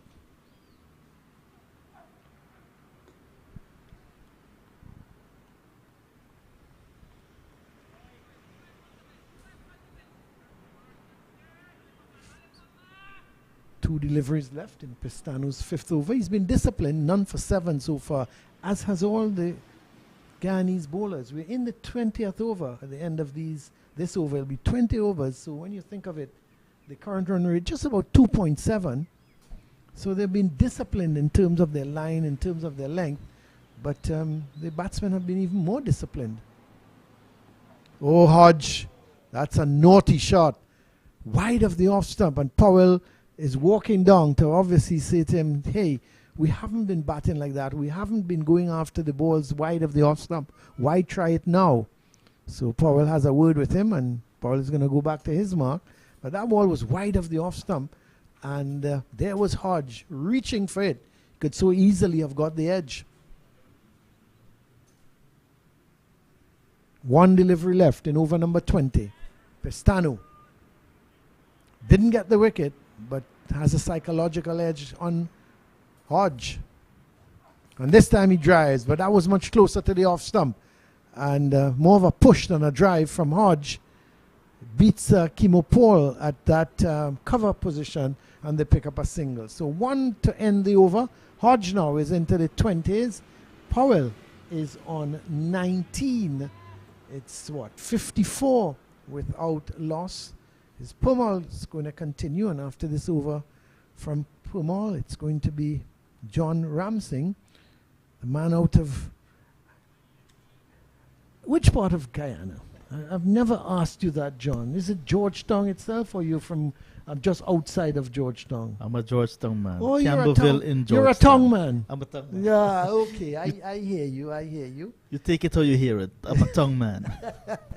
Yes, well, I've had some wonderful experiences in Guyana, coming over to do commentary and a World Cup qualifier between Trinidad and Tobago and Guyana. Wasn't a good experience because Guyana won the game. And of course, coming over to play some cricket in terms of a very good youth tournament many years ago. Many years ago, I should say, when Trinidad and Tobago won the regional youth tournament. I had the honor of captaining Trinidad and Tobago. We went to Berbice. First time I went to Berbice, and they said we were crossing the river. My word. And I said, this couldn't be a river. In Trinidad, what we call a river is a river. This is the sea. And went across to Berbice. And the year before, Joey Carew had led a Trinidad and Tobago team that was pushing for the Shell Shield. And it was the famous incident when he bowled underhand. And the game, in fact, was played in Berbice. And I was captaining the Trinidad team, and I was gesticulating on something. And all I was hearing is, you think you're Carew or what? They were very upset with me for some unknown reason. But many fond memories going to Ghana. One not so fond was when I played against the Guyana national team and I was facing up to one Colin Croft without a helmet. And in those days, helmet has just started. And I think at the end of it, I was hit on the thigh. I was hit. Thankfully, I wasn't hit in the head. Well, John, I mightn't have been here with you today. So Powell's just 2 more deliveries in this over, 55 for none.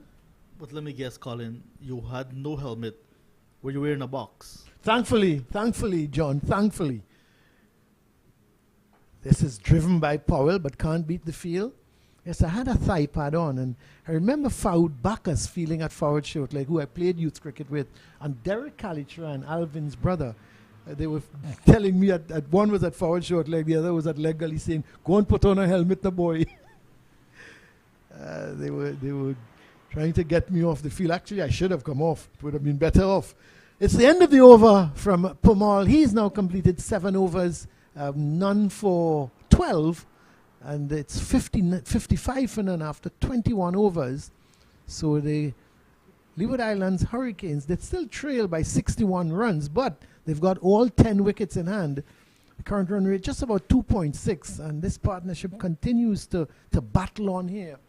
As it's looking slightly overcast, but I don't think where the rain tends to come from over that stand to our left, John. It doesn't seem to be an immediate threat of rain. So I think we have 32 more overs in the day's play, so it seems that we're going to be definitely working overtime, unless the spin twins come on. But Hetmyer is back into the attack, and I like this. I like him bowling, as I said, from this Willie Rodriguez end. I think he tends to swing the ball more from this end. I don't know why. He gets a lot more movement, and it's going to be interesting how he bowls here and bowls to the openers. But to me, he is the main threat out of the quicker men for the Leeward Islands Hurricanes. But to describe Paul coming in for a new spell, it's over to you, John Ramsing. Well, thank you very much once again, Colin. Hetmyer, first 4 overs, costing 7 runs. Did not pick up a wicket. And as he's looking overhead and he's looking at the cloud cover, I think he's going to be using the conditions at the moment. Very cloudy, very overcast. But the rain seems to be very far away. Here he is to Hodge. Very full delivery. And Paul is definitely the main threat here this afternoon. It was a bit up and down and a bit spraying it all over the place when you look at the way Niall Smith used the new ball. Pestano was a bit fiery, but was short on the occasion and a bit too wide. Hetmyer, lots will be dependent on him. I did say he's the vice captain this season, so he's going to be looking to make sure that responsibility goes in his favor when it comes to picking up wickets as well. 2 slips in Johnson and Singh.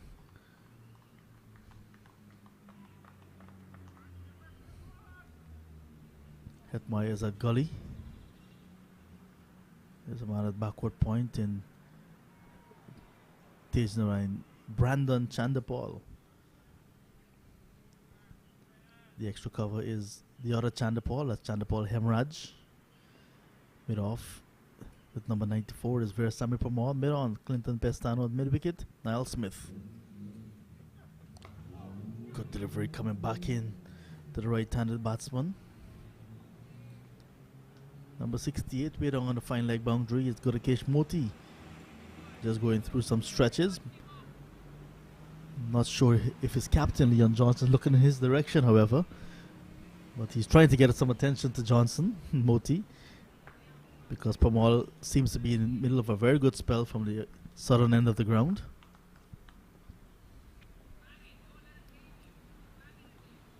Where will this breakthrough come from? Hetmyer runs in looking for the answer. Almost there. Very good ball once again. Just hit down and leaving the right-handed batsman on this occasion. Hodge prods forward. Quite a bit nervous, you would want to say. 400s on his belt already, Monson Hodge, in his career. He's been around since 2008 at this level. considered a veteran, you'd want to say, from Anguilla. 31 half centuries. He's on 21. His best knock this season.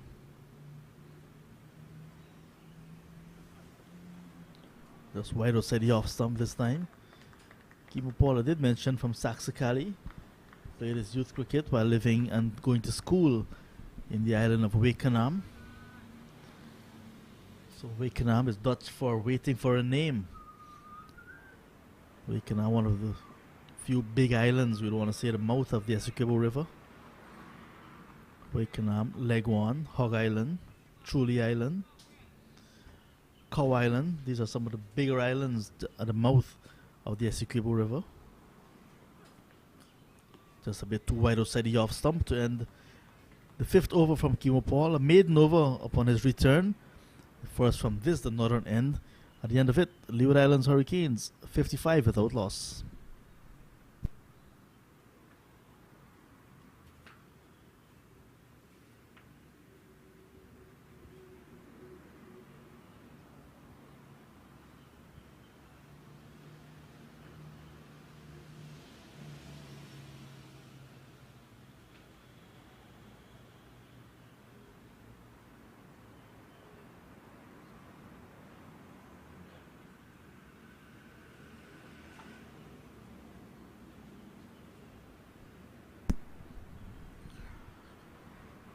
Powell will continue, and it's getting a bit dark at the moment. Powell 7 overs, 1 maiden, none for 12. Coming in for his 8th over. 31 overs still remaining in the day's play. Outside the off stump to Powell.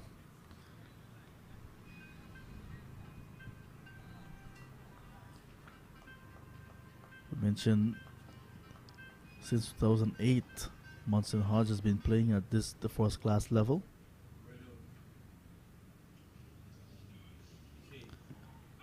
And his partner in Karen Powell has been at this level also. Quite a number of years. He started in 2008 as well.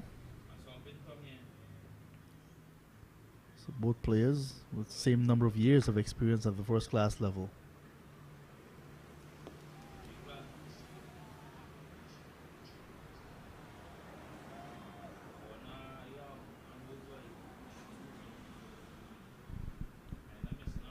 738 50s for Karen Powell. At full delivery on the line of off stump.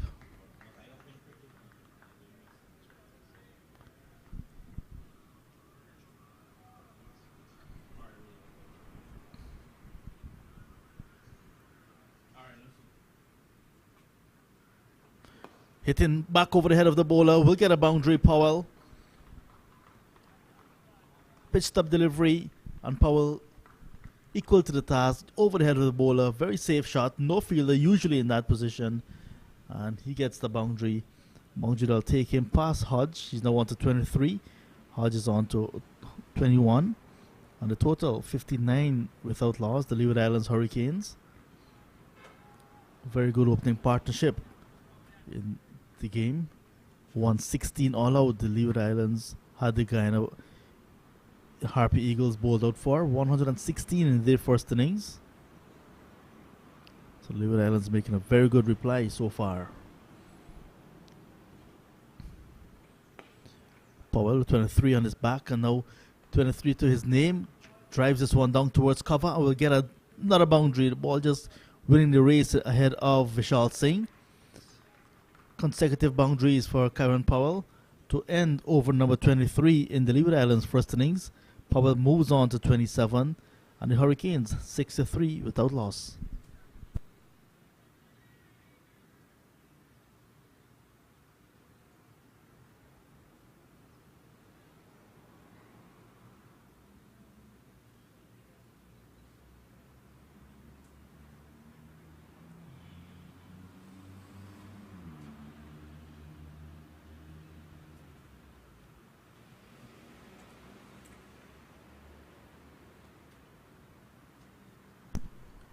In the other game, Barbados against Jamaica, Jamaica batting still. John Campbell, who was at 76 at tea, is now on to 85 and looking on course for that 100, you want to say. And the other game right here in Trinidad at the Brian Lara Cricket Academy as Chanderpaul continues. Solozano moves from 62 at T to now on to 66. Karai has just passed his half century. In fact, Jeremy Solozano was gone for 66, bowled by Demba. So Solozano went for 66. Karaya brought up his half century. He's on to 53 at the moment. And with him is Joshua Da Silva on 13. The scores coming in from the other games.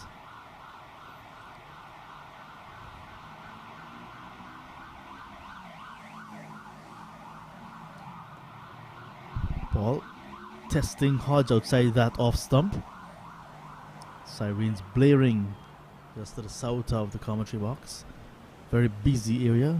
Sinclair Medical Center close by. So perhaps it's an ambulance heading into the hospital.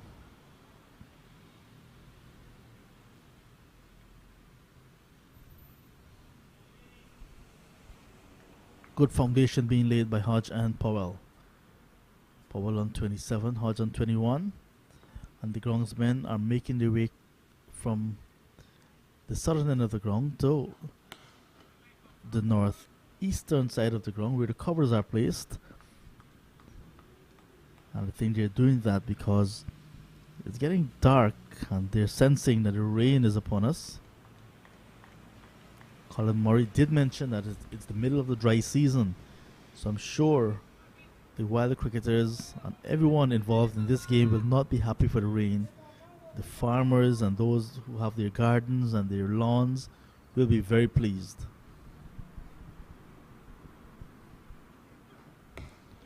There's Paul working up some pace from the northern end, but just can't bridge that defense of Hodge. Dan Guilin looking very good. Tight in defense.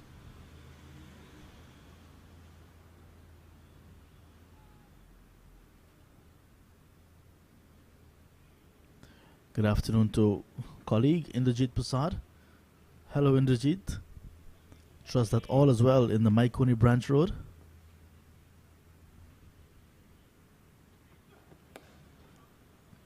Nice shot.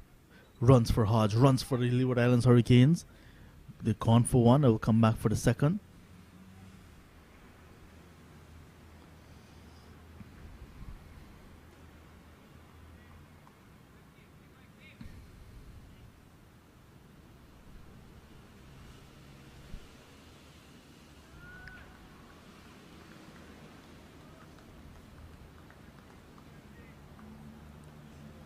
Chanderpaul, brand ambassador for VNet Communications, and VNet offering you track point services. That's GPS tracking made easy. Short ball from Paul, but Hodge is placing it to cover. Hemraj is in the way, and the over comes to an end. Leeward Islands in their first innings replying to 116 all out made by the Guyana Harpy Eagles. They're 65 for a loss of 1, and they're still trailing by 51.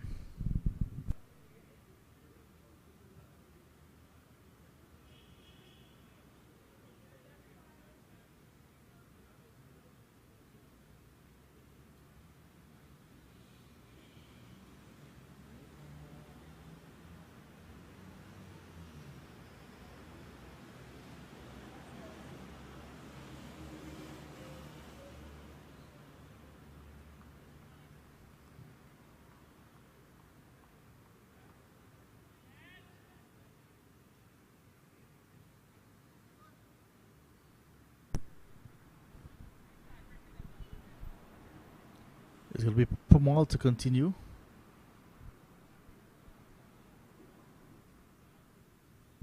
The Leeward Islands just 51 runs behind.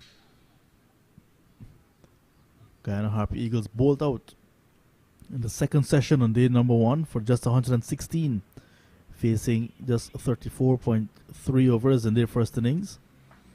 Top score of 38 coming from Anthony Bramble. Powell made 20. Powell is start of a new over, is driven down to long on by Powell, who moves on to 28. Just one partnership of note when the Harpy Eagles were batting. Bramble and Powell added 50 for the 6th wicket. For the 7th wicket, in fact. They got together with a score on 87 and 37 for a loss of 5. So for the 6th wicket, they put together 50.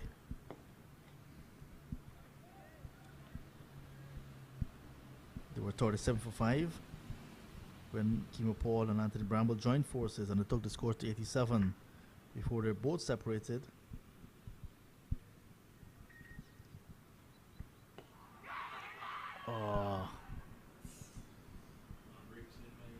Chance you'd want to say based on the body language and the reaction of the players. This ball was played from Hodge to the fielder, that forward square leg region in stage 9 Chanderpaul. Let's see what the replay says. Very difficult one, you'd want to say. A full-blooded drive. Turning his back on it.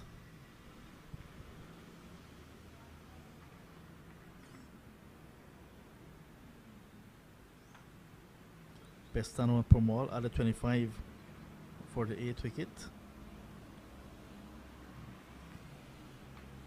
When the Harpy Eagles were batting, Pestano and Powell, they got together after the fall of both Powell and Anthony Bramble.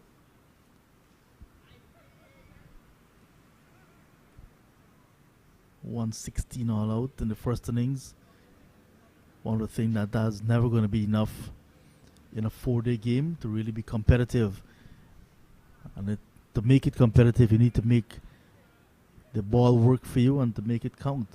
So far, it's all Hurricanes, 6-6 without loss. Halfway through over number 25.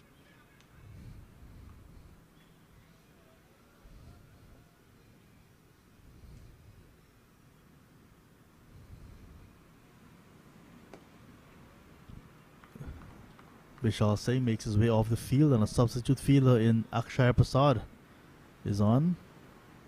Fielding in that mid-on region. Akshaya Prasad plays his cricket at Everest Cricket Club in Georgetown. And he's getting a touch of the ball immediately. And the over comes to an end. Another over from Veerasammy Powell. 9 overs for him so far, none for 21. Leeward Islands 6-6 without loss, trailing by 50.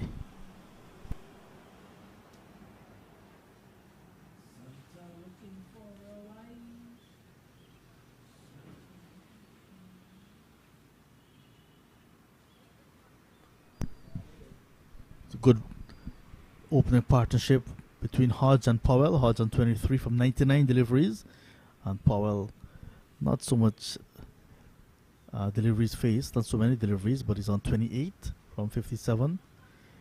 6-6 after 25 overs. 4 bowlers used so far. Powell none for 9 from 6. Niall Smith none for 19 from 5. Powell none for 21 from 9. Pestano none for 8 from 5. You're still to see Gorakesh Moti. At the moment, Powell is going to come up for his 10th over.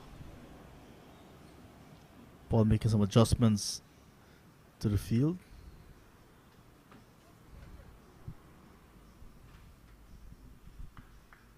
So Guyana Harpy Eagles playing an unchanged team from the team that won against the Leeward Islands Volcanoes.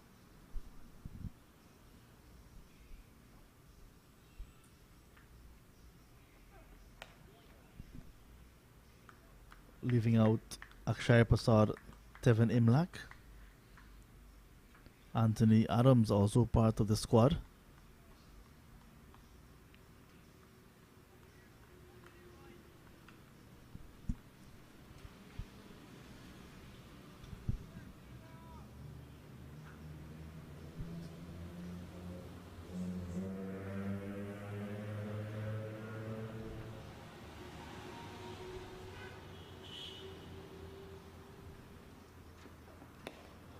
That's a nice shot from Powell back down the track, but Paul knocks it down in his follow through.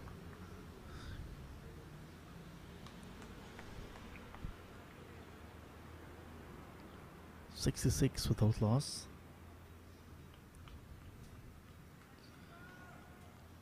Solozano gone for 66 in that game at the Brian Lara Cricket Academy. Outside the off stump, just too wide to induce a shot from Powell. Meanwhile, John Campbell, last we heard, is still batting at the Kensington Oval in Barbados.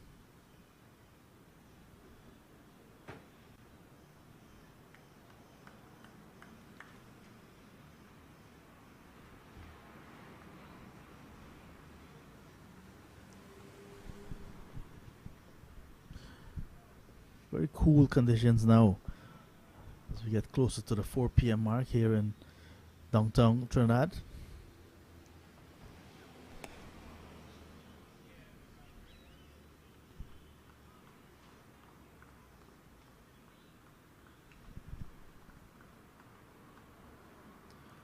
Paul, part of the West Indies on the 19 team that won the World Cup, the Youth World Cup in 2016. Played a major part in that victory, in that overall victory for West Indies on the 19s, alongside Tevin Imlach and Paul and Shimron Hetmyer, the other Guyanese in that team. Delivery outside the off stump, beats the left-handed batsman. You'd want to say he's playing within himself, playing in the line. Ball just falling short of the keeper on its way through. That on the 19 team that won the World Cup in 2016 had a number of players graduating, including Alzari Joseph, who's in this game as well. Chimar Holder, Obed McCoy. These guys going on to play international cricket.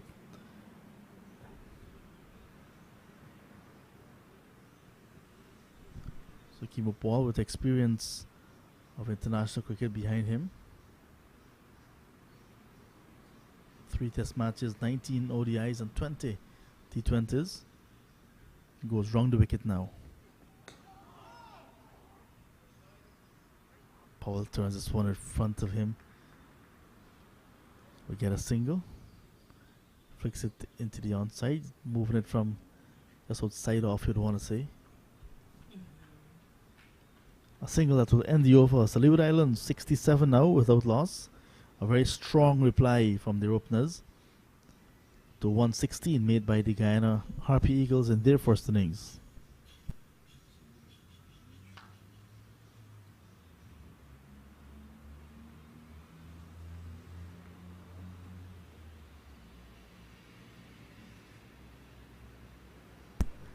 And news coming in from the Kensington Oval is that John Campbell has brought up his 100. The 100 is on for him from 181 deliveries, 10 fours and 1 6. So the Jamaica Scorpions still batting 234 for the loss of 3. John Campbell 100. Leroy Logg, the young opener, he made 39. Jermaine Blackwood 1 and Kumabono 49. And Paul Palmer at the moment is on 35, not out, batting with John Campbell. So another 100 for John Campbell. And he's letting the bat do the talking. Here's Palmer at the start of a new over. Looking for success. Looking for that breakthrough. Where will it come? And when will it come?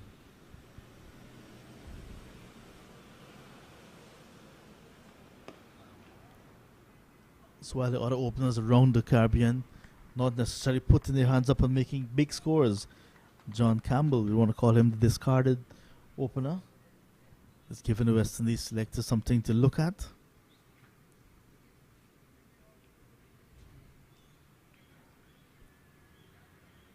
Hodge moves on to 23. In fact, Powell with that single moves on to 30.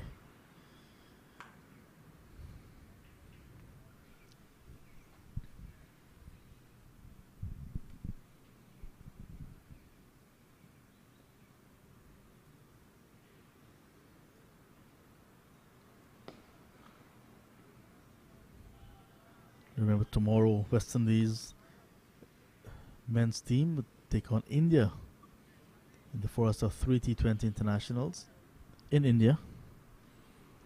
That game will start 10 a.m. Guyana and Trinidad time. Those of you listening in Guyana. Those of you in Trinidad following as well. Eastern Caribbean time, 9 a.m. in Jamaica.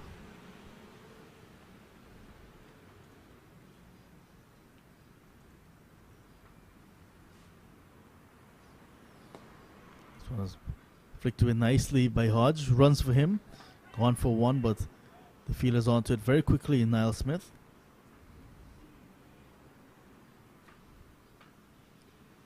And that's all they're going to get.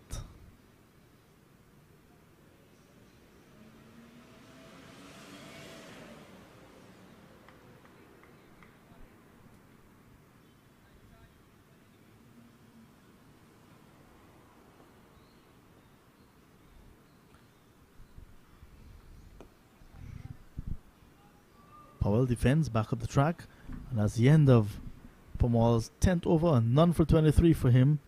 The Leeward Islands, Hodge on 24, Powell 30, 6-9 without loss.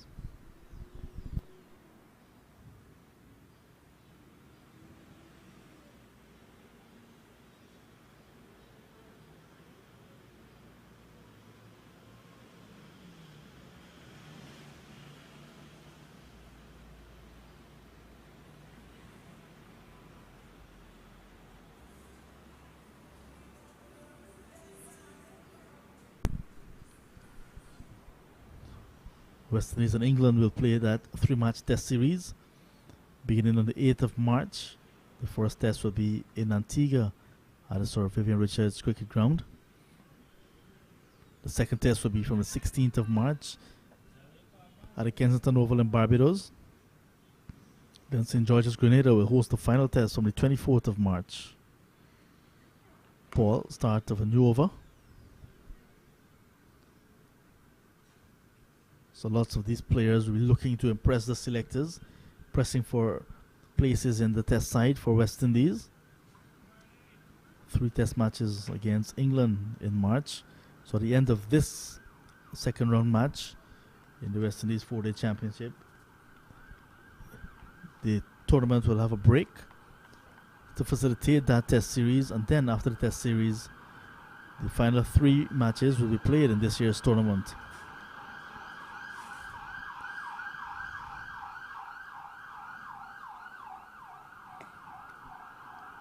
Hodge looking very compact indeed. He's faced so far 104 deliveries for 24. Looking very solid. Nothing can dislodge him at the rate he's batting. Tight in defense.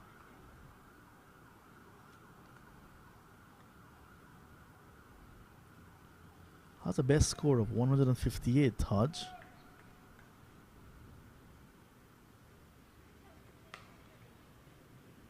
There he goes, just running the ball down to that wide third man region, that field at backward point in Chanderpaul.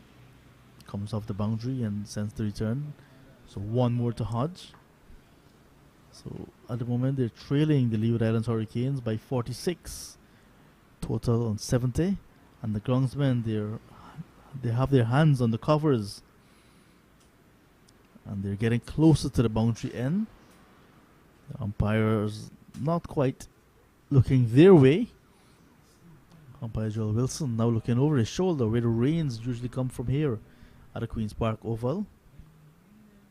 So umpire Joel Wilson with local knowledge as well will have to indicate to Nigel Duguid, what's happening. This is not a full delivery from Kimo Paul, and slips and keeper going up, but nothing from the umpire who matters at this point. So there we see the ground staff getting anxious at the boundary end.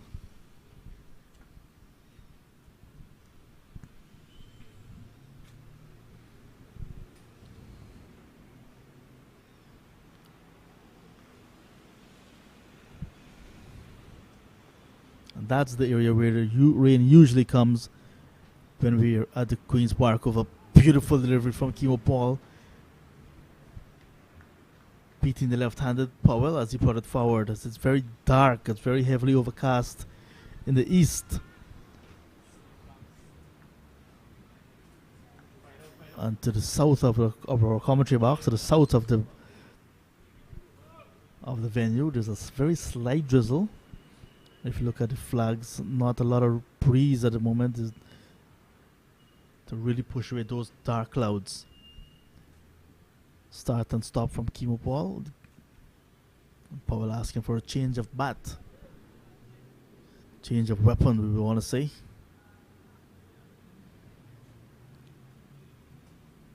Paul running in, steaming in cool conditions here at Queen's Park.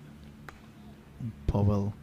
The pitch has been playing very good so far. We'll get Colin Murray's thoughts on the pitch, how it has played. But looks to be a very good track for batting. 116 the Guyana Harp Eagles made. Did not make full use of that. Gave their wickets away. 28 overs into the reply by the Hurricanes, and they're 7th without loss. Colin? You would think it was a bad decision, John, from the Guyana Harpy Eagles to win the toss on bat, but I thought it was a good decision. The pitch was good, the ball was coming onto the bat. It was just some poor batting on the part of the Guyana frontline batsmen. They played some poor shots, and there's no devil in the pitch. The pitch, in fact, is playing true. The ball is coming onto the bat. It has some pace. If you bend your back, you will get something out of the pitch. You will get some bounce. You will get some carry. Of course, no turn. Very, very, very slight turn at the moment. So the bowlers, the spinners, have got to use a little bit of guile, in terms of the variety. Push it through. Give it a little bit more air. Use the arm ball.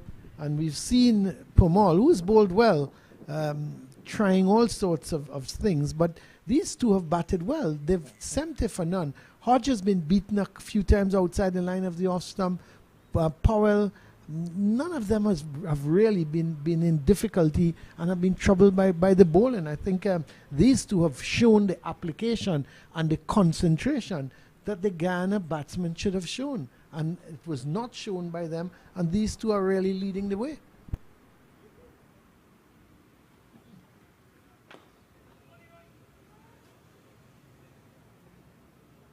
Goes after it, and he will not pull it up. He's just gonna go into the boundary to retrieve.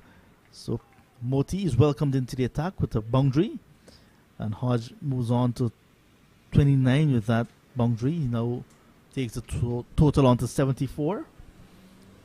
So Hodge against Barbados, 7 and 5, and before that, in the 2020 shortened tournament, he had 2 and 61 against Jamaica, 98 and 10 against Guyana at Providence, just before COVID-19 stopped the tournament. So his last knock of significance came against Guyana. Hodge, 98 and 10 against the Guyanese at Providence. Here he is facing up to Moti. So that's memory. Yeah, he seems to like the Guyana attack. And if my memory serves me well, I think that 158 was against Guyana as well. This one's flicked to it nicely once again, and we'll get another boundary. Moti on the line of Hodge's leg and paying the penalty. So that's another boundary for Hodge. He goes into the 30s now, joining Powell. He's on to 33, and the total on to 78 without loss, and they're trailing now by just 38. That's poor bowling from Moti. I mean, he's a front arm spinner. He should have more control. He's now come on to bowl. He needs to put that ball just outside the line of the off stump. And this is another short delivery. He gets away with that. But he needs to put that ball outside the line of the off stump. Good line, good length. And even if Hodge doesn't play, he shouldn't be worried about that. He needs to just get on line. He needs to get on length and just get his bowling going. I think he's trying a little too much now. And in so doing, he's pitching that ball really on the leg stump for Hodge. And that's he will put that away any day of the week.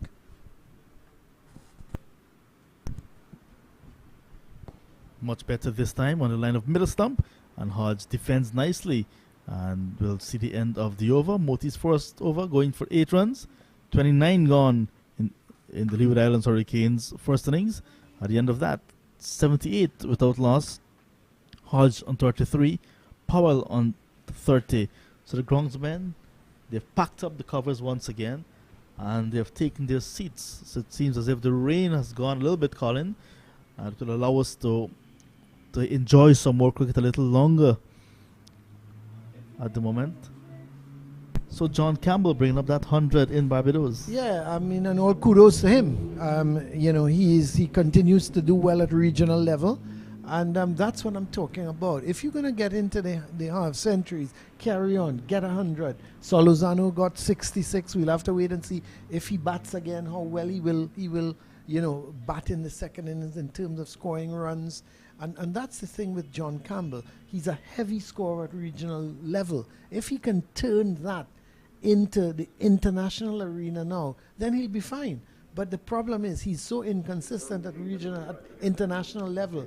He would get a 40, then he fails 2 innings, then he gets another 40. He just needs to be able to turn that these hundreds into international cricket. And the West Indies would be the better for it. So Colin, is another bowling change as Leon Johnson's desperately looking for this breakthrough. Niall Smith is going to come back into the attack. His first spell, 5 overs, none for 19. He has replaced Paul at this, the northern end. The Leeward Islands Hurricanes well placed on 78 without loss. Yes, and Niall Smith here starting his new spell. The first delivery not well lined outside the leg stump, and he gets away with it because one would have thought that Powell, he's been there since the start of the innings. He's on 30. He's faced 70 deliveries, and one would have thought he would have been able just to clip that down to fine leg, but he missed it, and it went through to the keeper. Just 2 slips and a gully for Leon Johnson. Johnson himself is at what, first slip, and second slip seems to be Chanderpaul. Gully is Hetmyer.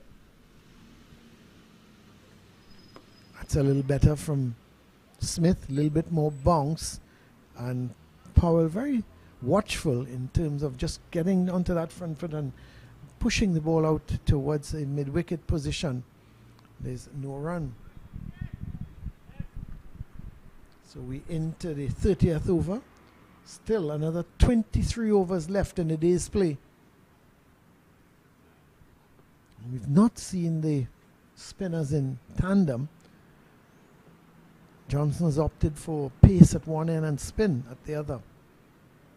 Oh, that's a poor delivery from Niall Smith. Oh, my word. And this is the problem with Niall Smith. He gets very erratic at times and loses his line. I think when he tries to bowl the quicker delivery, he tends to lose his line, lose his length, and he's all over the shop. He just needs to settle.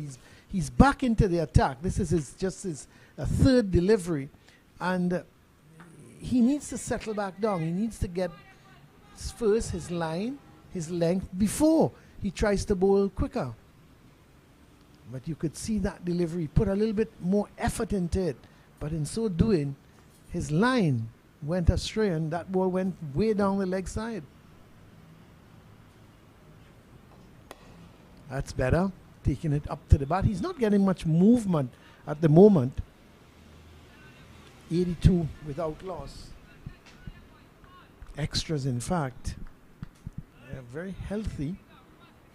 You look at the extras in this innings with the 2 batsmen, 1 and 33, 1 and 30. Nearly 20 extras so far, just 19. So the extras adding to this partnership with 82 from 184 balls. Oh, this is bad bowling from Smith, going down that leg side again. This time Bramble does well. Should think probably of coming back over the wicket and trying to slant that ball away from the right-hander. Sorry, away from the left-hander, because he's got 2 slips and a gully. So if he comes over the wicket and he can try to slant that ball across Powell, try to get the outside edge.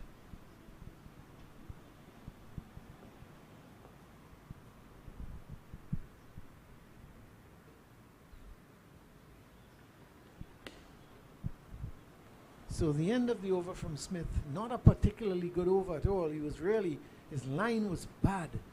And he was lucky just to get away with a couple deliveries that Powell was just pushing out on the onside, and then one or two he missed. One was so wide of the leg stump that even Bramble couldn't get across in time.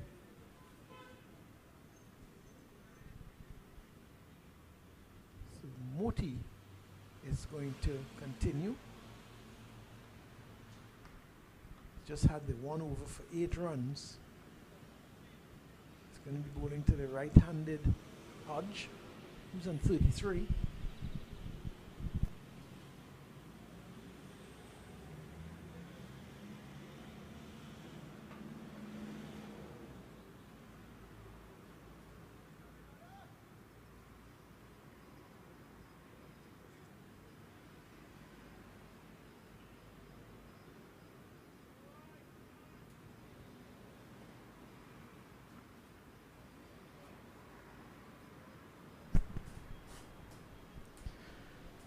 Starting just outside the line of the off stump. I'm sure Leon Johnson would be happy with that.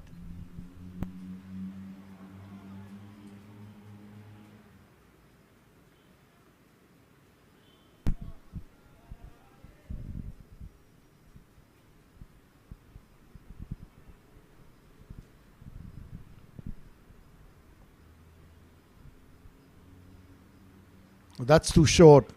But it's not going to get any runs because it goes straight to Chanderpaul out at the Brian Lara Cricket Academy.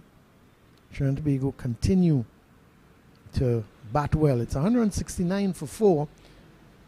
Of course, Solozano going for 66. Keegan Simmons 8. Isaiah Raja just faced 2 deliveries. He went LBW to Lewis. Jason Mohammed, he also went for naught. Trinidad at Tobago with 22 for 3 at that point in time. It's a much better over from Moti. He's bowling a good line just outside the off stump. So Yannick Carrier, who got 73 in the first game, is on 60 not out. With him is Joshua Da Silva. He's on 26 not out. Of course, Joshua Da Silva, the wicketkeeper batsman at the moment for the West Indies, but being pushed by the return of Shane Dorridge, who got 80 against the Leeward Islands Hurricanes, so he's pushing back for a place in the team. And then the bowling for the Windward Islands, 3 wickets for Sherman Lewis, 3 for 19 from 13. The other wicket taker was Kenneth Demba. Remember him picking up 5 against the Guyana Harpy Eagles. Demba's picked up 1 for 55 from his 5 overs. But it's going to be Smith. He's going to continue at 82 for none. Just 34 runs away from going past the Guyana Harpy Eagles total of 116.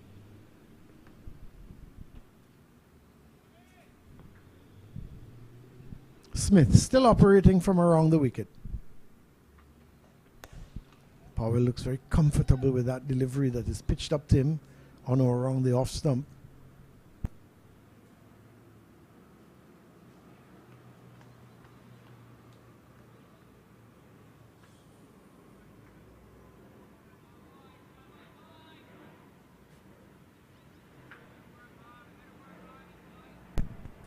And out in Barbados, Jamaica, 234 for 3.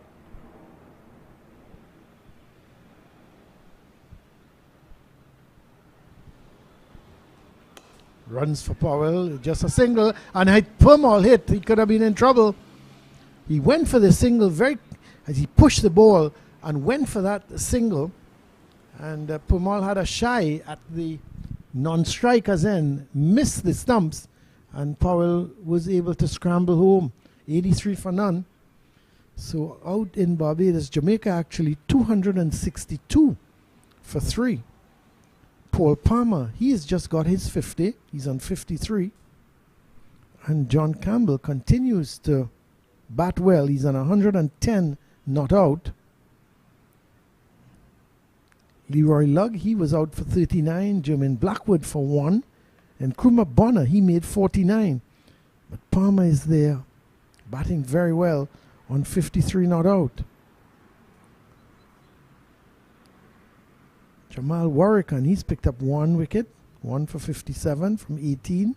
Shamar Springer, he's also got 1. And Jonathan Carter, he's picked up the other wicket.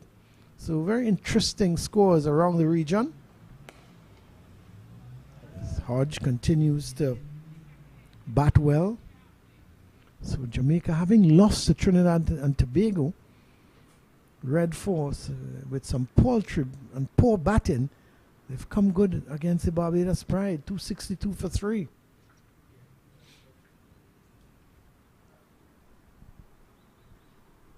Still overcast here at the Queen's Park Oval.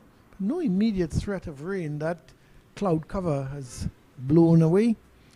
We've gone down to the Diego Martin area as Hodge plays a lovely shot. That's a good shot. It was short. It was outside the line of the off stump. He just got in line and opened the face of the bat and guided it beautifully down to the third man region. There's no protection out there. And he goes to 37. That's a really good shot. It was short. It was outside the line of the off stump. And Hodge just got across, got in line, and then opened the face of the bat.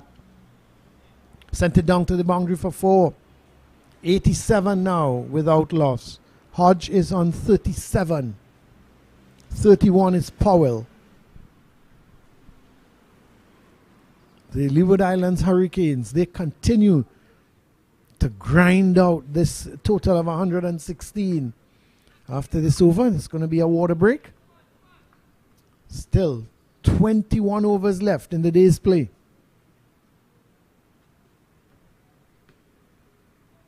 This time wide of the off stump, and Hodge decides he's going to allow it to go through. Very good conditions here at the Queen's Park Oval. The pitch is in good condition. Its ball is coming onto the bat. And the Guyana Harpy Eagles would be extremely disappointed with that batting display, because there's no devils whatsoever in the pitch. And the Leeward Islands Hurricanes openers, they're proving that, because they've gone along about their business very nice indeed. Smith too wide of the off stump. It's the end of the over. It's a water break at the moment here at the Queen's Park Oval with a total on 87 for none. Hodge is on 37. Powell is on 31. The Leeward Islands Hurricanes, they trail. Leeward Islands Hurricanes, yes, they trail by 29 runs. 32 overs have been bowled. We have 21 overs left in the day's play. And the way things are going, the Guyana Harpy Eagles, they need a couple wickets, and they need them quickly to get back into the game. There is the Leeward Islands, 37 to Hodge. He's faced 121 balls. Powell, he is on 31, and he's faced 77 deliveries. It's 87 without loss. 32 overs have been bowled. 19 extras, and the bowling for the Guyana team. Chanderpaul, he's had 8 overs, none for 11. He's been very consistent. And Niall Smith, 7 overs, none for 24. Bowled a little bit erratic at times. And Versami Pomal was on the spot, 10 overs, none for 23. Pestano, he's had 5 overs, none for 8. He was also very good. He kept the ball up, kept it just around the off stump, and the batsman couldn't take much chances against him. And Moti, he's just had his 2 overs for 8 runs. So that's the situation here at the Queen's Park Oval. It's the players are just taking refreshments at the moment.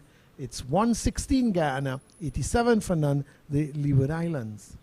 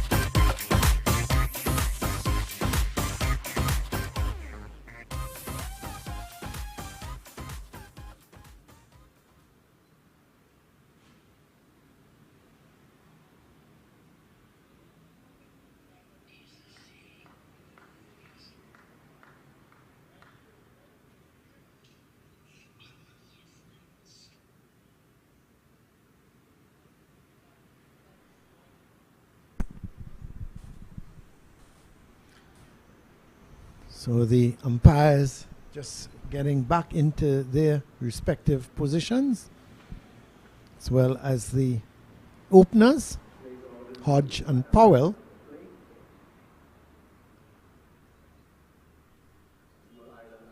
And the Moti is going to continue. 68 on his back. And there's Karen Powell on 23. He's going to be taking strike. 21 overs left for today. So play is supposed to end at 5 o'clock. But there's no doubt we're going to be going over that time. Just hope the light holds, because it's a little bit overcast at the moment. No immediate threat of rain.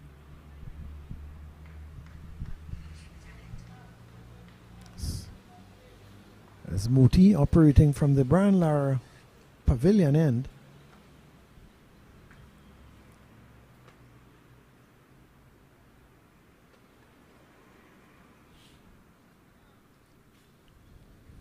It's bowling round the wicket, the left arm, slow left arm spinner.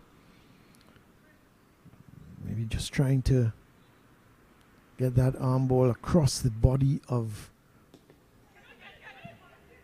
Powell as he flicks a delivery straight into the pad there, straight into the pads of Vishal Singh, and you could have heard the shout, catch, catch, because had that ball rebounded from the pad and gone up into the air, who knows?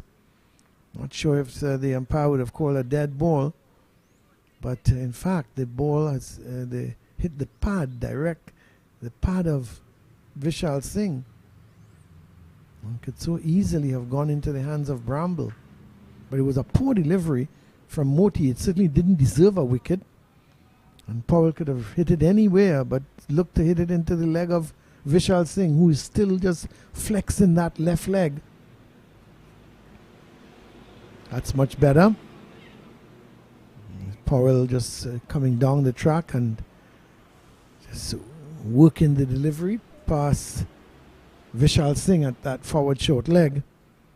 And able to pick up a single. Moti, who picked up 4 wickets in the first innings against the Volcanoes, just had 6 overs in the second innings, went wicketless. And now just in his 3rd over.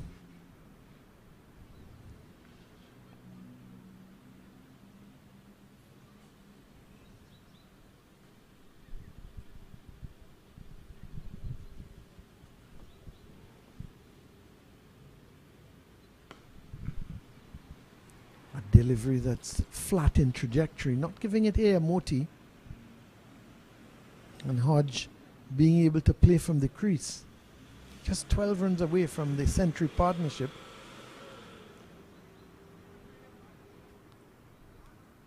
Seven men on the offside, so you would expect Moti to be bowling wide of the off stump. It's just a mid-on, a wideish mid-on, and a mid-wicket on the leg side. Can't pace the field. Hodge.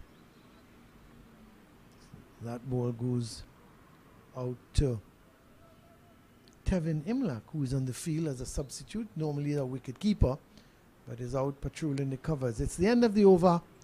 Just the 1 run coming from the Moti's 3rd over. He's got none for 9. 88 now for none. And is Niall Smith going to continue? It looks that way. He's got that cap in his hand to hand it to Hemraj, who's at mid-on. Now gives the cap over to Hemraj, and Niall Smith is going to continue.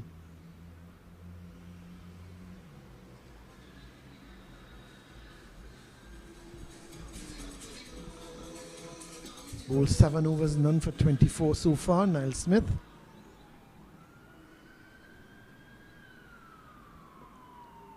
This partnership of 88, it's taken up what? Something like 204 balls. But they won't be worried. Lots and lots of time left in this game. Oh, that's a good ball. That's probably the best ball Niall Smith has bowled for the day. Yorker length delivery, and Powell looking to drive, then all of a sudden realized it was a Yorker length. Had to come down on it. in the end he kept it out. In the end he played it very well. There is the delivery. You could see Powell looking to drive and then realize that was a Yorker length. Had to come down on it and pushed it back up the track. Excellent delivery from Smith. Type of delivery in which he got Devon Smith out. But runs here for Powell. It goes into the boundary. That's a good shot. It was well timed.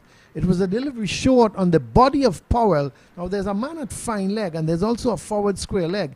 He hit it just backward of square, but the timing was really immaculate because he played it beautifully off the body and it went backward of square.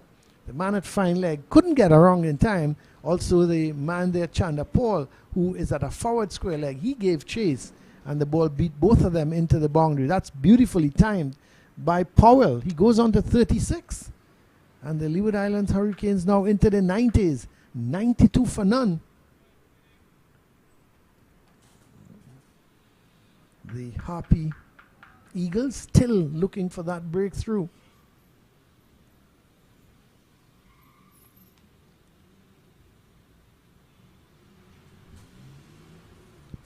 Conditions here still slightly overcast, but no threat of rain as it was happening 15 minutes ago.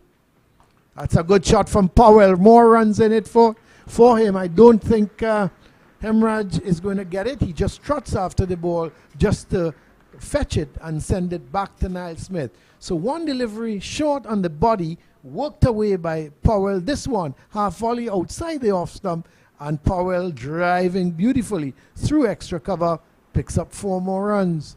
He's into the 40s now. Powell, he's on 40 exact. And the total on to 96 without loss. Just 20 runs behind the Guyana's paltry 116 total. See, the second slip has now come out. And it's gone to a squarish cover position.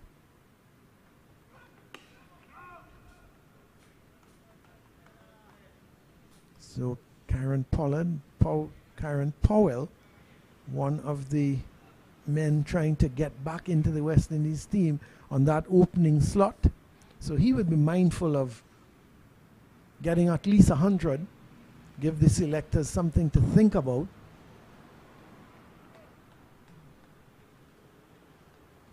Kieran Powell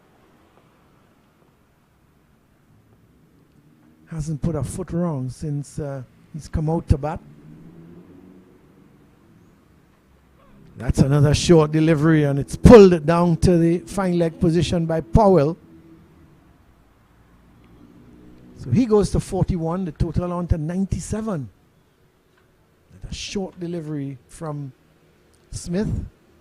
Didn't have pace, didn't have bounce, and gave Powell the opportunity just to pull it around to fine leg. So the right-handed Hodge back into strike.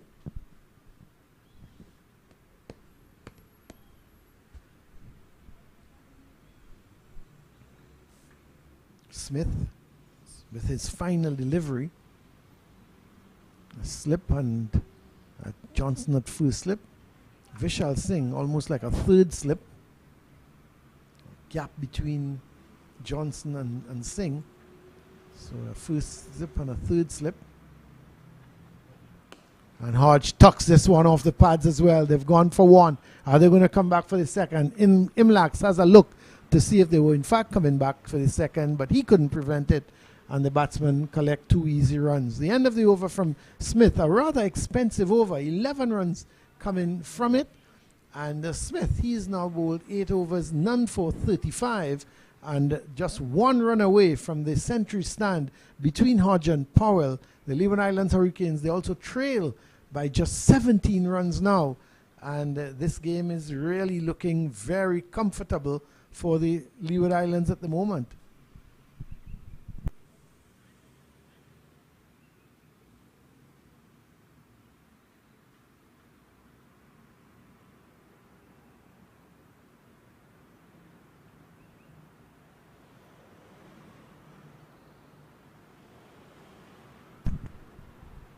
Singh just getting some treatment there to that injury.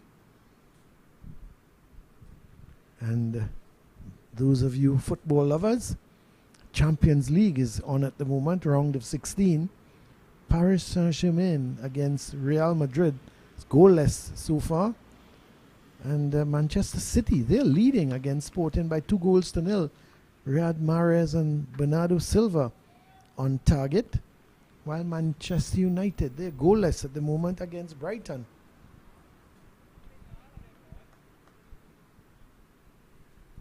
But it's going to be Moti. It's going to continue his fourth over.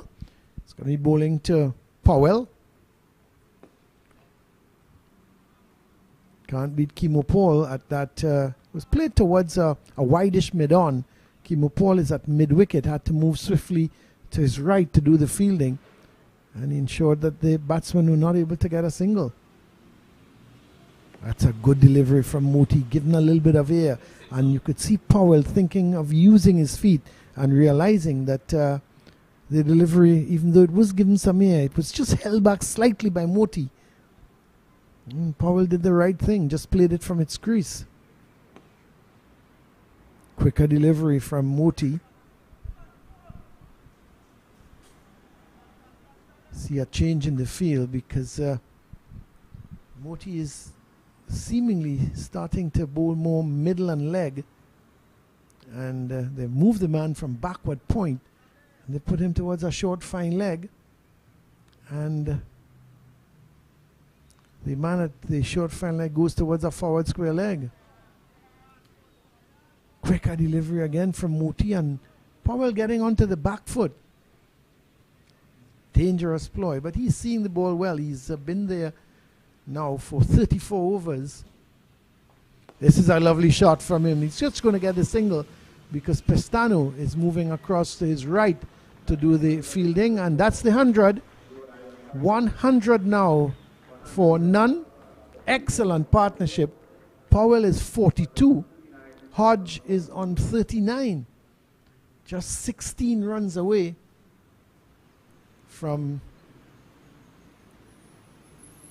getting to the Guyana Harpy Eagles score. 17 to go past, 16 to tie it up.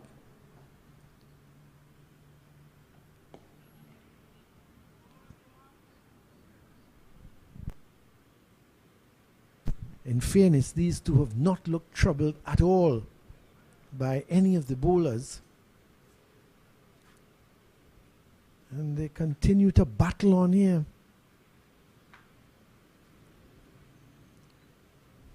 Don't think Niall Smith will continue, is it? Seem to be, yes, they are going to go with Niall Smith. I'm a little surprised. Thought there might have been a change in the attack. Maybe an all spin attack. But they've decided to go with Niall Smith, who in fact has not impressed in his second spell. His line has not been consistent whatsoever. And the Leeward Islands Hurricanes are just picking him off. So he's going to continue. None for 35 from 8 overs. It's going to be bowling to the left-handed Powell, who I must say is looking very much assured on 42 not out from 90 deliveries. Smith has gone back over the wicket to the left-hander.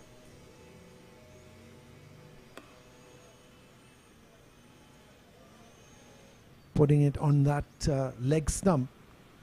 That's not going to worry Powell. 17 overs remaining in the day's play after this. And at 25 to 5, very much could be going until 5:30 here this afternoon once the light holds.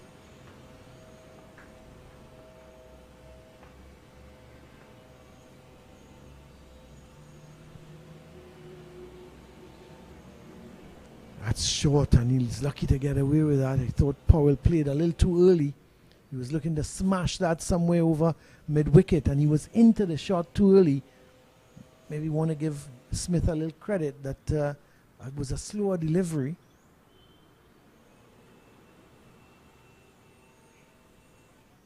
Or just maybe Powell just didn't read it and just played too early at it. But it's really been on top of the bowling as Powell. He's played everything on merit. Here he gets the outside edge. Well, that's the type of delivery you expect from Niall Smith. Pitch it up outside the line of the off stump or on or around the off stump. Let Powell look to drive, and with a little luck, he would get the outside edge, and that one went along the ground. But you would have to hope that if he does get the outside edge, it would go into the hands of the first slip or the third slip or even the keeper.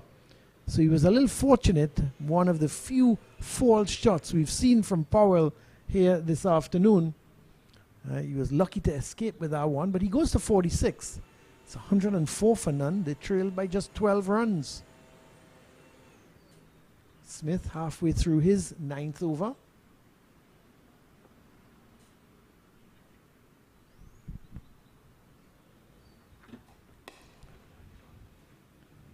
Gets away with one, pitching on the leg of Powell. 104 partnership from 220 deliveries.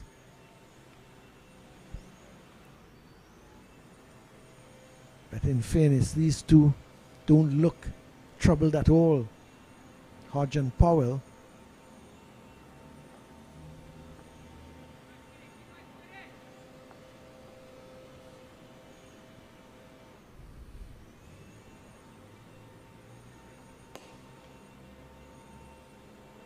Good feeling on the part of Hetmyer, because I thought there was a single in that, but they couldn't take the chance with Hetmyer running to his left and Hemraj going to his right.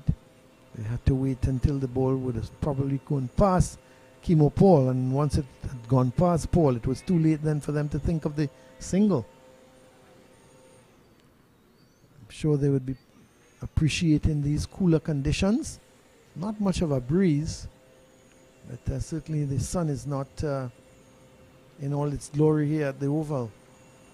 That's a better delivery from Smith, and Powell pushes it back up along the track. The end of the over from Niall Smith. It's now, 104 without loss. 39 is Hodge. Powell is on 46. And John, this partnership continues to bat and bat well.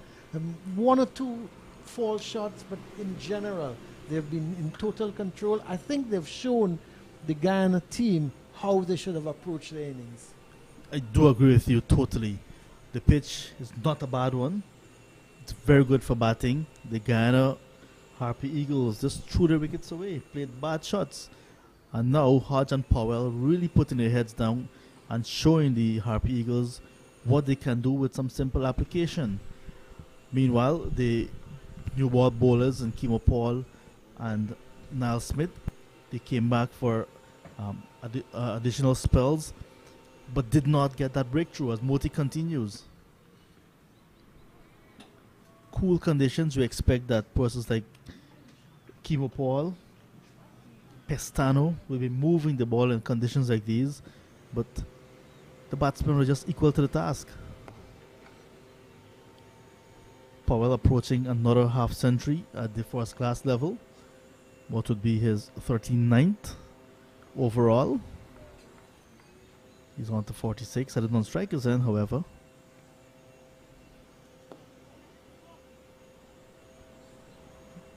So the Harpy Eagles need to create their chances and take their chances when necessary. Last over, we saw a ball going through first slip on that wide fielder, bordering on a gully, but was all along the ground, but induced Powell into a false shot nonetheless. And if they can win more events like that, win more battles like that, we can see the initiative going back to the bowlers. But for the moment, it's a wonderful 104-run partnership so far. They've batted almost 37 overs, while the Harpy Eagles' entire innings lasted 34 overs and 3 balls.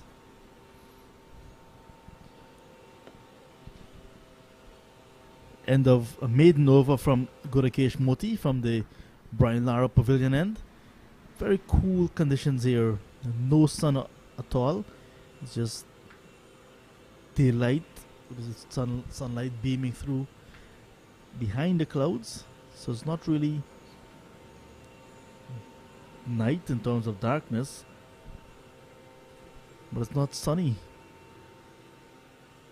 Very hazy conditions. 104 the Leeward Islands Hurricanes.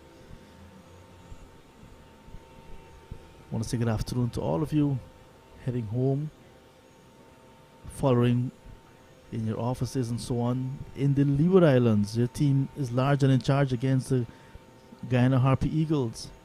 Very in Anguilla, St. Martin, Antigua and Barbuda, St. Kitts and Nevis, Montserrat. Your team doing extremely well, bowling out the Guyana Harpy Eagles for just 116 and replying very nicely, 104 without loss. And Clinton Pestano is going to come back into the attack. So Johnson still searching for that breakthrough. Niall Smith is out of the attack, and now Pestano is back. 5 overs, none for him so far, conceding 8 runs. Powell limping closer to that milestone of another half century.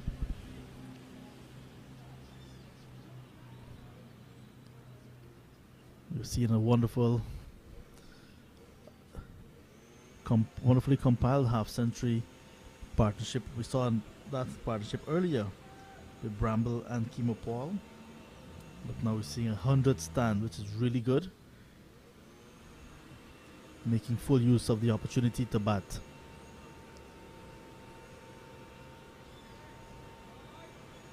And in Barbados, John Campbell crossing that 100 mark, and Jamaica Scorpions still batting very good. Yet to see the fall of their 4th wicket to the 3rd wicket. The 4th wicket partnership is looking very good for Jamaica Scorpions.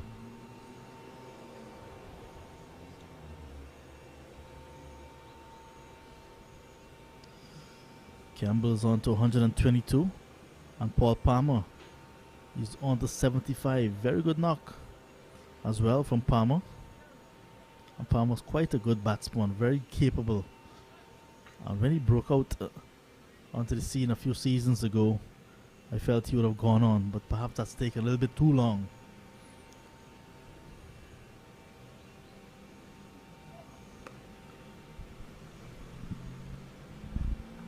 That's a bit too wide from Pestano.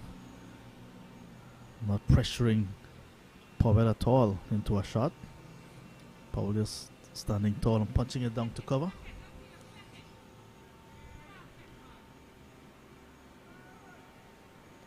Powell on 47, Hodge on 40.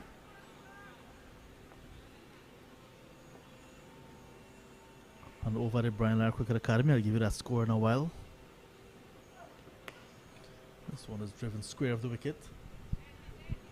Moti is down at the backward point region, and the batsman will just have enough time for one.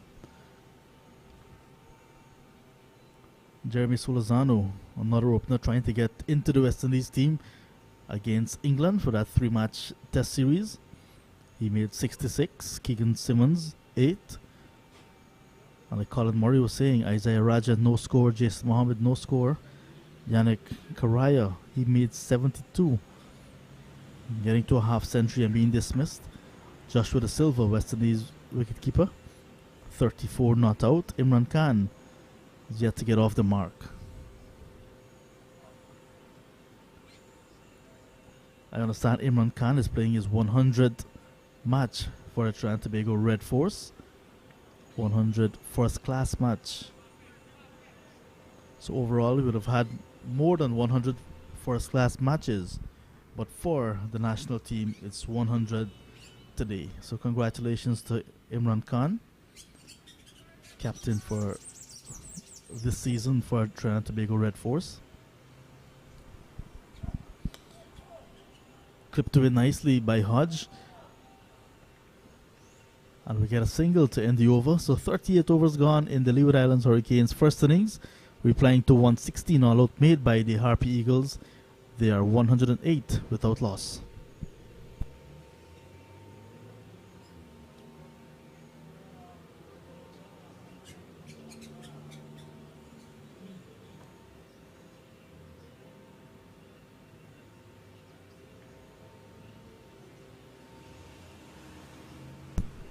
So Trinidad and Tobago Red Force 193 for 5, and they're playing against the Windies Islands Volcanoes at the Brian Lara Cricket Academy in South Trinidad.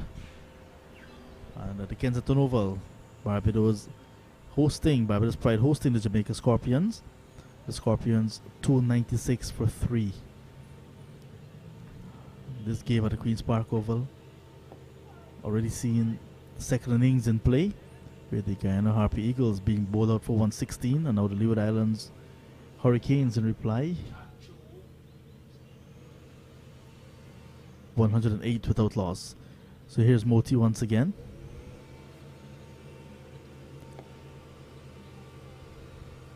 Hodge has really been soaking up deliveries, really batting well. If it's a bad ball, then he's going to put it away, but if it's a ball that he's going to show some respect to, he's equal to the task on that occasion. Not taking any chance really, Munson Hodge, the Anguillan.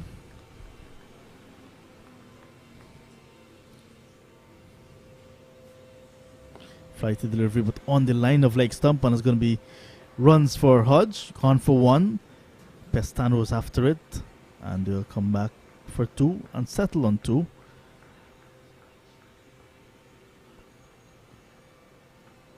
It was a good line, nice trajectory as well, flighted nicely, but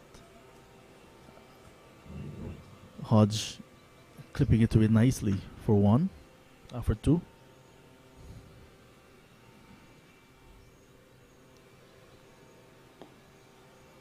And there he goes, just back up the track. Lots of time still in this match, so Hodge not in a hurry at all. This one was cut away. Good diving save from Brandon Chanderpaul. And Hodge will just get a single and will keep the strike. That's the end of 39 overs. Hodge moves on to 43. Powell is on 48. And the pair so far adding 110 for the opening stand. And that's really a good showing, especially replying to just 116 made by the Guyana side.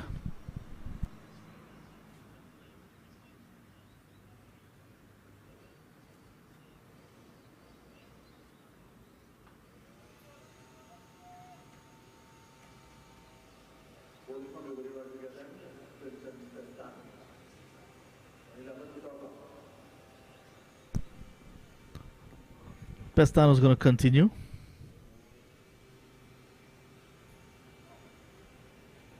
Outside the off stump to Hodge.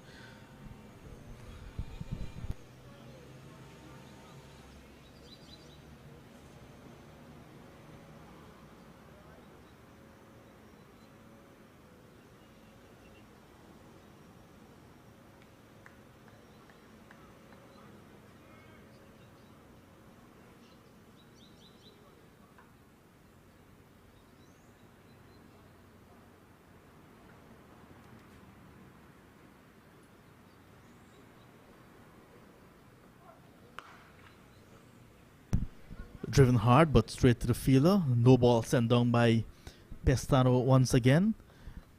So Pestano now, and earlier Kimo Paul having this no ball problem, overstepping.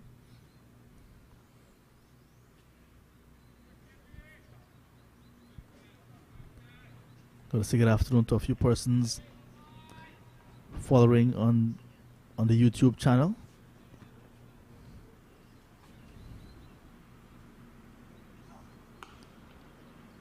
Good afternoon to colleagues back home in Guyana.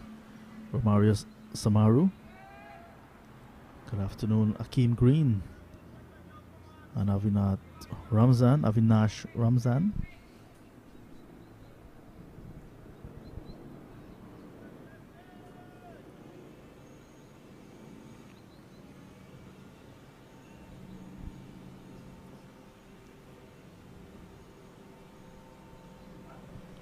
Slower delivery from Pestano, but not causing any troubles at all for Hodge. And earlier we had Shiv Chanderpaul watching and enjoying what's happening, but not too pleased again with some of the performances, he said to me. Good afternoon to Robert Pereira and the rest of the Everest Masters team.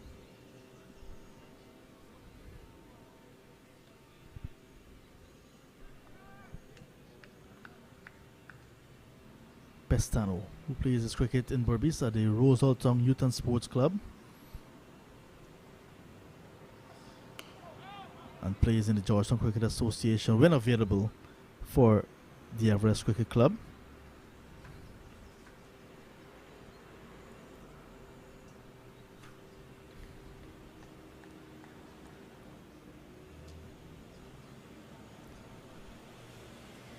Got to say good afternoon as well to Morph Siram.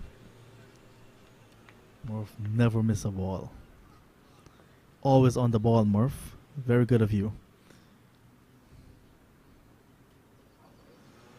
Outside the off stump again. And Hodge not forced into a shot. 44 years with all the time in the world. Bat until the cows come home. According to the scoreboard, 13 overs remaining after this one. We just have to play time or light. So it's now 10 minutes to 5 o'clock here in downtown Trinidad.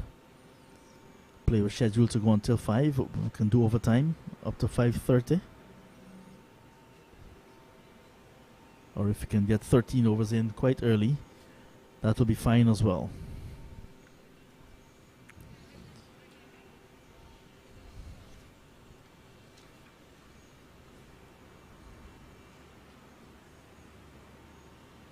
Very slow delivery again from Pestano as he goes around the wicket to the right-handed Hodge, and Hodge drives at it loosely, makes no contact, and it goes into the gloves of Bramble to end the over.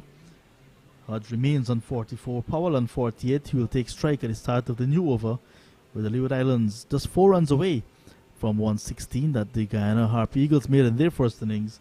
They're 112 without loss.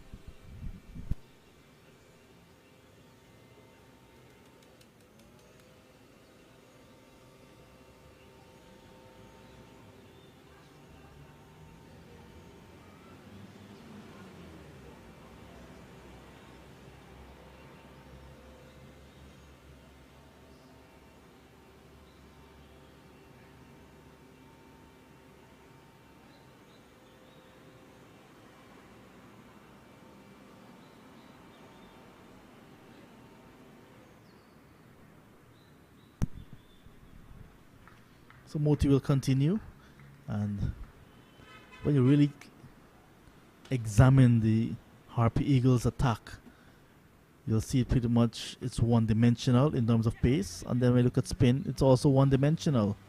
3 right-arm seam bowlers and 2 left-arm spinners.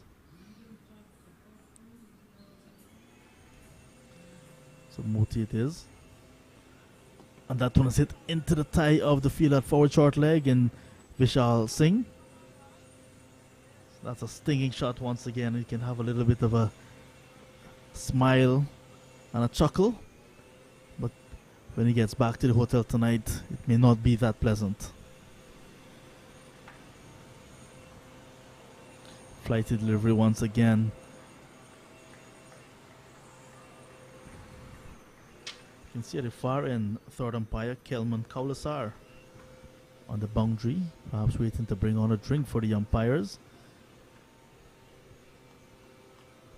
The match referee for this match is Peter Nero. I was very surprised when I heard of that this morning. Peter Nero doing match referee duties. We know Peter Nero from standing on field as an umpire. He was an umpire trainer as well. Quick single taken by Powell. Now he's in the match referee seat, Peter Nero.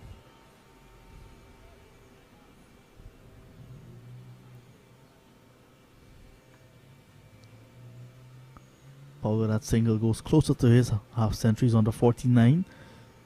Here's Hodge. Oh, beaten outside the off stump.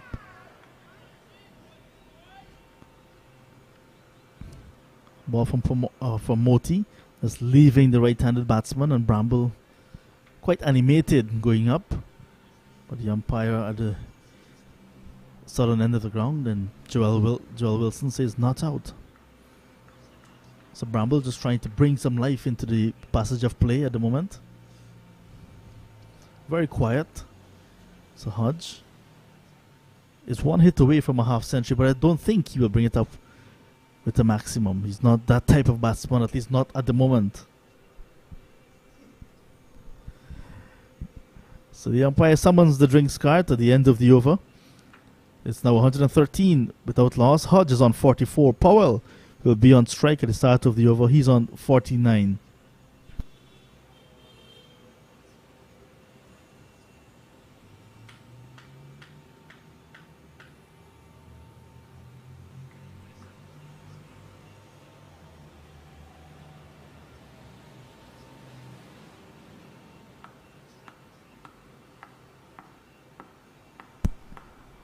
So what I thought was a drinks card is not actually a drinks card. It's the groundsman. There's someone onto the field to do some repair work at the northern end. To the bowler's run up. Like Colin Murray was saying, it's very dry. It's been dry for the longest while in Port of Spain. So that has also taken an effect on the ground. It's very loose, that soil there, where the fast bowlers especially will be running in. So you notice some white sand. So the groundsman perhaps trying to get it a bit tight, compact.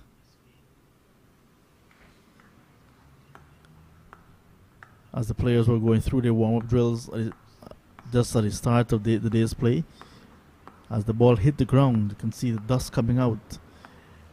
You'd know that it was dry. It's a very dry season right now in Trinidad. The Under 19 World Cup just ending with victory for India. Lots of matches were played in Trinidad, 22 overall. We gotta say good afternoon to a few persons who were part of the team that made it happen and made it possible. Start with tournament director Fawaz Baksh, venues manager KJ Singh, IT consultant Stephen Bakridi. These guys were at all of the venues ensuring that everything were in place. So good afternoon to you guys and congratulations on a job well done. Lots of other staff that played their part. And if we're going to start naming staff and start naming persons, including Roddy Lalman, we'll have to take the rest of the day to do that. So all of you that worked in that Under 19 Men's World Cup, congratulations on the job well done. So we're back live with Pestano bowling to Powell, wide outside the off stump. Powell on the verge of another half century at the first class level. He's on to 49.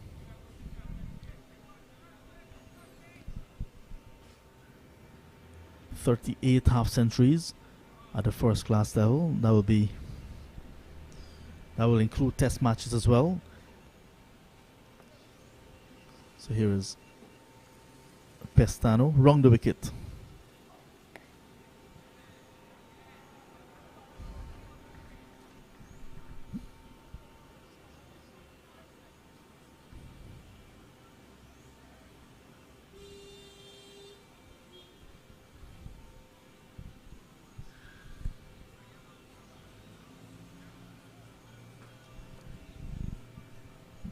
I understand there's a big crew watching the game at Middle and East Streets in Georgetown.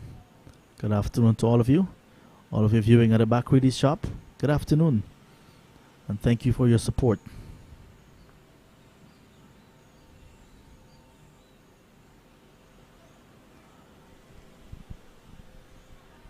Pestano trying to work away in that off-stump line.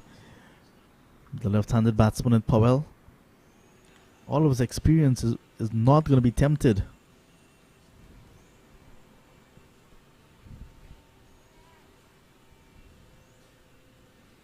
Pestano in his 8th over now. None for 13. Asking some questions but not quite getting the answer he's looking for. Beat the bat on a couple of occasions. Driven nicely by Powell, but Paul is that short extra cover. Knocks it down and then gets into an exercise routine. Hitting a couple of push-ups. 5 push-ups. That's 5 more than I did for the day.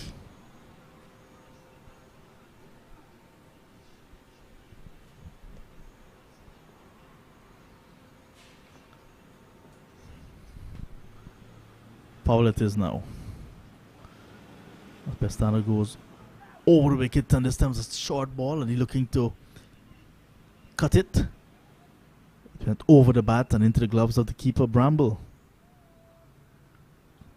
So while Pestano not getting the results he's looking for, he's looking to do things differently. He went over the wicket, then he went round the wicket, now he's back over the wicket. Bowling to the left-hander, Powell. Powell has faced so far 108 deliveries for his 49. One away from a milestone.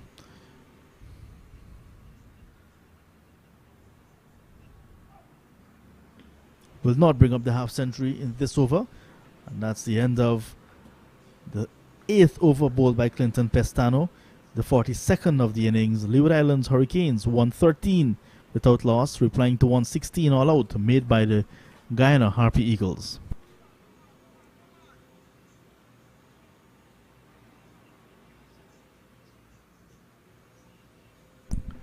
Just to remind you what happened earlier, Guyana Harpy Eagles won the toss and opted to bat. Got 38 from Anthony Bramble, Paul 20, Pestano 14, Paul 11.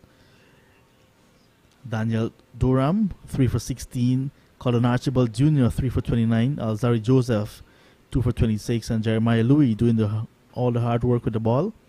And the Leewards in reply, it's been an all-openers show. Hodge 44 not out and 49 not out is Powell. 113 without loss. Yet to see a wicket.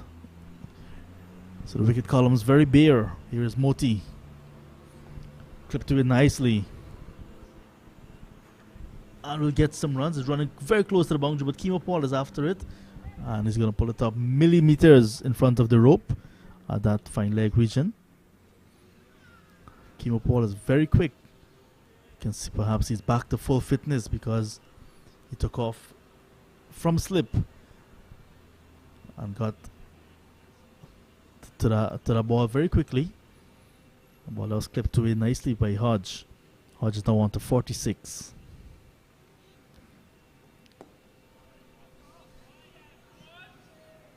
Batting until the cows come home, they say. There's always tomorrow.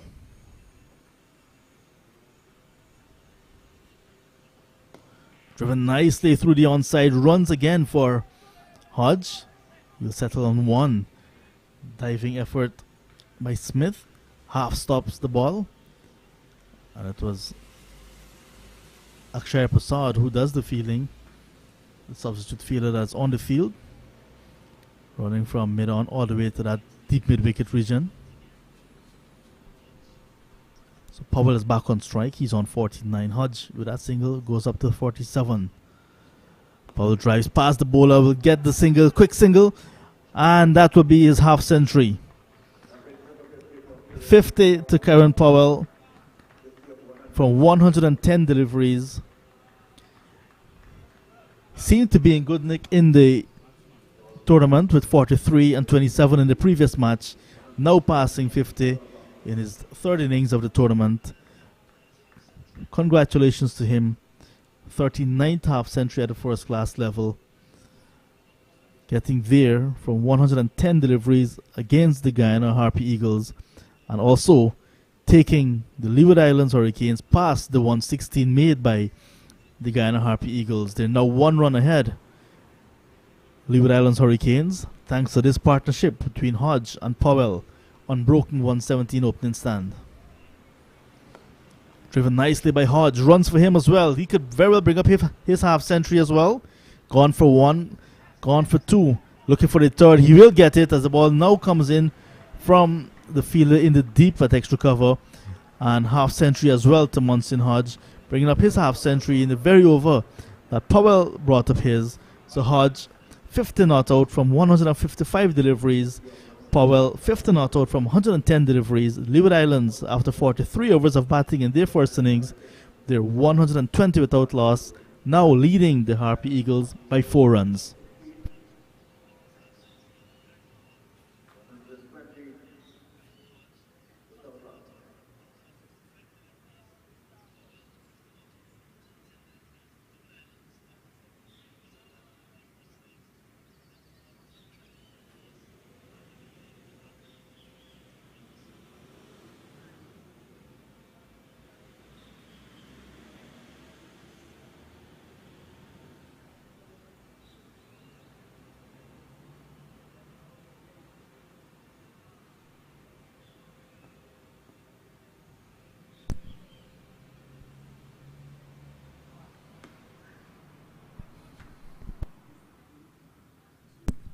Bestano starts a new over, and Hodge gets a single very easily.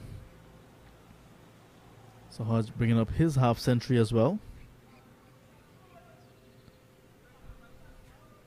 That's his 32nd at the first class level. He has 400s to go with that. And you can tell that he enjoys batting against the Guyana team. 98 the last time these two teams met. He got his 158 came against the Guyana side. So you can tell he enjoys the attack employed by the Guyana teams over the years.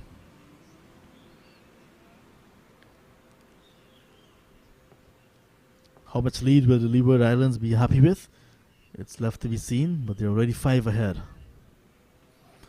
Driven nicely by Powell. The chase is on. Paul. Let's see how fast he is. There he goes. And he's going to win the battle. Kimo Mandela Angus Paul seems to be back to full fitness. A ball that was driven exquisitely by Powell. Outfield is very fast. And there went Kimo Paul and pulled it up very much ahead of that boundary rope. And the batsman got 3 runs. So good running as well between the wickets. So Powell moves on to 53, 124 without loss.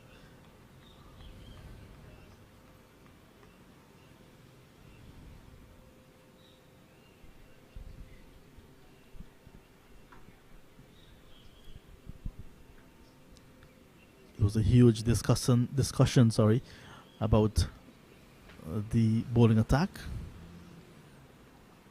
Slower ball from Pestano. So the backup bowlers for the Harpy Eagles, we'll see perhaps Chanderpaul Hemraj being used, but that's going to be left arm spin as well. In the last game against the Volcanoes, Brandon Chanderpaul, that staged around Chanderpaul, was actually used and he bowled some off breaks. Leon Johnson, we know he can bowl some leg breaks as well. So you need to have a variety, especially now that these two batsmen are well set. Outside the off stump, Pestano looking to bowl a leg cutter. The ball goes away into the gloves of Bramble.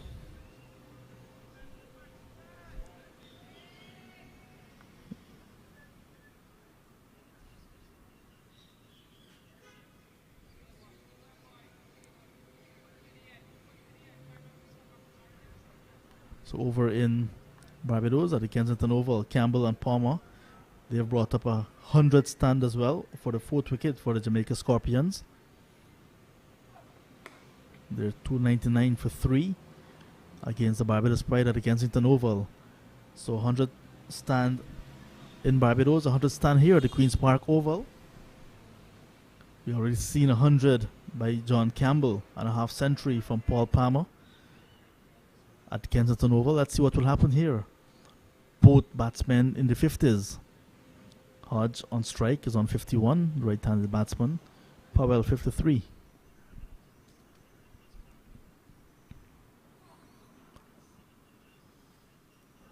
Ball directed down the leg side to end the over. Pestano now 9 overs, wicketless, conceding 17. Leeward Islands 124 for 4 in their first innings. 124 without loss.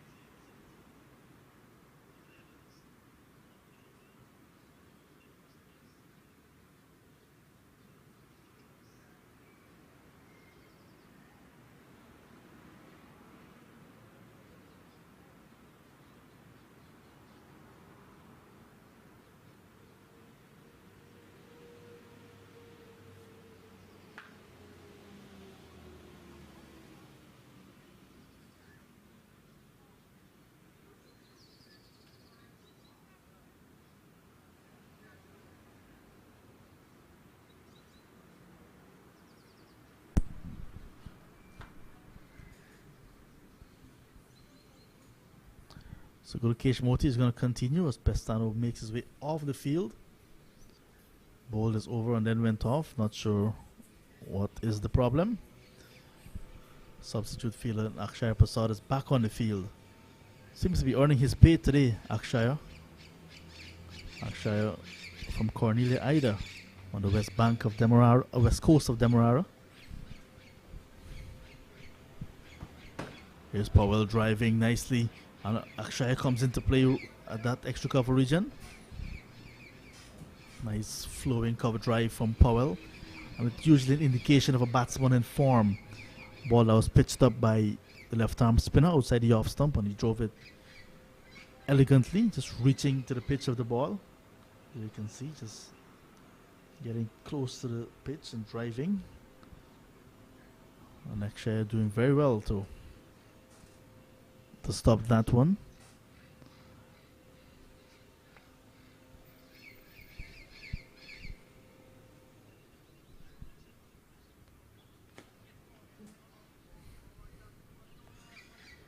Was driving, but through the hands of the fielder at that silly mid-off region. Under the helmet, Vishal Singh. Vishal Cheesy Singh. Cheesy is his name around cricketing circles. Used to wear number 12 on his back. Now he's wearing 10.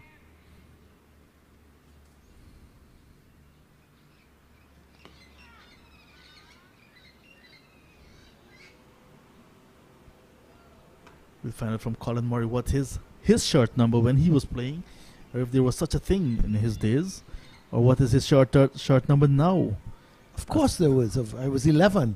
I played wide on the left hand side and cutting in with that famous right foot of mine, putting the ball in the V.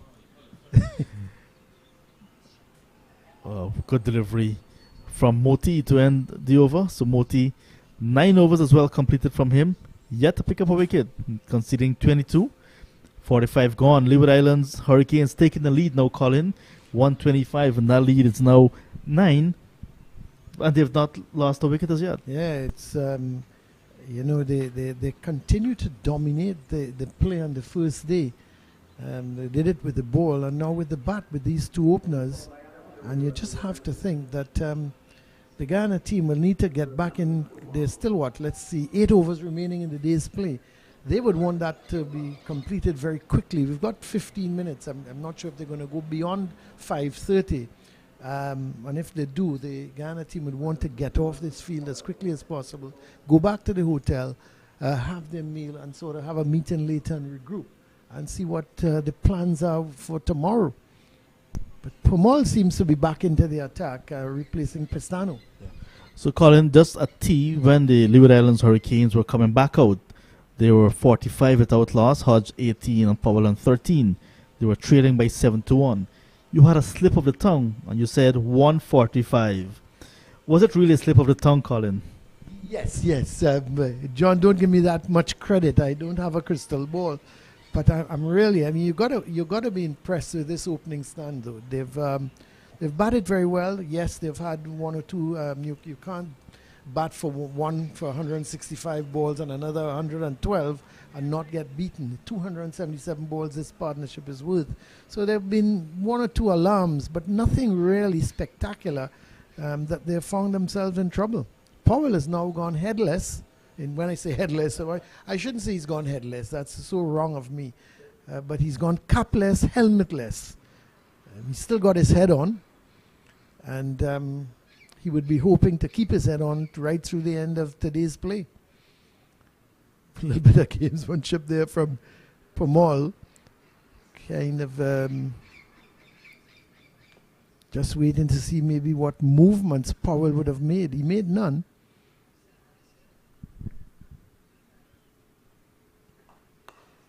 This one coming off the bottom of the bat wasn't a good song. You could see him now looking at the bottom of that bat as he went for that drive.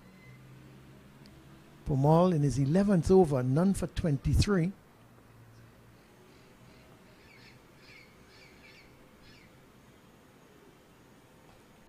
What a difference a week makes. Picked up 3 and 5 in the first game. Now he can't even buy a wicket. 126 for none. Latest in Barbados, Jamaica with 299 for 3 a couple minutes ago. And John Campbell, 123 not out. So he's aiming for a very big one to tell this West Indies selectors, I'm wrong. I think Trinidad and Tobago were 190 or so for 5. Joshua De Silva is there. He was on 37 last time I checked. So interesting scores in the 3 games. I think no one expected what's happening here at the Queen's Park Oval. Guyana all out from 116 and the Leeward Islands 126 for none. That's a good delivery from Powell.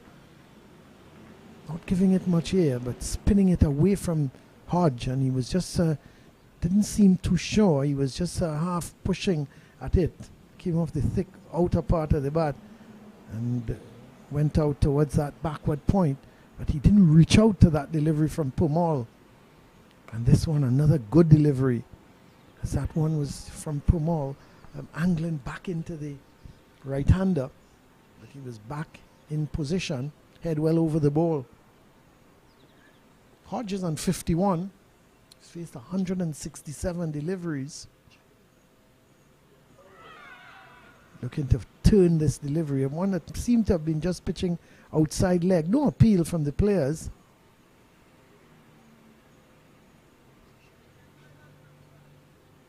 Powell there. Let's see. Seems he is pitching outside the leg, spinning away from the right-hander, and as he was looking to turn it to leg, hit him on the pad.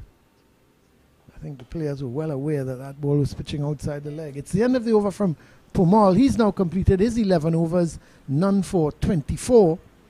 It's 126 for none. The lead now is 10.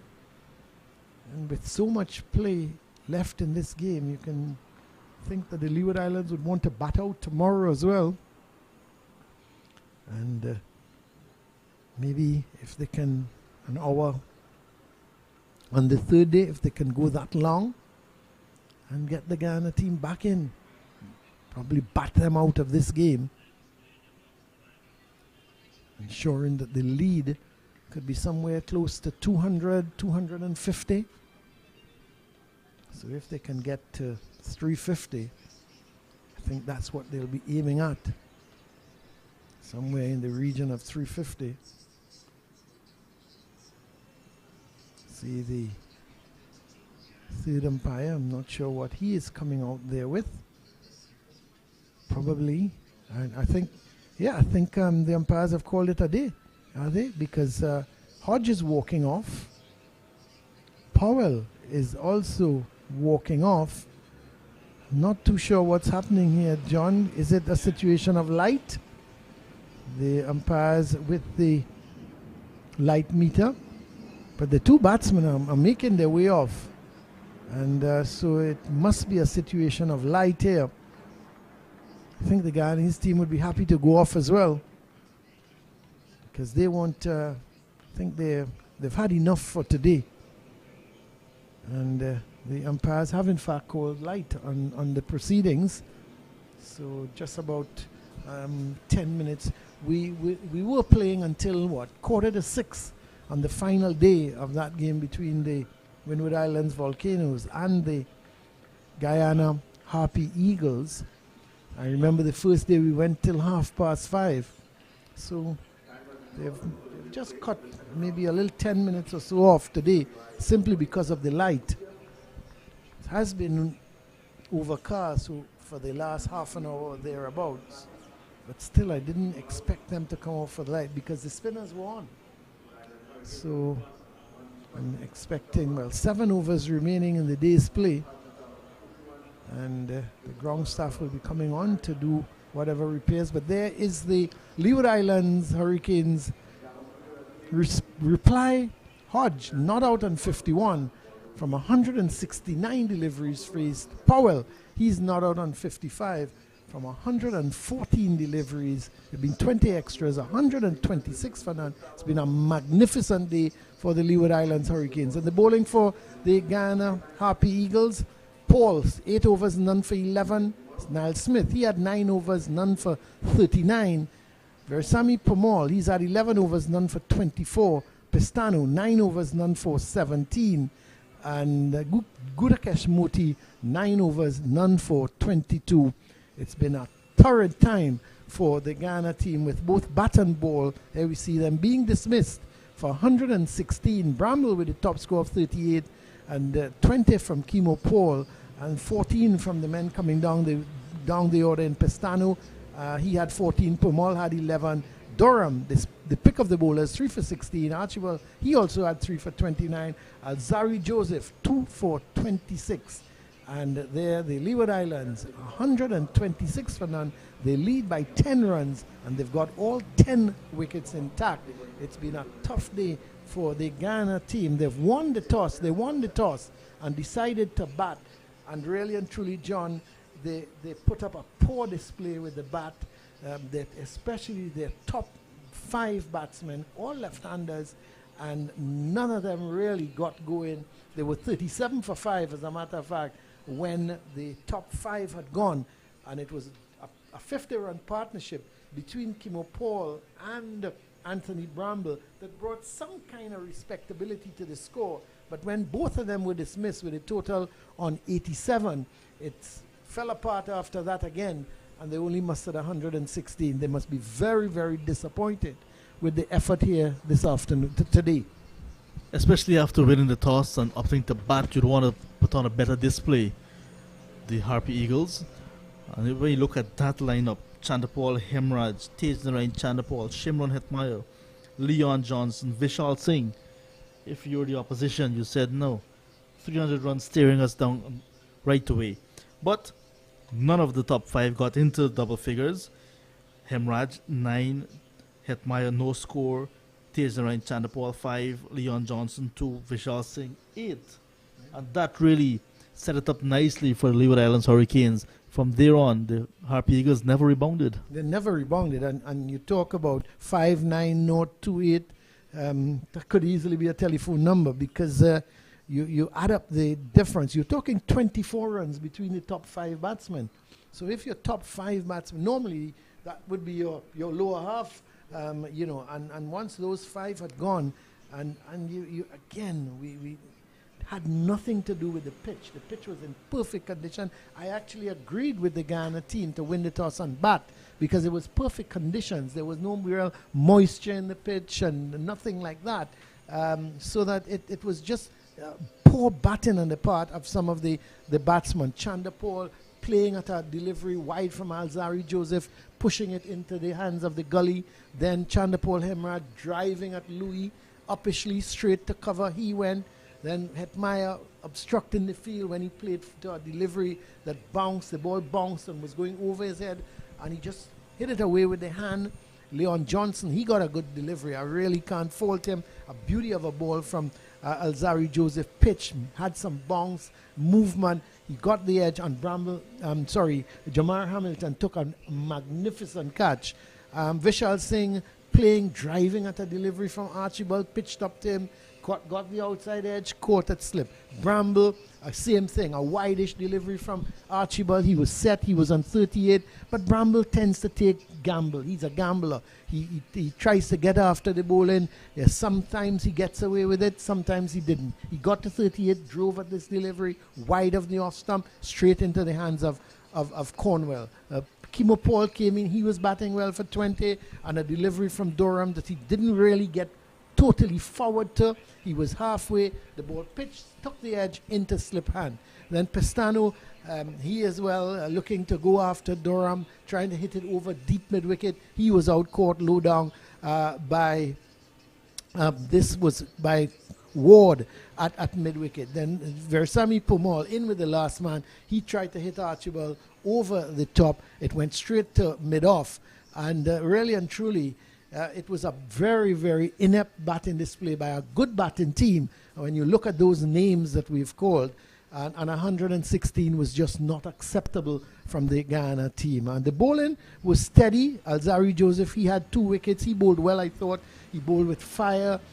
He moved the ball about. Then Archibald was the same. All Archibald did was to take the ball up with a little bit of away movement, and the batsmen basically got themselves out. And then Daniel Durham, the left-arm spinner, he came on at the end and bowled a good steady line. And the batsmen, the lower order, tried to hit him out of the attack, and they never really was able to get on top of it. 116, and then the Leeward Islands, they looked at the conditions, I thought, both Powell and Hodge, and they batted within themselves. They played each ball in its merit. They didn't try anything fancy. They were beaten by a couple of deliveries by Paul, Pestano. I don't think Niall Smith bowled well. He bowled far too wide of the off stump. He was a little bit erratic.